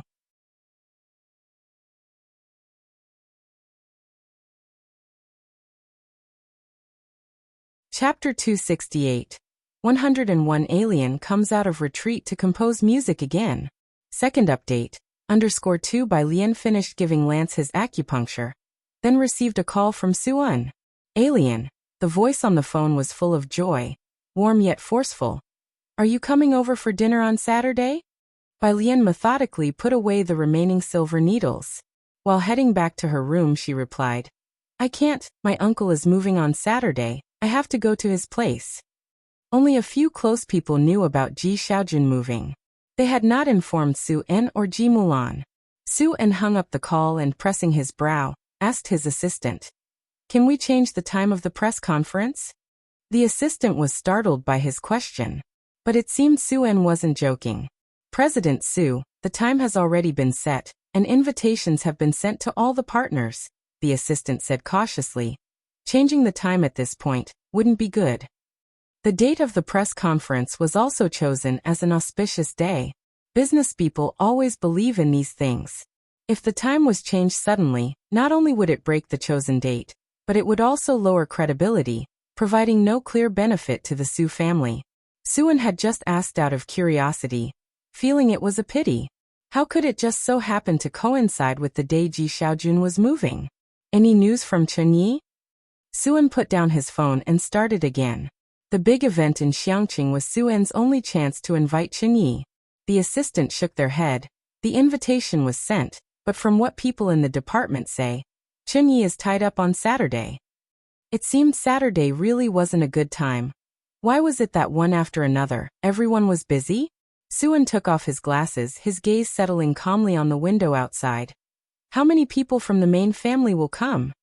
This. For people. The assistant looked up. The old lady and the rest don't have the time. Friday. Afternoon. Beicheng Time Media Headquarters. Manzai's agent passed through the main entrance, pressed the elevator button, and went straight to the general manager's office floor. Ding, the elevator door opened. The agent saw Manshi and smiled. "Manshi, did Director One give you a call?" Great Yong didn't have traditional male or female leads. It was a history drama where nearly everyone was a lead. The agent always had information a step ahead of others. That morning, the rest of the roles had been confirmed, leaving only the role of Bai Xiangjuan. "It looks like I should congratulate you in advance," the cool, young man beside Manshi revealed a smile. "I need to hurry up with my song too." This was Enchi, a popular singer. He was also the person constantly paired with Manshi in online shipping rumors. Both of their popularity initially surged because of this shipping. This time, as Manshi was set to appear in Great Yong, Enchi also signed with Daeong and was crafting a song tailored for Manzai's role. Hearing this, Manshi and her agent both laughed, neither refuting Enchi's words. On that day, Wan Kaishin's satisfaction with Manshi was evident, so the role. Manshi and her agent considered it a sure win. But as news of the other roles came out, still no call came to Manshi from the production team. They always save the best for last. The agent wasn't worried. Let's wait a bit longer. An hour later, the super topics for the other actors were out, but there was still no news for Manshi. Let's wait a bit more, the agent comforted Manshi. 2 hours later, even the agent was getting restless. He pulled out his phone and called the Great Yong production team to ask why the casting for Bai Xiangjuan hadn't been finalized. The role of Bai Xiangjuan? The production team member was surprised. That's been decided a long time ago. The agent felt his heart sink, sensing something was wrong. But our Manshi hasn't received any news. Manshi? Oh. The production team member realized what was happening and vaguely replied. The director gave the role to someone else. Who? The agent almost shrieked. The next second, he realized his attitude was inappropriate and tried to repair it. Teacher, didn't the director praise Manshi for her excellent spear skills last time? Why did he suddenly change the candidate? Who is it? He had thought of all the auditioning artists' names, unable to come up with anyone who could outshine Manshi. Popularity, acting skills, looks.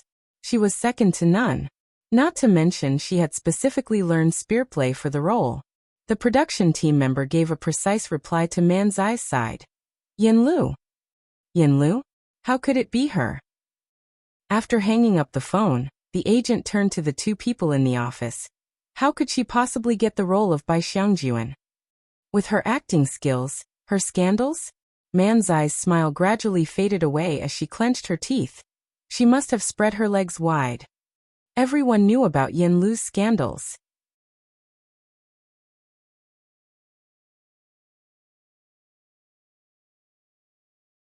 Chapter 269. 101 Alien comes out of the mountains, composing again. Second update.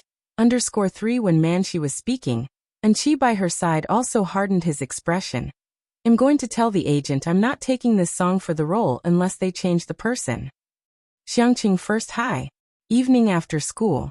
Jiang He was supposed to accompany Bai Lian to Ji Shayan's house the next day, so he waited early at the entrance of Xiangqing first hi for Bai Lian. By his side, Ming Dongheng stood with his arms crossed, a cool expression on his face. When he saw Bai Lian come out, Ming Dongheng lowered his hands. Miss Bai. Bai Lian, holding on to Jiang He's sleeve, lazily waved her hand at Ming Dongheng. You go back first, I will take him on the bus later, and I'll send you something later. She was going to see Yen Lu and had Ming Dongheng wait for her there. By now, Bai Lian's prestige in Ming Dongheng's eyes was no weaker than Jiang Fulai's. After escorting the two to the Zhang family's place, Ming Dongheng left immediately. The Zhang family's backyard. Zhang dad handed Jiang He a small stool to sit on, then went back to the front to help Zhang mom. Pu Xiaohan and Wang Qi were sent to the backyard before they could help in the front, and the two of them watched Yen Lu practice spear work. Sister Xian reported the news to Bai Lian with great excitement. Miss Bai, the role is confirmed. It's Yen Lu. It really is Yen Lu. To Sister Xian, this was like a pie falling from the sky. Top-tier team, top-tier resources. Yen Lu was bound to become popular. Bai Lian also stood aside, watching Yen Lu practice with the spear. Her figure was tall and straight, one hand holding a phone, the other adjusting Yen Lu's posture. The setting sun cast upon her delicate profile, her eyes clear and shallow, her tone lazy, carrying a sense of aloofness as if everything was under her control. Sister Xian was startled watching her, until a ringtone from her phone snapped her out of it. It was a call from the production crew, which she had just saved in the afternoon. Hello Director Wan, you say. The call didn't last long. About 2 minutes. After hanging up, Sister Zin's face looked rather grim. She walked to a corner and dialed Time Entertainment's executive in a low voice. Behind her, Bai Lian glanced at Sister Xian. In Time Entertainment, Manshi, and Qi, and their agent were all in the executive's office. Upon receiving the call, the executive sighed inwardly. There's a conflict between Qi and Yen Lu that I wasn't aware of before. I've already discussed it with Director Wan. And we will find another teacher to compose for Yen Lu. It's just, we might not find someone like Qi again. Yen Lu lacked fame and talent. Even if she played by Xiangjuan, no renowned composer would write songs for her. In the end, they could only resort to an unknown composer. In the office, Qi's face showed no expression. Manshi was looking down with a sarcastic smile.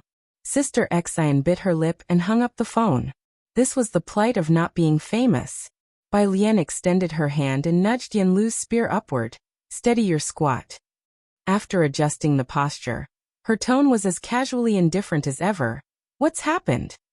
Bai Lian looked at Sister Xian, her voice languid as she spoke, her eyes drooping lazily, the dark pupils reflecting Sister Zin's image, like a lazy big cat that always gave people a sense of comfort. Sister Xian gradually calmed down. And Qi, who debuted with Yen Lu, initially gained some popularity due to Yen Lu's attractiveness, and their CP became quite famous. However, Qi had some talent and was arrogant. He never really respected Yen Lu, and after Manshi joined Time Entertainment, he publicly supported his CP with Manshi, causing his fans to mock Yen Lu, calling her a vampire. Of course, no one remembered that Yen Lu had been more famous than Qi at the beginning. Wang Qi scratched his head, lowering his voice. Yen Lu debuted with CP hype with Qi? Unaware that Wang Qi was Manzai's fan, Sister Xian nodded and continued. For Great Yong, Qi was originally writing a song for Bai Xiangjan's character, but when he heard the actor was Yen Lu, he outright refused. Xiaohan on the side whispered. Can't they find someone else? Let's not mention the difficulty of finding someone more capable than Qi. Sister Xian glanced at Xiaohan. The character song was agreed upon in advance, and Qi should have been preparing for it a month ago. Next month we're going to record the character song for promotion. How are we supposed to find someone on such short notice? Character song? In the silence, Bai Lian suddenly spoke up. Are there any specific requirements? Sister Xian looked at Bai Lian. No. Oh. Bai Lian nodded her head, her right hand tapping on the phone, then abruptly clenched it the next second, and she looked up against the backdrop of the setting sun. Then I'll write it for her. Sister Xian and Xiaohan were startled, especially Sister Xian. She instinctively looked at Bai Lian. Miss Bai? Have you ever written lyrics before?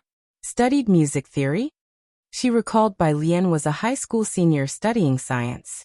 Bai Lian chuckled softly. No, but I think I should be able to write. She had never written modern songs nor learned modern music theory, but aside from poetry, she had left behind dozens of lyrics, and as for composing, she was the composer for the White Robe Journey. After 1,000 years, she finally was going to compose once again.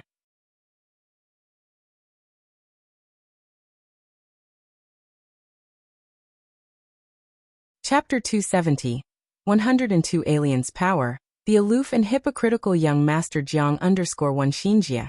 Pu Xiaohan remembered the Dean Jian and pondered. Alien plays the guzheng, let her give it a try. Wang Qi took a melon seed from Jiang He's hand. Exactly. Xinjie stared at Bai Lian's face, which under the setting sun looked lazily elegant like the flowing moon. Luminous but not demonic, her composure seemingly casual, yet each movement was steady and composed. Confident without lacking humility, skilled in spear fighting and the guzheng. She felt a sense of absurdity. This must be the Miss Bai recorded in the history books, right? Coming back to reality, Xinjie said. Miss Bai, Yin Lu is greatly indebted to you this time, thank you. Of course, even if Bai Lian said she could compose, Xinjie still wasn't entirely at ease. She was also trying to find someone in the circle. For a character song written in such a short time, Xinjie was afraid the quality wouldn't pass muster, and although Yanlu's vocal condition was not bad, she was worried that after Yanlu sang, the netizens would ridicule her.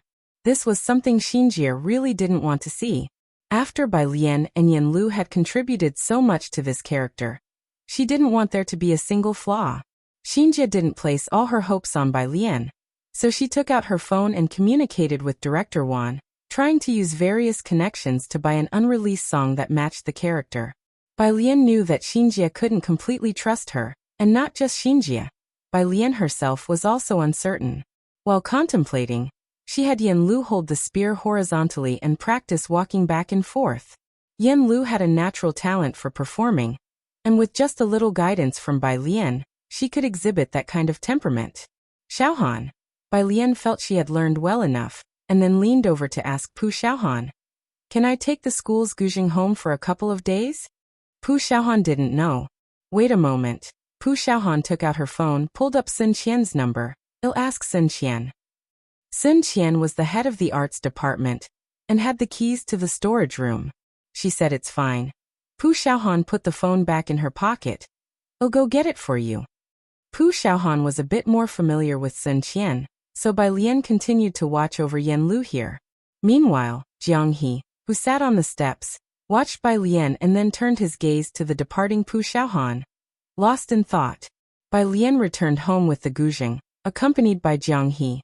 Lance was chatting with Ji Heng, and was surprised when he saw the guzheng Bai Lian was holding.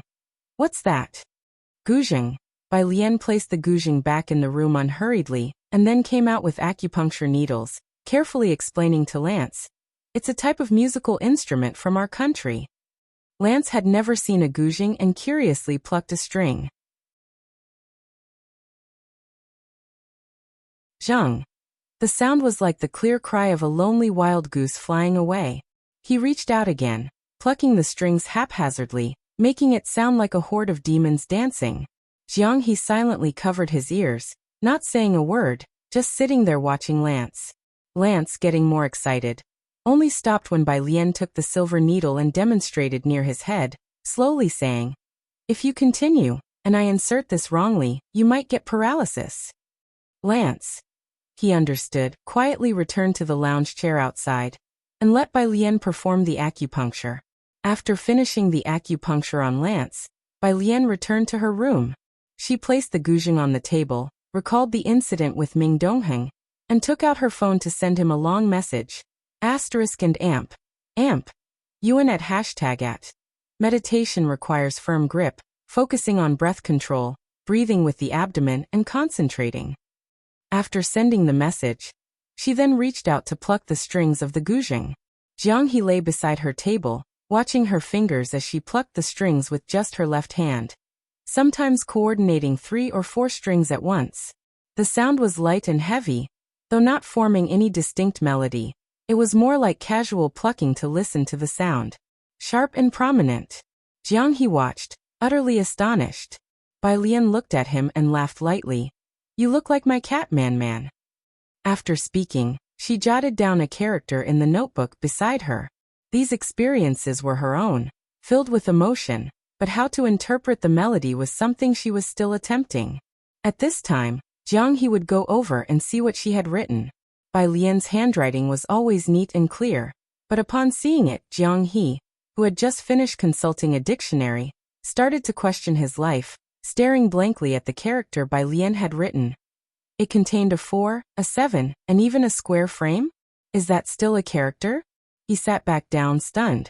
He hadn't learned this at all. A little while later, Bai Lian wrote a few more characters.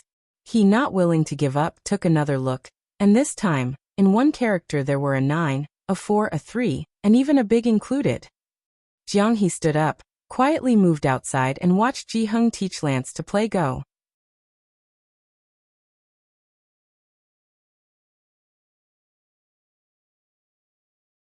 Chapter 271. 102 Aliens Power. The aloof and hypocritical young master Jiang_2 Lance was no match for Ji Hung and lit up when he saw Jiang He, asking Ji Hung to step aside so he could play chess with Jiang He. Jiang He had never played Gamoku before, so Ji Hung, holding his pipe, explained the rules to him. 3 minutes later. Lance.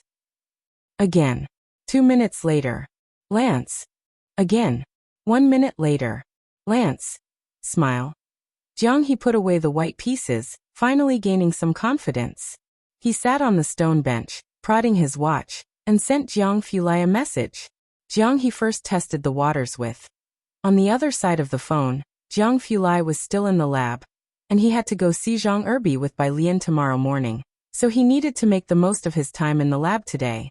The labs in B-Zone were kept at a constant temperature all year round, and to avoid contaminating the lab, everyone was required to wear a lab coat. He stood in front of the detector, leaning slightly forward, looking at the dark matter particle mass and scattering cross-section chart on the instrument. Several people stood behind him, he was particularly excited. The anti-coincidence detection sensitivity is much higher. Many international labs have called to inquire about it. Jiang Fulai slightly tilted his head, and the cold light reflected off his glasses couldn't hide his captivating gaze, his long, pale fingers storing away the document he handed him. Without speaking, he just raised his hand slightly. The others instantly understood. They could go back now. The phone lit up. Jiang Fulai picked it up and saw the comma sent by Jiang He. Jiang Fulai. Confirming that Jiang Fulai was available, Jiang He snuck a picture at Bai Lian's place. Jiang He. Photo. Jiang He. Jiang Fulai walked to the D-Zone's rest area while opening the picture. The picture showed a line of neatly arranged characters, but saying it was characters wasn't exactly accurate. Seeing this line, Jiang Fulai stopped in his tracks, and the assistant following behind was startled by the abrupt halt. They backed away several steps and then sneakily raised their head, covertly observing. Jiang Fulai tapped lightly on this line of characters. After a while, he replied to Jiang He unhurriedly, "Little Wunmong, this is a subtractive score." Behind him, the assistant peculiarly noted that young Master Jiang seemed to be in a much better mood. Indescribably better, but with a bit more life and warmth than usual. The inspired assistant said, "Jiangjing University has an international speech, and the Research Institute is asking if you have time to go back and give a lecture?" Jiang Fulai tilted his head, dressed in a white lab coat, appearing aloof and responding lightly, "No time." After all, he still had to teach an idiot in prison. If he can't teach him, Bai Lian might even doubt his teaching ability. The next day, early in the morning, Bai Lian got up to find Zhang Xiai's. Jiang He was going to Ji Shan's new home with Ji Hung, and wasn't in a rush to get up. He was still lying in bed, Jiang Fulai's car arrived on time at the junction of Puris Street. Bai Lian got in the car, lazily buckling her seatbelt. There was a faint, cool scent inside the car. Bai Lian had been writing music scores till 9 the previous night, not wanting to disturb the others, so she stopped. The decision to write music scores was spontaneous, taking up more than 3 hours of her time. She had her own routine every day, very disciplined, and she only started her daily plans after finishing the score, which meant she finished her plans more than 3 hours later than usual. It was past 3 in the morning before she went to bed. She got up after 5. Because Zhang Xiais had to start working at 7:30, they had to arrive early to begin tutoring. Jiang Fulai drove steadily, and Bai Lian fell asleep halfway there. She was usually very vigilant, but today perhaps too exhausted, or maybe she just felt relaxed here. Jiang Fulai turned the streaming Guzheng music in the car down a bit. When the car slowly stopped in front of the prison gate, Bai Lian hadn't woken up. Jiang Fulai checked the time, which wasn't even 6:30 yet, so he didn't call her. He just turned off the engine, opened the window, and turned to look at her earnestly. It was early, and the morning sun hadn't even had the chance to show itself, but a breeze swept across her face. Bai Lian's hair was carelessly tied up today, and a few stray hairs were gently blown by the wind. A black strand was blown from the side of her face to the tip of her nose, where it stopped and didn't move, lazily swaying. Jiang Fulai stared at that strand of hair for a long time. How dare it challenge me? Coldly, young Master Jiang reached out and placed the strand of hair back where it belonged. When it was almost 6:30, he nonchalantly woke her up. Zhang Xiais felt like Brother Jiang was very approachable today. He hadn't scolded him. He was baffled. At 7:20, Yanlu was already waiting outside. She had news about Great Yong to tell Zhang Xiais. They would start shooting next week, and she wouldn't see Zhang Xiais for a long time.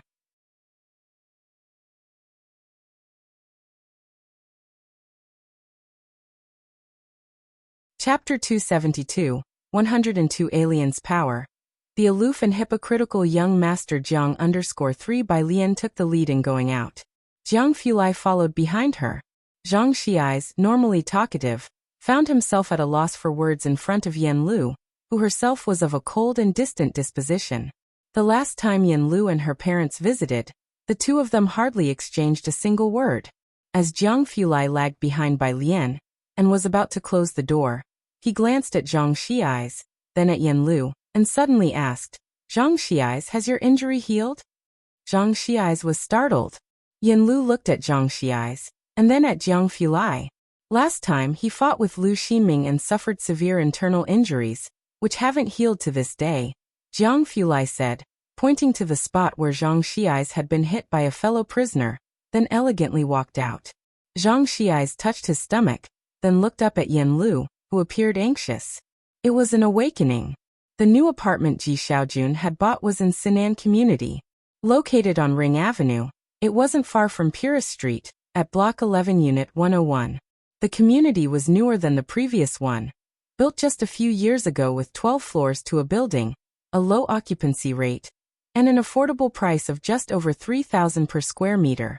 Ji Xiaojun and Xinqing lived on the first floor.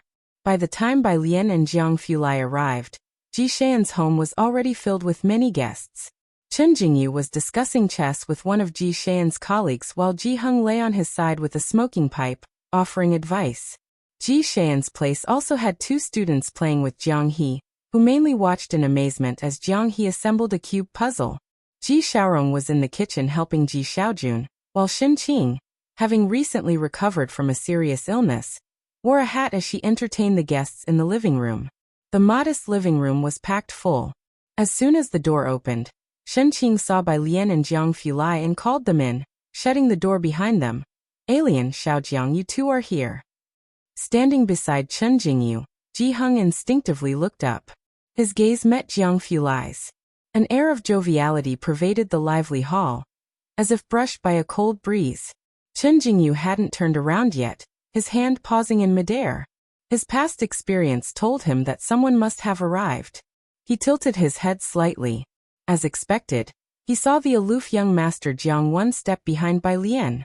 Ji Heng, with his smoking pipe in hand, paused as he looked Jiang Fulai up and down from head to toe, then watched Ji Xiaojun emerge from the kitchen to greet Jiang Fulai with practiced ease.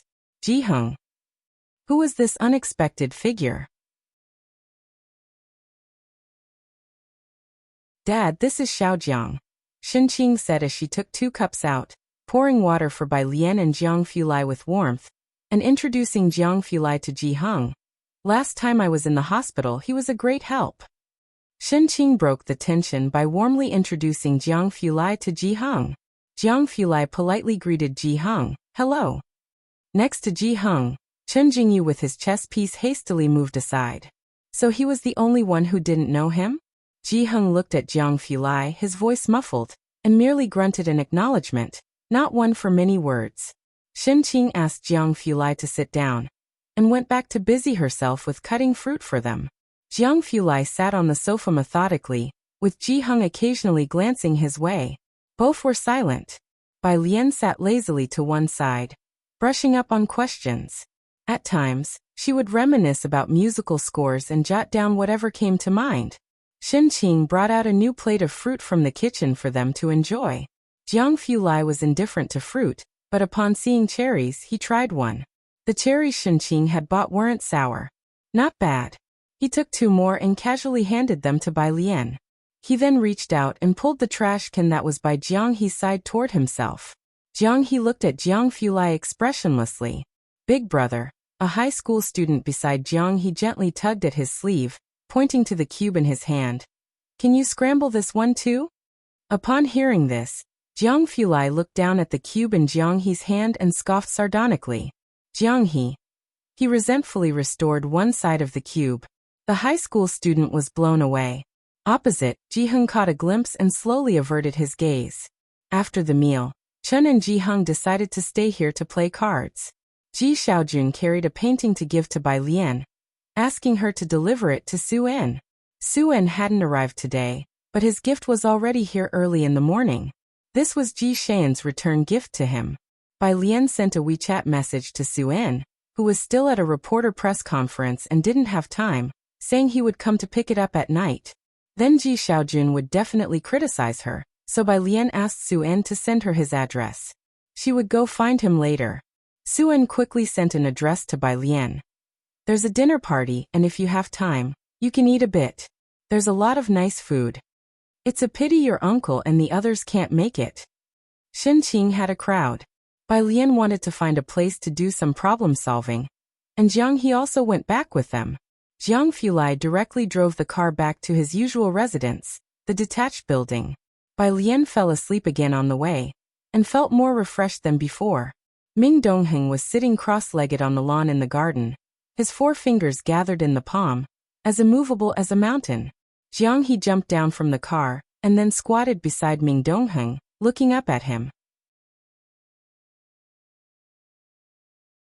Ming Dongheng opened his eyes, startled. He leaped up to find himself feeling lighter.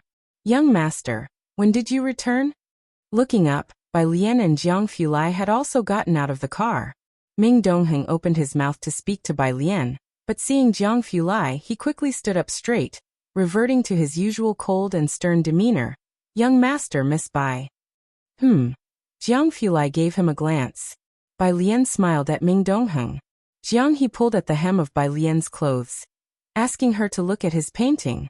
Jiang Fulai watched their retreating figures, his expression cold as he headed to the study for an online meeting with the Jiang family. Downstairs. Upon hearing that Jiang Fulai had finally returned, Chen Jingyu quickly came to find him. There was also a lady with him. She wore a plain-colored long dress underneath and a beige coat over it, and her chestnut hair was styled into lazy large waves, loosely draped behind her head. Ms. Yu. When he saw her, Ming Dongheng stood up a bit to greet her, his tone especially respectful.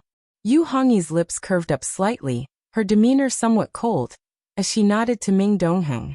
She was accustomed to such attitudes. She was the representative sent by old Master Chen, so Ming Dongheng went upstairs to find Jiang Fulai. It wasn't long before Jiang Fulai descended the stairs, his presence slightly oppressive. Chen Jingyu and Yu Hongyi were startled, exchanging glances before quickly standing up. They hadn't expected Jiang Fulai to come down so soon. Ms. Yu, it's always you, said Chen Jingyu excitedly, as he had come 3 times without catching a glimpse of Jiang Fulai. Yu Hongyi was quite surprised but managed to smile at his words. A tall figure slowly descended the wooden staircase. He had changed into a white, somewhat soft home outfit, but his drooping face was still as cold as a blade's edge, casting a chill glance that was sharper than any frost. He appeared like a vividly ink-painted scroll. Chen Jingyu lowered his head, not daring to look up. Young Master Jiang. Yu Hongyi also came back to her senses. She withdrew her gaze and took out a letter. This is from the old master for you. Ming Dongheng reached out to take the letter from Yu Hongyi's hand and held it, not passing it to Jiang Fulai. Yu Hongyi glanced at the letter in Ming Dongheng's hand, her lips tightening slightly. However, they all knew Jiang Fulai seldom accepted things from others, unless it was from his friends or the researchers he worked with. Jiang Fulai nodded, indicating he was aware, displaying utmost indifference. Then he walked unhurriedly and with undiverted eyes to the cabinet at the entrance. As he walked past, the floor seemed to frost over. His pale fingers opened a drawer and hooked out a set of keys, then he leaned against the cabinet, his slender fingertips tapping lightly on the table surface, his gaze casually looking at the staircase. The silent hall was too quiet for anyone to dare speak. Chen Jingyu and Yu Hongyi exchanged a glance, unsure of what was happening, until the sound of movement came from upstairs again. Chen Jingyu and Yu Hongyi were both quite surprised. They instinctively looked up.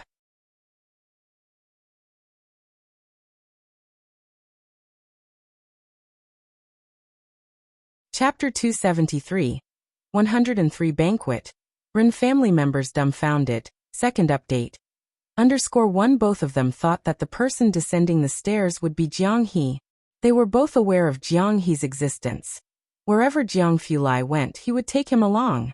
Not until a section of a gradually blue-tinged snow-colored skirt hem appeared at the turn of the wooden staircase. The hem was embroidered with folding plum blossoms. It spread layer by layer with her steps. Instinctively, the two of them looked up to see a girl, her ink-black hair held up by a wooden hairpin, her face lazily stunning. Chen Jingyu recognized her as the girl from last time. Why is it her? And she's coming down from upstairs? Chen Jingyu was shocked. It was only then that Jiang Fulai turned to look at Bai Lian, and saw that her usual follower wasn't there. He then said, I thought you had forgotten to come down because you were teaching him how to paint. Bai Lian slowly looked up. Ming Dongheng was also somewhat stunned. Bai Lian quickened her pace. Since Jiang Fulai and Ming Dongheng did not introduce the other two people, she remained silent as well. She just walked up to them and whispered in a low voice, I haven't. Jiang Fulai lazily looked down at her. He didn't believe her. The two continued to walk outside. After a while he asked again, Does he really paint better than me? Bai Lian kept a straight face. Not better than you, you are a realist. Would you like to appreciate your cat again? She reached back into her pocket for her phone. Young Master Jiang had nothing to say, and expressionlessly prevented her from flipping through the photos. For the first time, he felt the term realist carried a mocking undertone. The sound of a car engine starting could be heard from outside. 3 people were still standing in the hall as if being punished. By now they had probably realized so. Was young Master Jiang waiting for someone? The world began to take on a fantastical feel. Ming Dongheng had seen much turmoil, and he was quick to regain his composure. The other two, however, were quite disheveled, especially Chen Jingyu, who had seen Bai Lian before. Even old Master Chen wouldn't dare make him wait. Ming Dongheng didn't bother with Chen Jingyu, but called out twice to Yu Hongyi, Ms. Yu, Ms. Yu? Yu Hongyi came back to her senses in a daze, and looked back at Ming Dongheng. Mr. Ming, just now that was Miss Bai. Ming Dongheng replied coldly, giving only a name. As for anything else, he said no more. Bai. Yu Hongyi's mind searched for the surname, but she couldn't come up with anything. Do you have any other business? Ming Dongheng inquired. No, Yu Hongyi responded, shaking her head as she looked outside. Without Jiang Fulai present, they did not linger. After stepping out the door, Yu Hongyi then asked Chen Jingyu, Do you know who that Miss Bai is? Yes. Chen Jingyu replied complexly. The chief had told him, a student from Xiangqing No. 1 Middle School, reportedly very difficult to get into Jiangjing University. Yu Hongyi nodded. I see. Meanwhile, Jiang Fulai took Bai Lian to find Suan. They would also attend a dinner at Ji Shan's place in the evening, and Chief Chen would need to stay overnight at Ji Shan's place to rally more popularity. After Su En's press conference concluded, he held a banquet in the Wanha Building's banquet hall. The banquet had not yet started. The banquet hall was already filled with people. Leaders from various industries were crowding around Su En greeting him. Ren Qian and Chen Gang could hardly get a word in. Naturally, they couldn't lose face by squeezing in with a crowd of people. Only when the people in front had left, were the two able to approach Su En and say some polite words. Mr. Su, congratulations. Their attitude towards Su En was more respectful than ever. Mr. Ren, President Chen. Su En nodded politely at the two, with a manner that was mere formality. Then he went to greet the next person. Chief Lu, I knew you would come. To Su En, the administrators of Xiangqing seemed insignificant at present. Ren Wanxian observed the official known as Chief Lu, recognizing him as a Beijing figure frequent in the news, and also as Xiangcheng's direct superior. She opened her mouth, quite shocked. She knew Xiangqing was about to be developed, but she hadn't expected it to attract so much attention. Even that Director Lu from Beijing has come? This President Su is now not so easy to approach. Chen Gang narrowed his eyes, gazing at Su En talking with Director Lu. And just from that brief contact he knew Su En was a wily old fox. He had no intention of introducing anyone else to Ren Qian and Chen Gang. Ren Qian wasn't surprised by this. He shifted his gaze. He got the demolition order directly from the people of Bakhtar Street. Even without our involvement, we really underestimated him. Previously, when Su En wanted to meet Mr. Lu, Ren Qian and the others didn't get involved. Now that Su En had gotten the demolition order on his own, everyone in Xiangqing was shocked by his tactics. It seemed like the policies were particularly lenient towards Su En. Many high-ranking officials from Jiangjing and Beijing have come today. Ren Qian instructed the two juniors, both of you pay attention to moderation. From beginning to end today you must not act impulsively. Ren Wanxian and Chen Zhu looked at each other. Both saw the shock in the depths of each other's eyes. They were both used to seeing others grovel before Ren Qian and Chen Gang, but now the situation had nearly reversed. They were not accustomed to this. Across from Wanha Building, Bai Lian sat in the passenger seat. While pondering the melody, she made a call to Su En. The assistant didn't care that Su En was talking with the director, and directly handed the phone to him. Su En saw it was Bai Lian and hurriedly answered, Alien. Across from him, Director Lu was very surprised. He watched Su En, pondering who was on the other end of the conversation. Su En stepped to the side and talked to Bai Lian for a few moments, still inviting her to the dinner. The other party didn't plan to stay for long. After all, Bai Lian would rather solve more problems. All right then, Su En said helplessly. I'll come down to find you, and have someone prepare some pastries for you. On the phone, Bai Lian thought for a while. Don't come down, I will bring it to the elevator entrance. Just have someone wait for me there. The call ended. Bai Lian spoke briefly with Jiang Fulai, and went up to deliver the drawing to Su En. Wanha Building was a private restaurant not very tall, and the top floor was a large banquet hall. Bai Lian stepped into the elevator and pressed for the top floor. As the elevator doors opened, she saw two greeters standing at the entrance to the grand banquet hall. People entering handed invitations to the greeters. Bai Lian stood at the edge of the elevator door, not blocking the way or going in. She was bowing her head, texting Su En. Inside the banquet hall, glasses clinked. Ren Wanxian followed Chen Zhu with a glass in her hand. They didn't know what to say, just there to see the world, now speaking with a classmate from Class 8. Young Master Chen, who are all these people? The person from Class 8 whispered, looking at the strangers passing by. It's my first time seeing my dad with such a smile. And that person was simply dismissive of him. Chen Zhu looked at the people in the hall. Mostly from Beijing and Jiangjing, they all came for President Su. The classmate from Class 8 was amazed. Out of the entire Class 8, only he, Ren Wanxian, and Chen Zhu were present. indicating the exclusiveness of today's banquet. He held a wine glass, his gaze shifting as if he saw a figure outside. Isn't that Bai Lian? He was astonished, hearing a name in this place that he shouldn't have heard. Ren Wanxian and Chen Zhu were both very surprised. Where? Ren Wanxian looked up. The three of them didn't recognize anyone here other than their own elders, and the pressure and exclusivity kept them on the outskirts, so they had been talking off to the side all this time.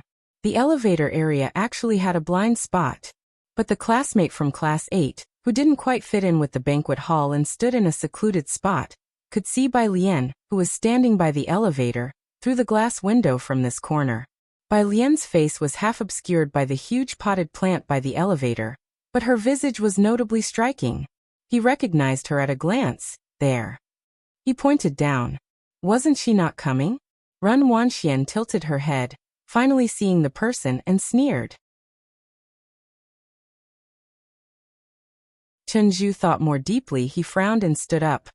Let's go have a look, there are many people here. Rin Qian was even concerned that the well-mannered Ren Wanxian and Chen Zhu might accidentally offend someone, not to mention Bai Lian with her temper. Ren Wanxian also felt annoyed. Oh, go talk to Grandpa. She stood up to find Ren Qian and spoke to him. Ren Qian smiled, apologizing to the person he was talking to, and followed Ren Wanxian outside. Didn't you say she wasn't coming? Who knows? Ren Wanxian said sarcastically. She didn't feel inclined to mention the Ji family's people. Chen Zhu didn't speak. Honestly, he didn't know why Bai Lian would be here either. Ren Wanxian stood at the entrance of the banquet hall, not wanting to be seen by others, and subtly pointed to Bai Lian, dressed in clothes designed by Ji Heng. There, you speak to her, I don't want to. The greeters at the door kept glancing towards Bai Lian. Ren Wanxian didn't want to approach Bai Lian under such scrutiny. Chen Zhu glanced at Ren Qian, then over to where Bai Lian was, and then stepped forward. Maybe. He hadn't finished speaking. A figure beside him, seemingly in a rush, passed by and peered out at the entrance of the banquet hall, spotting the person by the elevator and heading directly towards her. Alien, have you been waiting long? Suen, carrying an elegant wooden box, spoke to Bai Lian from afar. He was smiling, his voice detectably gentle. I'm late. Your mother said your grandfather likes pine nut cakes, so I waited for a fresh pot of pine nut cakes to finish baking.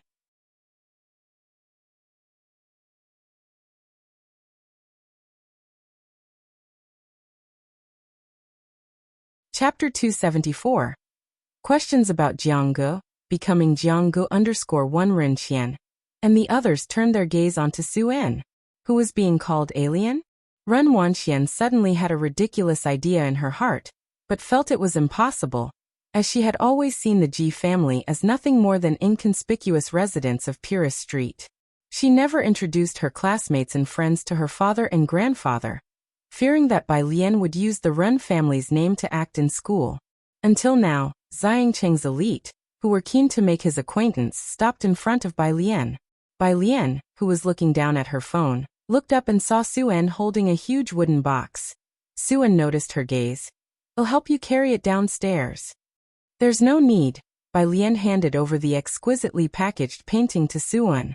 The other hand took the wooden box from Suen. Seeing that she was about to carry the wooden box, Suen chuckled, always managing to maintain a clever distance when talking to others, warm as if he were a friendly uncle next door. This is quite. Before he could finish speaking, someone with 2 fingers easily hooked the wooden box. Suen fell silent. Bai Lian turned around, nonchalantly pressed the elevator button with her phone. Aren't you coming in to take a look? Next to her, Suen didn't give up, having his assistant solicit guests for him in the banquet hall. No thanks. Bai Lian shook her head, counting the elevator numbers. There's someone waiting for me downstairs. I'll be late in a moment. Maybe she'll have to deal with Sister Lin's sarcastic remarks again. All right then. Suen had come to understand the Ji family's personalities over time. The elevator door opened, and he followed Bai Lian, wanting to accompany her downstairs. Bai Lian used the wooden box to block him, raising an eyebrow. The guests are many. I'm just here to deliver a painting for my uncle, no need to see me off. Suen had no choice but to stand by the elevator, watching as the number dropped to the first floor, before he looked down at the painting, then turned around to head back. The three, including Ren Qian, were still standing at the entrance to the banquet hall. When Suen came, he only paid attention to Bai Lian, and now he noticed Ren Qian. Mr. Ren Sr.? He stopped to greet him. Ren Qian came to his senses, looking up abruptly. Mr. Su, you know Alien? Suen was about to go inside, as Director Lu was waiting for him, but stopped when he heard Ren Qian's mention of Alien, and turned his head. You are? Alien is my son-in-law's niece, Ren Qian said with a smile, talking at length. I didn't expect you to know her too. Niece? Suen looked at Ren Qian. He clearly remembered that Bai Lian had not greeted them just now. In front of Suen, Bai Lian had always been polite, except towards those she disliked, like Ji Mulan. Therefore, this time Suen didn't bring Ji Mulan along. Suen glanced at Ren Wangshuan's somewhat stiff smile before laughing himself. Yeah, this child, I persuaded her for a long time, and she wouldn't come to this banquet. Oh, I haven't told you yet, Alien is actually Mulan's daughter. You see, apart from a son, she is also my only daughter, and I can't do much with her refusal to come. I had to let her bring some pastries for her grandfather. After thinking for a bit, Suen also showed the painting in his hands to Ren Qian. This is a painting personally made by Comrade Xiaojun for me. If it weren't for this painting, she wouldn't have agreed to come. Haha, I need to have it sent back to Jiangjing to hang it up. The latter part was indeed the truth. Ji Xiaojun is Ji Mulan's brother, and his gift to Suen was naturally to be treasured. And with Bai Lian's connection, that was something to be even more careful about. After speaking, he smiled at Ren Qian and continued his way into the banquet hall, and as he passed by a few partners, he even raised the painting to show off to them generously. At the entrance to the banquet hall, Ren Qian slowly turned around. Ren Wanxian was as if struck by lightning. She had never been interested in Bai Lian's background, nor had she had any interest in Ji Sheirong's other sister. And now she was being told that Bai Lian had connections with the Su family? She didn't know much about the Su family, only that they were the founders of Xinda, but considering the people who came from Beijing tonight, one could tell how wide the Su family's network was. Especially since she had witnessed the marginalization of Ren Qian and Chen Gang at the banquet. What's wrong? Chen Zhu re-entered the banquet hall, his beverage untouched. Chen Gang looked up to ask him. Coming to his senses, Chen Zhu remembered the day Ren Wanxian gave Bai Lian the invitation. We just saw Bai Lian outside. As he said this, Chen Zhu looked again at Ji Mulan, who was mingling in the banquet like a fish in water. Upon a closer look, Ji Mulan's eyes and eyebrows really resembled Bai Lian's. Could it be that she was actually Bai Lian's mother?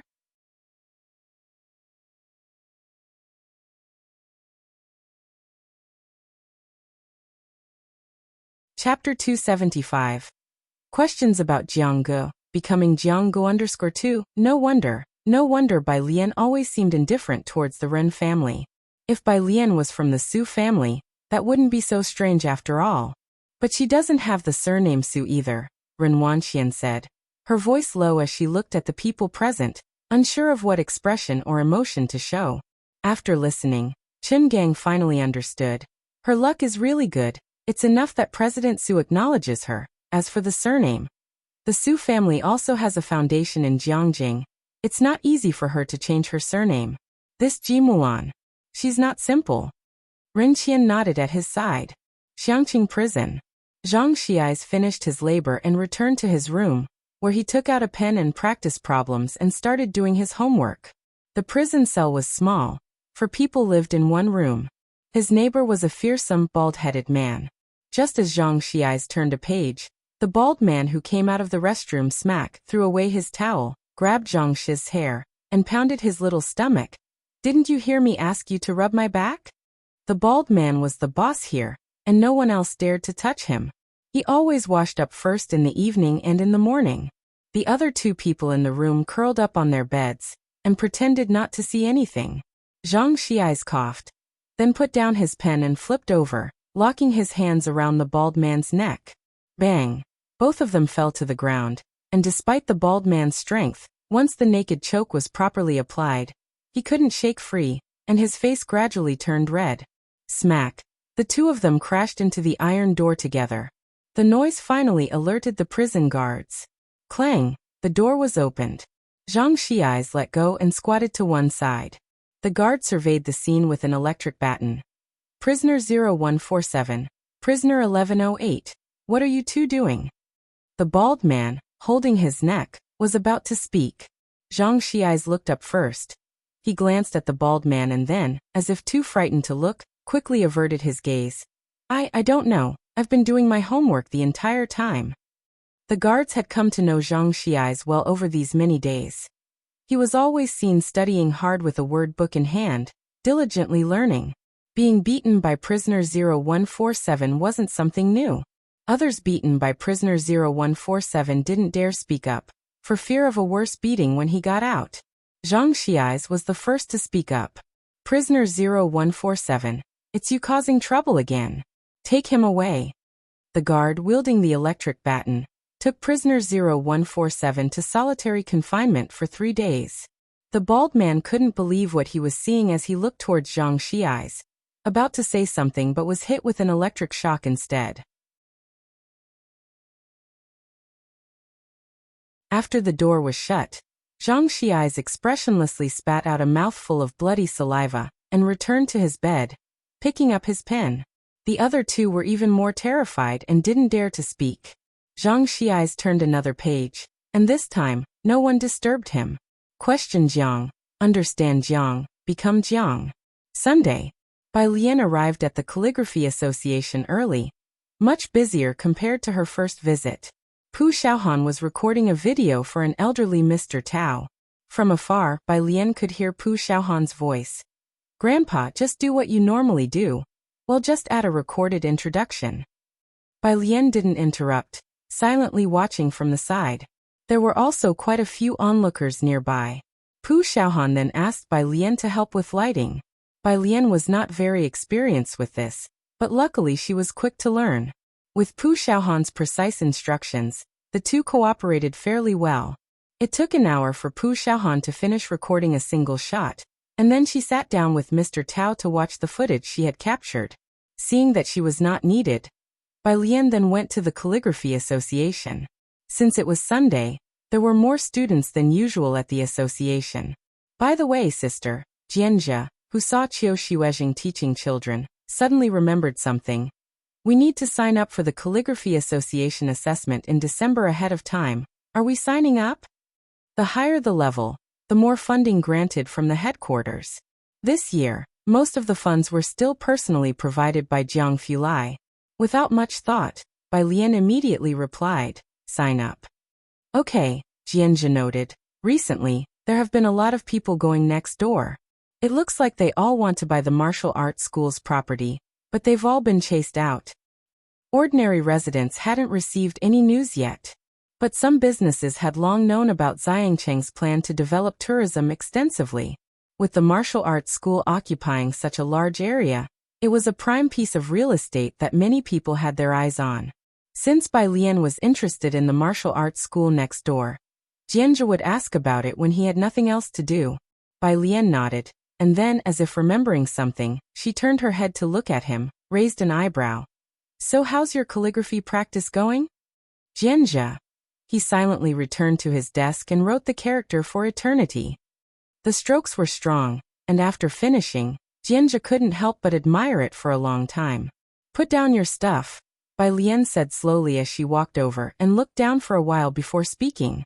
Jianjia put down the iridium and wrote again. This time it flowed even better. In this month, Jianjia could clearly feel his progress. The advice from Qiu Shiwezhing didn't mean much to him, but every time Bai Lian and Jiang Fulai would pinpoint his problems exactly. Especially Jiang Fulai. Each remark made Jianjia start to question his life. The results were significant. Not bad, Bai Lian evaluated, affirming his level.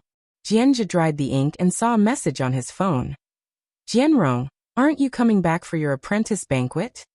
Jianjia, no time. All right. For the Jian family, notifying Jianjia was just a formality. It didn't matter to them whether he came back or not. That they even remembered he existed was decent of them. Jianjia wasn't surprised by this. Sister Lian. Pu Xiaohan, who had finally finished all the supplemental video recording, came in, stood at the entrance of the calligraphy room, and seeing the room full of children, spoke softly. President Jian sent another message. President Jian? Not far away, Jianjia, who was stacking up his own written characters, was a little sensitive to the name Jian. He instinctively looked up. You're tuning in to the Li Mei Sword of Destiny YouTube channel. We're so grateful for your support, and don't forget to subscribe to join us on this incredible journey through captivating stories. Your generosity through donations truly makes a world of difference, as it's the primary source of revenue that allows me to expand and enhance this channel for you. Thank you from the bottom of my heart for being a part of this adventure.